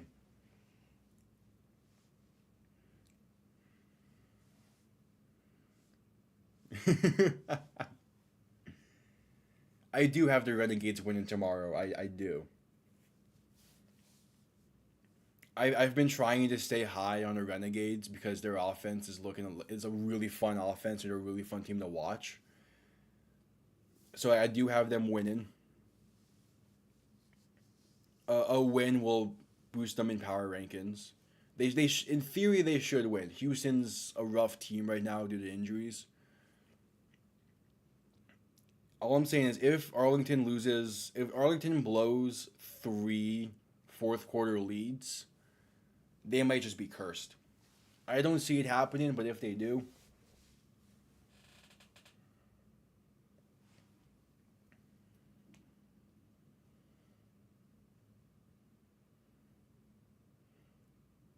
yeah. Like I think I had Arlington winning week 1 and week 3. And then I have them winning this week. But there's just been a really rough team. It's mainly because they're blowing games late. We'll see if Birmingham blows this one. 2 minutes left, ball on the 30-yard line. Tiamu in shotgun back to his left. Going to hand it off up the middle and gain about 3 yards on the play is Zaquandre White. It probably did, yeah. Beating DC last year in the XFL championship. The way Arlington runs their two QB system, I like more than how Birmingham runs it. It's still not. I still don't like it, but it's better because they still have Luis Perez as the starting main quarterback. Second and 8, Tiamu going to hand it off, trying to work that right side, going to gain, fought forward for about 3 yard carries. Zaquandre White. And they're trying to run that clock. Birmingham calls their first timeout with 1:14 left. There's their home timeout. There we go. See, 1:14 left in this one. Birmingham is now facing, DC's facing a 3rd and 4. They're well into field goal range. Don't need to force anything. Just probably going to just run it one more time, but that will leave Birmingham with plenty of time left in this one. So you really want to get that first down.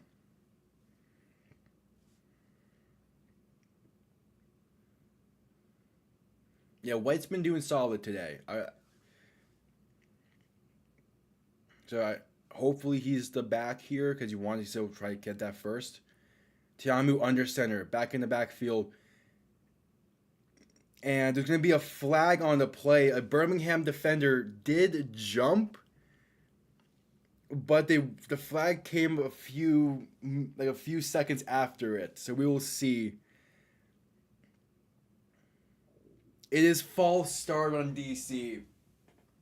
They're calling false start. They got the Birmingham player to jump, but they didn't react fast enough. Yeah, they got the Birmingham player to jump, but the O lineman didn't react fast enough. So because he reacted late, it's a false start. It's now 3rd and 9. Time moving shotgun back to his right. 3 receivers to the left. Looking to throw. Gonna keep it on the QB draw. Trying to get up the middle. Slides down after a gain of about 8. Gets hit hard though. So we're bringing up 4th and 1.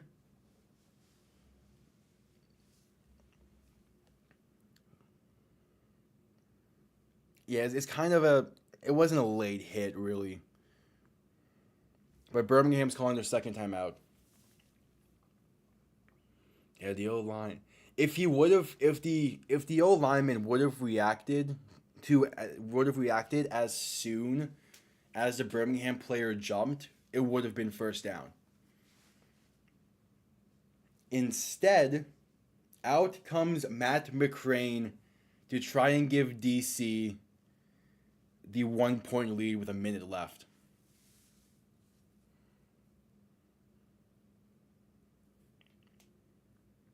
39-yard attempt. It is centered on the field. The kick is up, and it is good. So DC has the lead with a minute left. And this game is coming down to Birmingham, to Matt Corral. We were talking throughout this fourth quarter of a Jordan Te'amu legacy drive. That might have been it. But are we going to see a Matt Corral legacy drive with a minute left and 1 timeout? I think the play should have been try to get them to jump and then just call it timeout.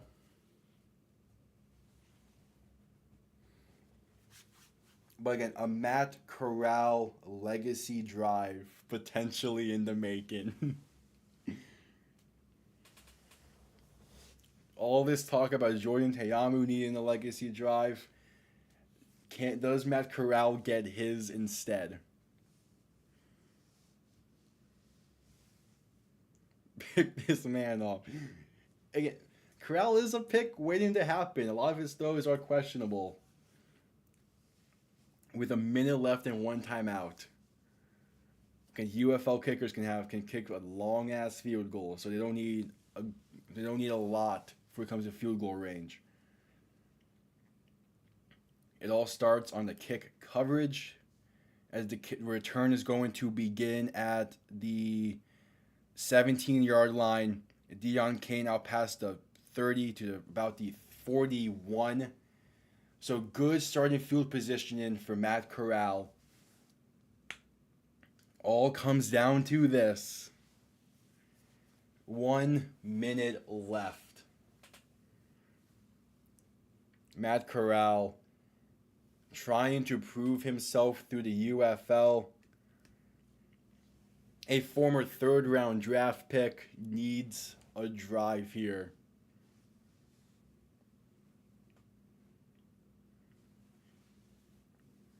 In shotgun, back to his left. 2 receivers each side. Looking to throw, passing over the middle. It is caught by Deion Kane, tackled at about the 49-yard line. Would have been enough for the first down.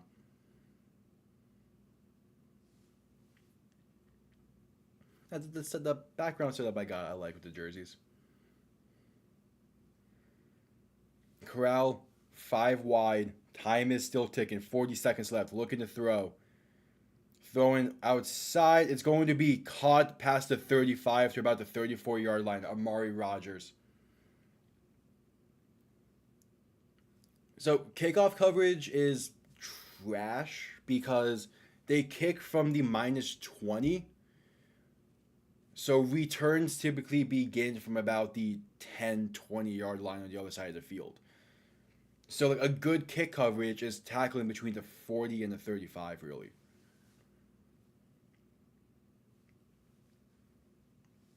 Clock still rolling. Birmingham is on the 35-ish yard line. 20 seconds left. Looking to throw. Corral throwing is going to be caught past the 30 to the 28-yard line. That was Kevin Austin on the reception. And Birmingham is calling their final timeout with 17 seconds left. A little early to call timeout here. There is a chance if they don't pick up the first down, there is a chance that they're going to have to go fire drill, kick, field goal attempt.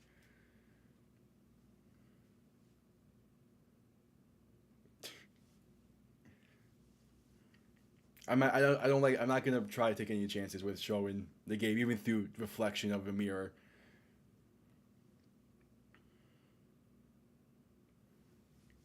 Yeah, 2nd and 3. Again, if they don't pick up this first down, they might need to go fire drill field goal attempt. They could always spike it.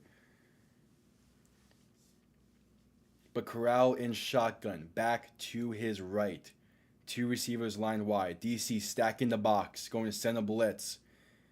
Throwing outside is going to be nearly intercepted, but instead incomplete. I thought he picked that off for a second. I was ready to jump and go crazy. Got his hand in there. That's a great defensive play nonetheless. 3rd and 3, 15 seconds left. In field goal range. Just do not make a dumbass throw, Corral. That's all you need to do. Just don't make a dumbass throw.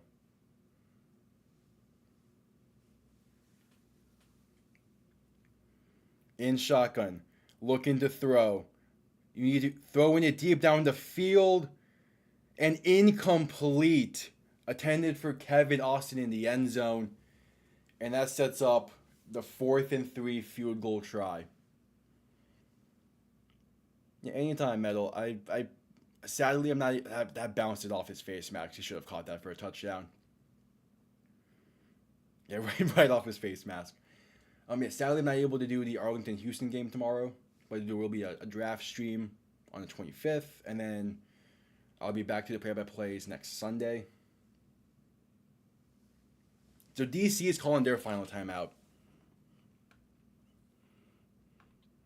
So why they didn't kick the field goal sooner is because they were well into field goal range. Just take shots at the end zone. It makes sense. It's just on that 2nd and 3 play, Corral nearly fucked up and threw a pick. If he would have gotten sacked, it would have been terrible, yeah.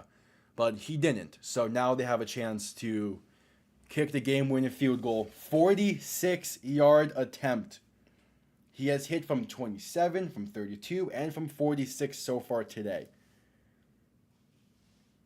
46-yard attempt. Ball on the left hash.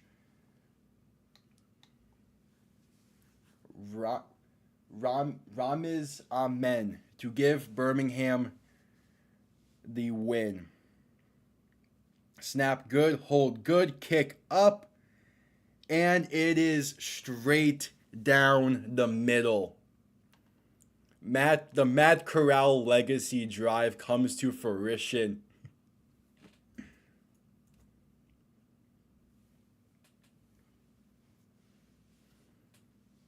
Wow, what a game this ended up being. Yeah, it's just straight down the middle with ease. So all the talk about the Jordan Teamu legacy drive and whatnot ends up being a Matt Corral legacy drive. That was a beautiful kick. Jeez.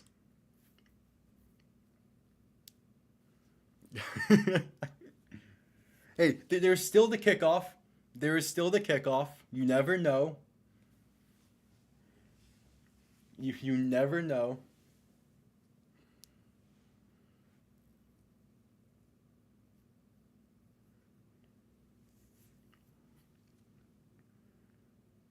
Yeah, okay. Again, DC was Birmingham was favored by 9.5. This is DC played really well compared to kind of what some people expected today. They are just in general a mediocre. Their defense played extremely well. The offense, again, even a bit to be desired. But again, this game was in their grasp.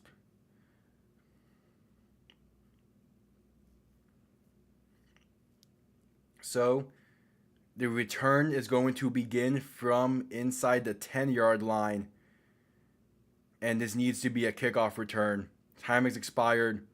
Rowling trying to do something, make something happen. Doesn't even get a lateral off. That will be the game. So Birmingham somehow finds a way to win a sloppy game, in their opinion. The power of friendship could not come to fruition today for DC. But man, that ended up being a lot better of a game than I expected it to be. I expected Birmingham to win, expected it to be relatively close, but I was not expecting a Matt Corral legacy drive to say. What the hour and a half weather delay as well. Like, this game had it all.